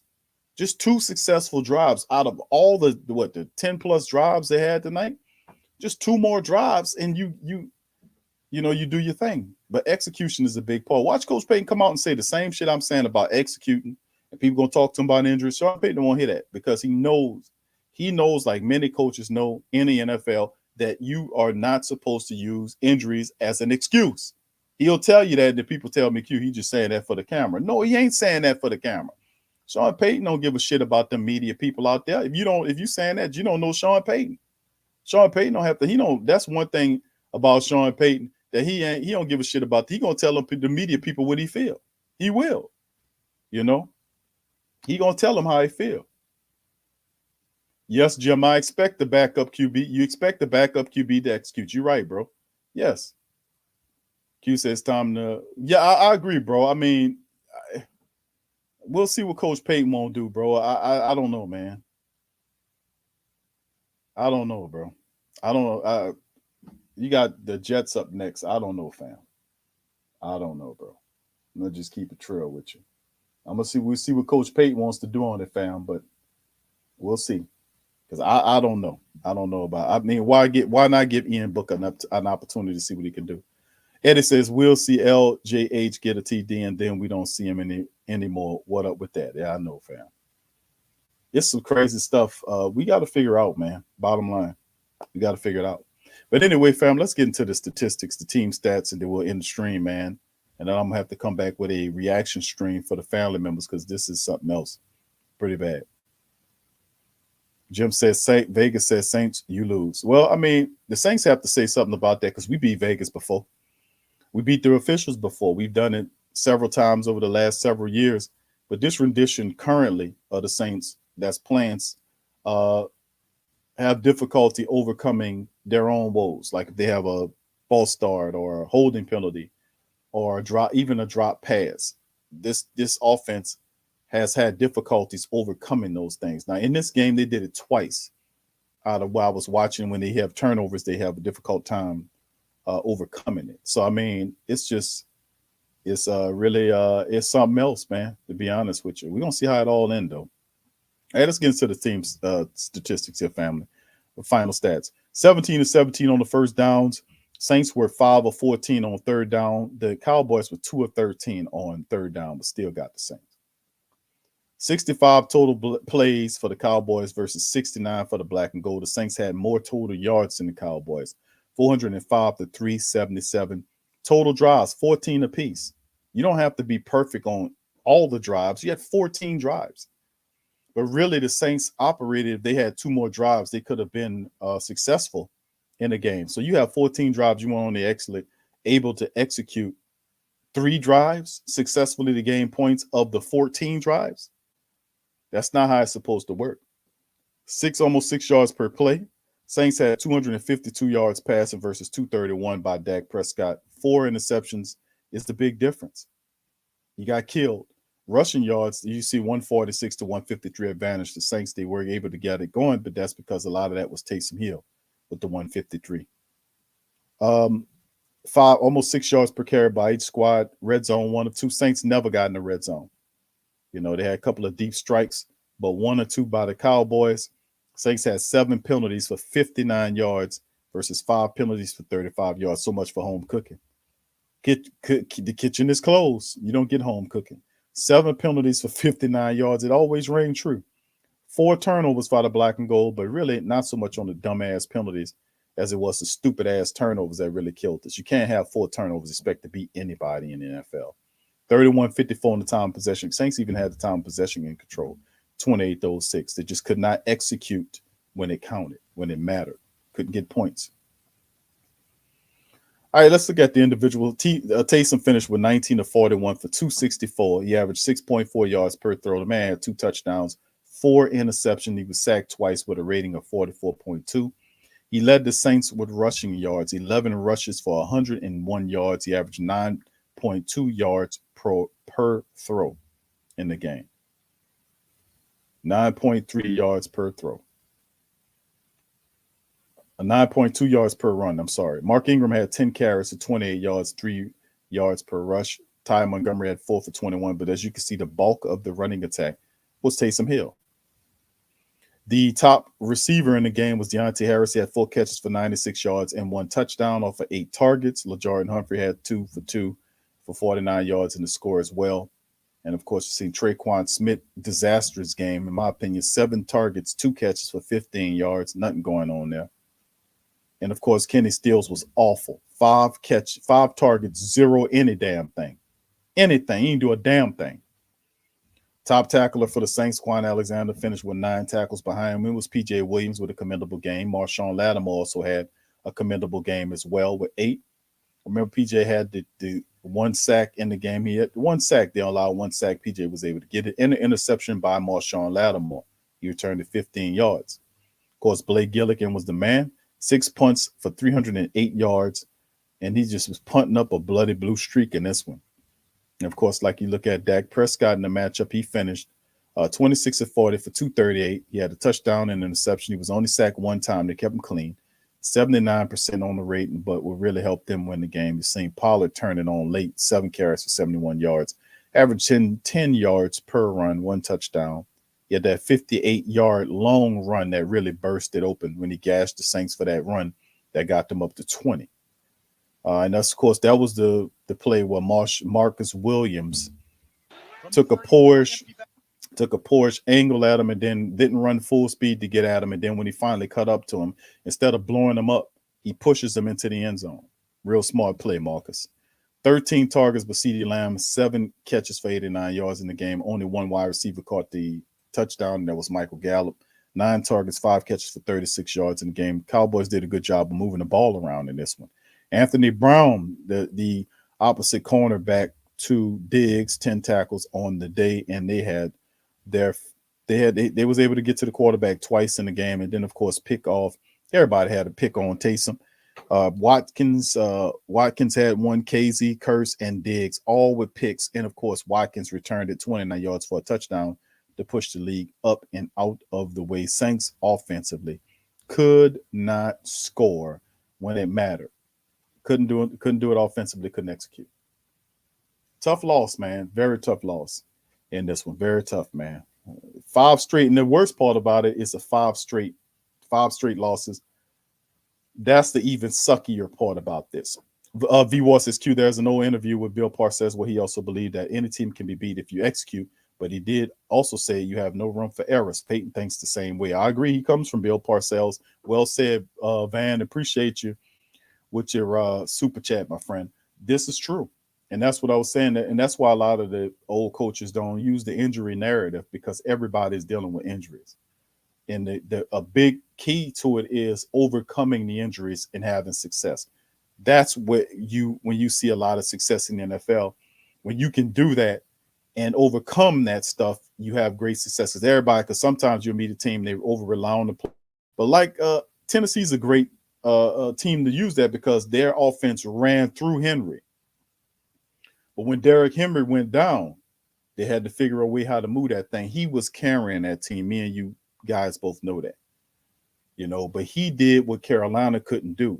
Speaking of the Tennessee Titans, they were able to find a way around King Henry to be able to run that offense where they had success, versus what Carolina did, where they can't seem to gather their stuff together with Christian McCaffrey. So where one is a positive, the other one is negative, because they figured a way around it to have success. And for many years, we did the same thing. This year, it's just not the same. It's just not the same. All right. So with that being said, Trent says, Q, like you said at the beginning of the season, you said that we were all in. So with the cap situation, hope for the best, but now we wait. Well, I mean, listen, that's how it is, right? The Saints all in, they went 100 million in. That was last year. Then when they had to come down 100 million, what kind of money it was really working with? They had to reduce damn near every contract of value just to get up under that thing. And then what the Saints realized was over the next 2 years, the C-19 years, as they call, which is last year and this year, they had to figure out a way to stay bare bones so they could build a team. That's why there was an infusion of undrafted talent and draft picks that they put in a lot of onus on to win with these guys, because economically it's not feasible. So was it a feasible strategy? It would be if you can get the guys to execute. That's what it comes down to. It don't matter if you got play, because a guy could come in there. How many times you've seen really good players get embarrassed by backups? How many times? You're seeing it all the time with the Saints when you see a third string or fourth string wide receiver come in there and give Laddie Daddy or Debo the business, or give a guy a business, giving them the business. We've seen that all the time against teams we were playing. Why you think that's so? Because guys go out there and execute, like the Dallas Cowboy wide receivers today. The Cowboy wide receivers were making the difficult catches, toe dragging and shit. The defensive backs toe dragging and shit. One team wanted it more. Both teams came into the game dealing with injuries. Both teams came into the game with losing streaks. It was about who wanted it more. Is it the Saints? The Saints wide receivers, can they toe drag? I mean, just saying, man, if it's about who wants it more. If you want it more, you're going to play like it. You're going to act like it. It don't matter where you come from or who you are. If you dare and you handling your business, you be able to take care of business of guys. Like we seen guys with no names block Cam Jordan and have great days. We seen that happen before. So like I said, it don't matter who you are, man. If you execute, you come and play, you're going to have success no matter who you are. KT says, would you double dip at receiver in next year's draft? Man, I'm gonna just keep my draft thoughts to myself, KT, because I thank you for the super chat. Because I think Coach Payton ain't even going wide receiver. I'm just gonna keep it real with you. I don't think Coach Payton goes wide receiver in the draft. And a lot of people gonna say, well, if he goes wide receiver, it's not gonna be at a top 3 position, like 1, 2, 3 rounds. I don't think if he does it. I think Coach Payton, if he goes in the draft, he take offensive lineman. He gonna take offensive lineman this up. This is just my thought. You're going to take an offensive lineman coming up next year. Watch and see. The skilled player, nah, you ain't going to see. Coach Payton going to take a lineman. Watch. You're going to see. Again, watch. You're going to see. Wide receiver, he ain't going to take no wide receiver. He ain't going to do that unless a really good one falls to him. And the Saints are never that bad where they get a good shot at it, like a top-level wide receiver. One falls to you. We had an opportunity at your boy Terrence Marshall Jr. in the second round. And he said, well, we was going to pick him. Or he did such and such. Nah, that's lame. If you want somebody, you go up and get them. And you could have went up and get them if you got them, if you wanted to. Anybody in the draft you could have if you really wanted to. It's a price to pay if you really wanted them. But if you see what I'm saying? It's a price to pay for all these guys if you really wanted them. But like I said, it's all right, fam. It is what it is. But KT, thank you for the super chat. But I don't think Coach Payton goes wide receiver in the first 3 rounds, bro. I'm going to just keep it honest with you. I don't think he does it. I think he goes offensive lineman. I think he's going to be looking to do something with that line. Watch. You're going to see Teron Armstead, the way he's been looking the last couple of games. Ramczyk banged up like hell. You got Pete out again. You got Ruiz. He getting turned around, phantom blocks and shit. Yeah, the offensive line is an area of concern, fam. A lot of people looking at the skills position a group, and rightfully so, but the offensive line is not nearly as good as it used to be. Think about what I'm saying. That offensive line, my goodness, man. I mean, Pete, they're going to be taking money from him because he's never there. Teron Armstead played the worst game I ever seen him play last week when he played the Buffalo Bills. It was several times in the game. That guy ain't even get up out of his effing stance. I mean, how you that bad where you was in the game? It happened several times where he didn't even know the ball was snapped. Guys running past him, tackling Tony Jones and Jr. for lack of yards. I mean, what the hell, man? Well, I don't give a shit. I'm up out of here. I'm going somewhere else. So, I mean, like I said, they'll be looking at, I think Coach Payton looking at offensive linemen, man. Maybe a skilled player down the line, but at first I think he's looking at O-lineman. You know how Peyton is. He about building this O-line and getting that right. That's my call on that, bro. We'll see. All right, so big ups to the rest of the fam, man. I thank y'all. Thank y'all, brother Prime, for your super chat there, man. Let me get Coach Peyton tuned up here. I'm gonna get that old ball coach up here and let him talk to you about how everything went. And once again, this is so tough because what it does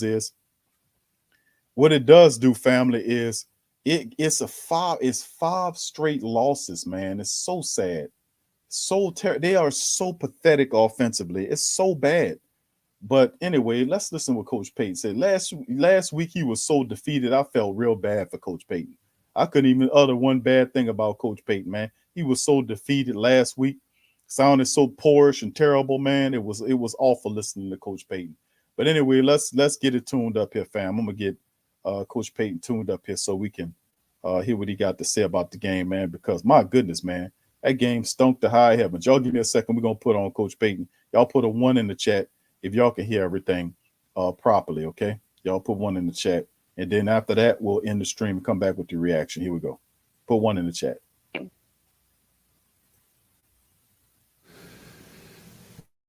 We did well in the first half. I thought we played well defensively. I thought we stopped the run. I thought we stayed on schedule. I thought we did a few things offensively. Obviously, the turnover going in before the half in the red area was a significant play. I think they ended up turning around on their next drive and scoring. So the second half obviously was different, but it's difficult. It's difficult losing. We have a few days here. We've got to get back and, get on to the next game. But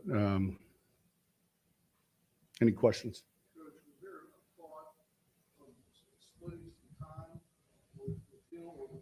No, he was playing quarterback. I hurt his finger. We had to splint it somewhere in the first half, but he felt good enough to go. But our plan was to play him. I don't know. You'd have to ask him. I thought he played with a lot of heart, a lot of guts. We didn't help many in the first half. I'll be honest with you. That first interception, it's the perfect coverage look we get. We drop a ball, they make a good play on it. That's unfortunate.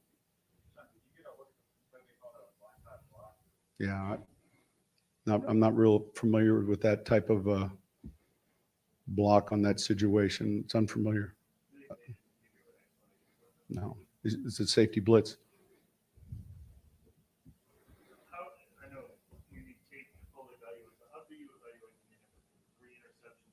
Look, look, you gotta look at the entirety of it all and be honest. When you watch it, you got to study, what we're doing well, who's doing it. Obviously, we've got a number of new guys that are doing things that, they're playing for the first time, and if they're going to play next week, we got to improve. In the meantime, get some of those other guys back.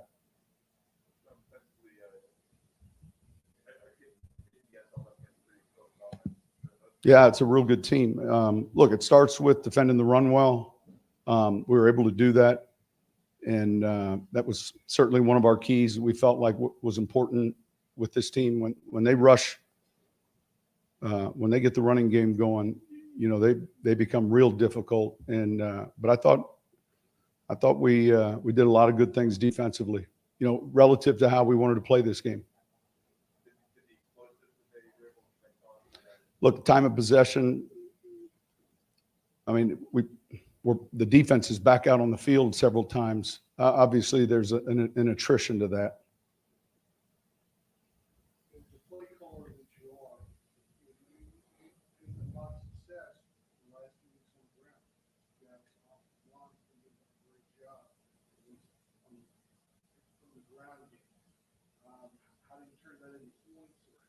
Yeah, look, I thought we did some good things running it tonight, but much better than a week ago.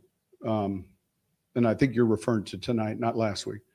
And so, yeah, I thought whether it was running back runs or quarterback runs, yards per carry, that we felt like that had to be better than a week ago.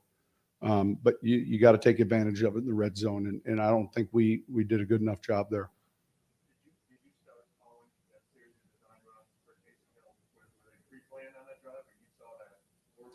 No, it's part of our look. You have it in the game plan. You can't spend the whole night, doing that. But it gives you an advantage. It's something that, there's a physicality that comes with him and the style of play, and he did a good job.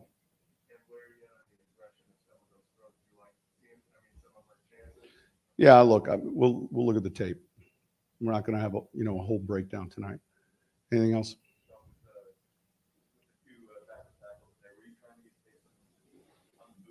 Trying to look at every type of protection or play that felt like we could reduce the stress on those two players. How do we not turn it into a night where there's 8 or 9 sacks? In fairness to the process of coaching, and how do we give those guys and our team the best chance to win, whether it's movement throws, whether the protection was different with bumps or nudges.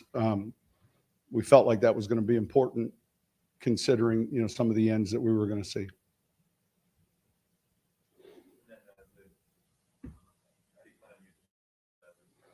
We'll see. Yeah, it's a few days. We'll get guys some rest, come back next week, and then, get ready for a regular scheduled work week. All right. Thank you.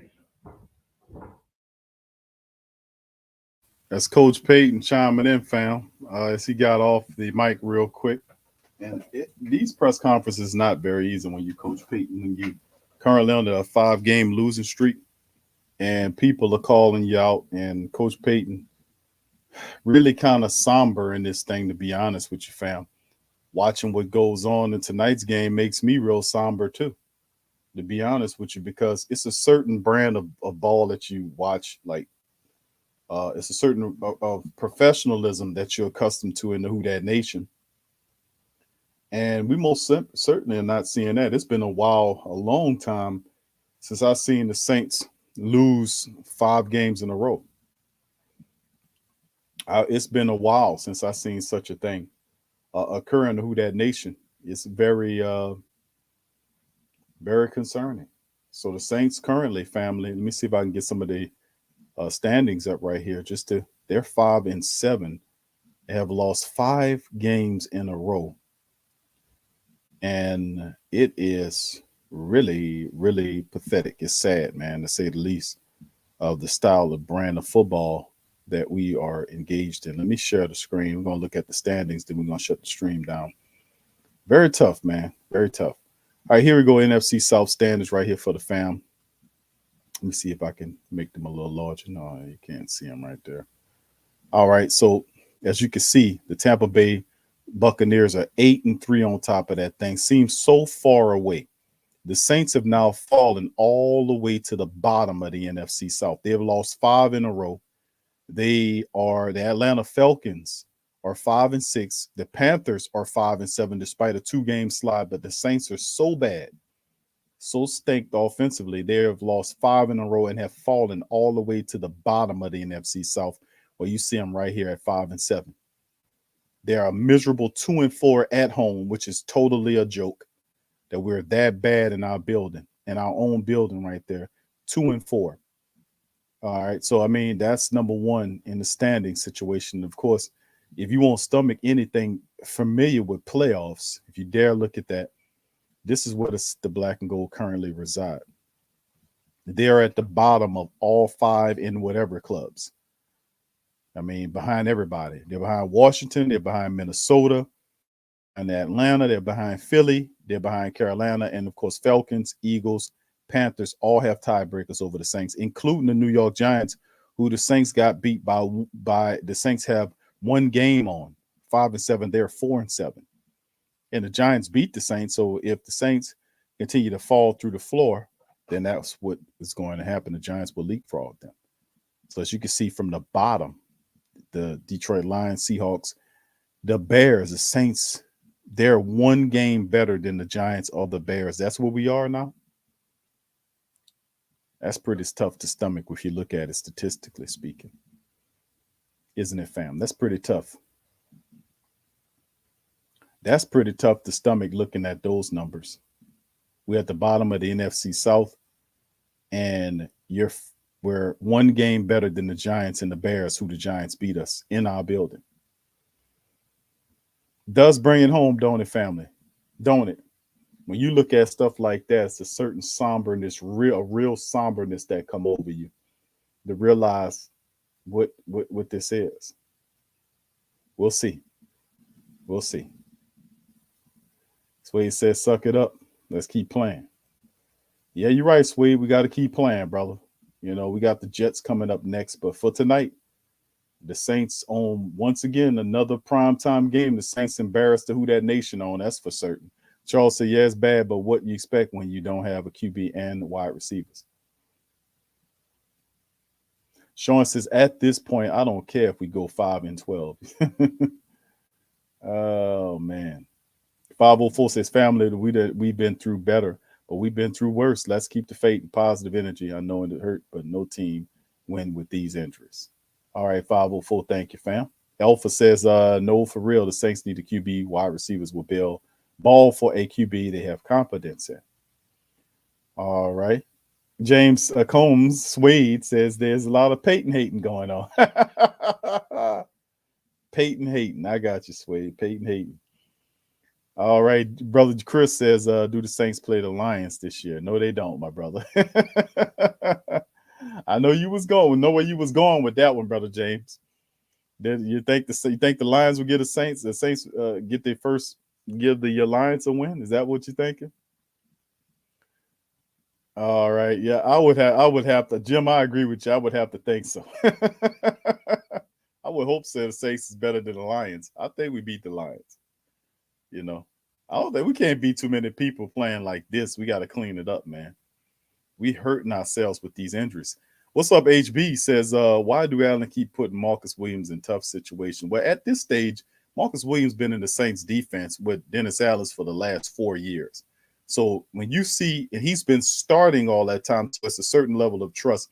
And to Williams' credit, he was playing some pretty good football over the last couple of games. And then he reverted back to Marcus Williams, who we love to hate. He did that thing where he was that low IQ football thing where he was back there by himself.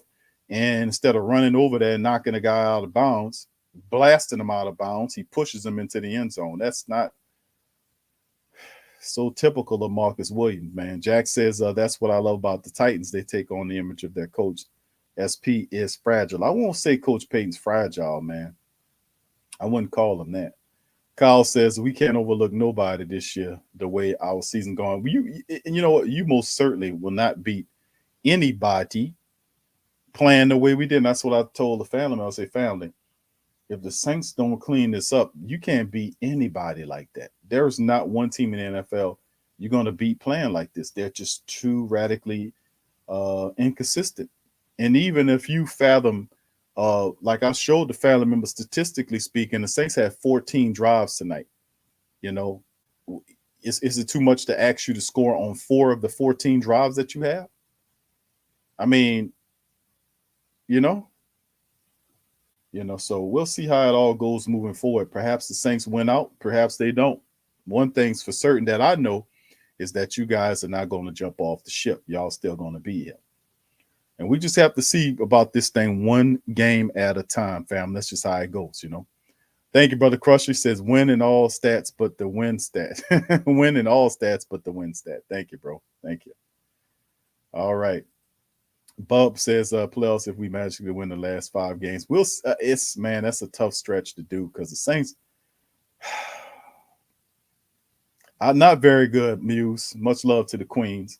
Not very good right now. I mean, they got a lot to clean up offensively speaking. Defensively and special teams wise, they can get by. But when it comes to the offense, you got to score, and the Saints simply are too inconsistent scoring touchdowns. I mean, my goodness, 20 points or 21 points tonight beats the Cowboys. If they score, the defense pin their ear back and they go after them.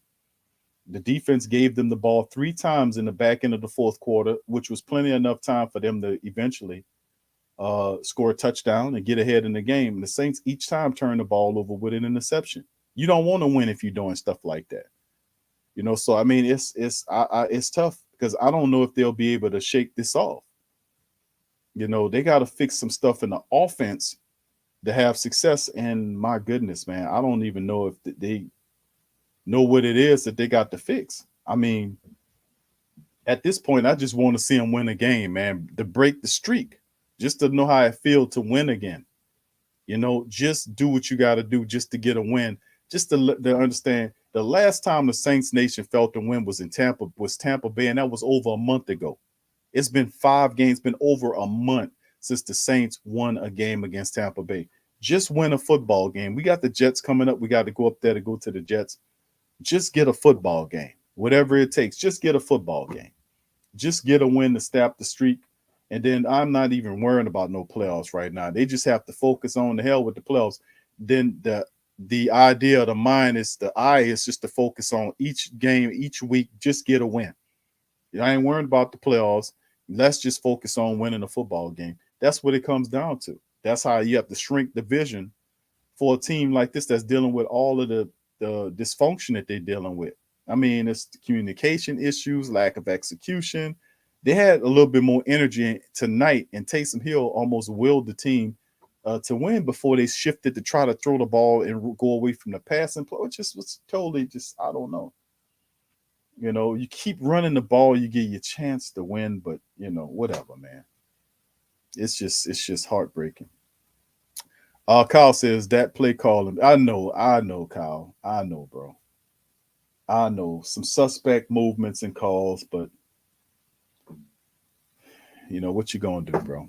It's just where we are right now. We got to win a football game. That's what it comes down to. We've got to win one game. We got the Jets coming up next. One football game is all it takes. And of course, I'm gonna have to pop up here and pop up on Law Nation and watch the rest of these Cowboy people laugh at me because of the Saints.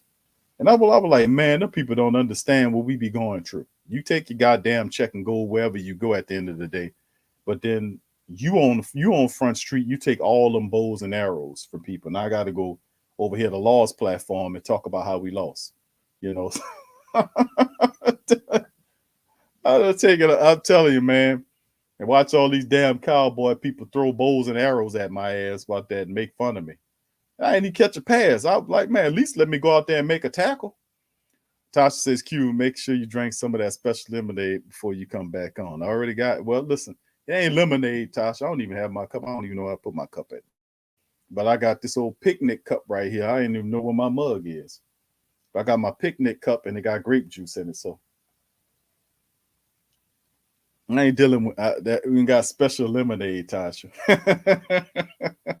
I got grape juice in there, lady.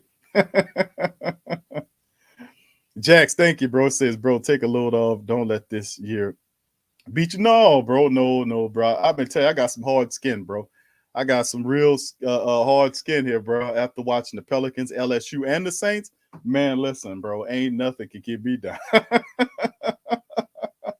Man, do you not understand? This has been a rough year for us, period. Yeah, but I'm with you on that. Thank you, Jax. Appreciate you, bro.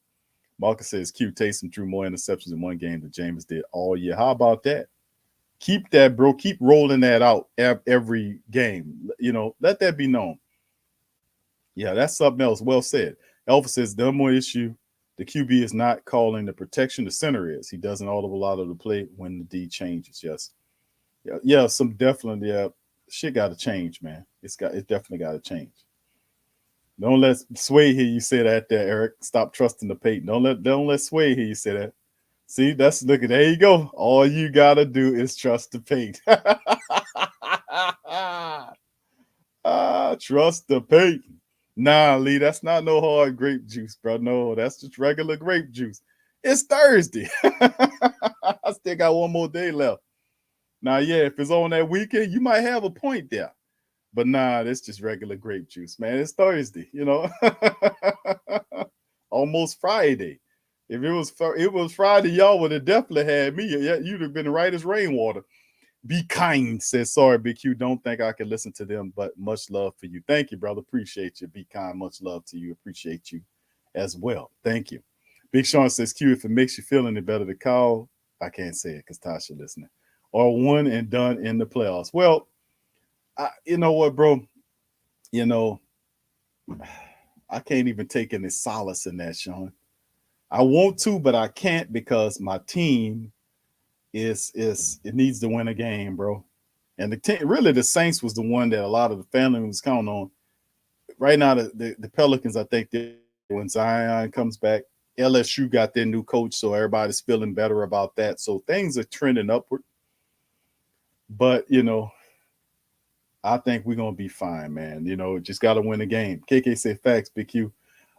Be strong for all of us over. Okay, I got to go over there to Law Nation, man. And watch all them cowboy people throw slings at me, man. I'm like, damn, I don't even work for these goddamn people. Oh, man, damn, man. All right, so anyway, fam, that's going to do it for the broadcast, man. I hope you guys are doing okay, man. I know it's a tough one, fam. Very tough one. In the building, Saints go down, man. 5th straight loss. That's Falcons, Titans, Eagles, Bills, and now the Cowboys. And the Saints will now go on the road against the Jets on CBS at 12. It's next Sunday. The Buccaneers, which is NBC game. I think that's the Thursday. I'm going to have to look at the schedule because they got the Jets on the 12th and then the Buccaneers on the 17th. Hold on, fam. Let me look at my schedule right quick to get these games right. All right, so the Jets are on the 12th. That's next Sunday. I mean, not this Sunday, but the following Sunday. And then, then the 9th, then the 27th. Let me see here. No, the 19th, I'm sorry. Yeah, so that's right. Okay, back-to-back Sunday. So you got the Jets. Not this Sunday, of course, we played our game, but the following Sunday, the Jets, and after that, the Buccaneers, both on the road. So, I mean, it's a tough one, fam, to be honest with you, but, you know, it is what it is, and the Saints go down 27-17. Dallas lifts that, and his defense lifts Dallas to a 27-17 victory over sinking Saints, over the sinking Saints. That's what they call just the headline from ESPN, the headline from ESPN. Defense lift Dallas to 27-17 victory over sinking Saints. Sinking Saints, that's what they call us. The sinking Saints. Oh, they got little jokes and shit. But anyway, with that being said, fam, that's going to be the end of the stream. I appreciate you guys being on the stream. Thank the family members, your cash apps and super chats. I appreciate you. It's another tough one, fam. It's 5 straight losses in a row. We got 2 road games against the Jets. We do play better on the road for whatever reason. The Jets and the Tampa Bay Buccaneers are up next. Hopefully, the word on the street is Alvin Kamara should be ready to go in one of those games. We should get a few guys back to help us kind of steady the ship coming up later. We'll see how it all shakes, man. But we'll figure it out, man. We will figure it out indeed. I think eventually we just need to win the game. That's what it comes down to. So with that being said, fam, listen, I appreciate y'all. Thank y'all for everything. I appreciate y'all spending time with me on the live stream tonight. Y'all have a fantastic Friday coming into this thing. Listen, I was going to do a reaction show right after this, but it's really late. But I promise you guys, we come back tomorrow. We'll do a reaction stream. We'll do a quick recap. Then I'll open up the phone lines for our Friday stream so the family members can kind of vent their frustrations and talk about what they think the team needs to do moving forward to get the victory. So with that being said, I appreciate y'all. I love y'all. Y'all keep y'all heads up, and I'm going to holler at y'all later. Peace, and I'm out. Who that? Yeah. Well, all right. Like you always say, welcome. #1 sports talking D. We ain't like the Falcons. We won't blow the lead. Look, all we talk is who that, who got cut and who back. Rookies in the vets, players you should look at. It's the sports coma, you don't wanna miss it. Got the pregame, party, postgame statistics. Get a visit from Sway, maybe DC or 5. It's the hottest thing smoking, Big Q and the guys. super live. Make sure you subscribe. Interviews inside the Saints locker room high. Talk to Drew, Jordan, Zach, Peyton, New Orleans, who that nation? Best believe when I say we bleed gold and black. Ain't a miracle or rivalry could ever hold us back. No, Beastquake, Bounty Gate, let the truth be told. It's the sports coma, all we know is say Super Bowl. Yeah. You're listening to the Sports Coma with Big Q and the guys on the PRO Media Network.